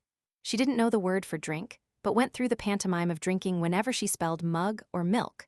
This morning, while she was washing, she wanted to know the name for water. When she wants to know the name of anything, she points to it and pats my hand. I spelled WATER and thought no more about it until after breakfast. Then it occurred to me that with the help of this new word, I might succeed in straightening out the mug milk difficulty. We went out to the pump house, and I made Helen hold her mug under the spout while I pumped. As the cold water gushed forth, filling the mug, I spelled WATER in Helen's free hand. The word coming so close upon the sensation of cold water rushing over her hand seemed to startle her. She dropped the mug and stood as one transfixed. A new light came into her face. She spelled water several times. Then she dropped on the ground and asked for its name and pointed to the pump and the trellis, and suddenly turning round she asked for my name. I spelled teacher. Just then the nurse brought Helen's little sister into the pump house, and Helen spelled baby and pointed to the nurse. All the way back to the house she was highly excited and learned the name of every object she touched, so that in a few hours she had added 30 new words to her vocabulary. Here are some of them: door, open, shut, give, go, come, and a great many more. P.S. I didn't finish my letter in time to get it posted last night, so I shall add a line. Helen got up this morning like a radiant fairy. She has flitted from object to object, asking the name of everything and kissing me for very gladness. Last night when I got in bed, she stole into my arms of her own accord and kissed me for the first time, and I thought my heart would burst, so full was it of joy. April 10, 1887. I see an improvement in Helen day to day, almost from hour to hour. Everything must have a name now. Wherever we go, she asks eagerly for the names of things she has not learned at home. She is anxious for her friends to spell, and eager to teach the letters to everyone she meets. She drops the signs and pantomime she used before, as soon as she has words to supply their place, and the acquirement of a new word affords her the liveliest pleasure. And we notice that her face grows more expressive each day. I have decided not to try to have regular lessons for the present. I am going to treat Helen exactly like a 2-year-old child. It occurred to me the other day that it is absurd to require a child to come to a certain place at a certain time and recite certain lessons when he has not yet acquired a working vocabulary. I sent Helen away and sat down to think. I asked myself, how does a normal child learn language? The answer was simple: by imitation. The child comes into the world with the ability to learn, and he learns of himself, provided he is supplied with sufficient outward stimulus. He sees people do things, and he tries to do them. He hears others speak, and he tried to speak. But long before he utters his first word, he understands what is said to him. I have been observing Helen's little cousin lately. She is about 15 months old and already understands a great deal. In response to questions, she points out prettily her nose, mouth, eye, chin, cheek, ear. If I say, "Where is baby's other ear?" she points it out correctly. If I hand her a flower and say, "Give it to Mama," she takes it to her mother. If I say, "Where is the little rogue?" she hides behind her mother's chair or covers her face with her hands and peeps out at me with an expression of genuine roguishness. She obeys many commands like these: come, kiss, go to Papa, shut the door, give me the biscuit. But I have not heard her try to say any of these words, although they have been repeated hundreds of times in her hearing, and it is perfectly evident that she understands them. These observations have given me a clue to the method to be followed in teaching Helen language. I shall talk into her hand as we talk into the baby's ears. I shall assume that she has the normal child's capacity of assimilation and imitation. I shall use complete sentences in talking to her and fill out the meaning with gestures and her descriptive signs when necessity requires it, but I shall not try to keep her mind fixed on any one thing. I shall do all I can to interest and stimulate it and wait for results.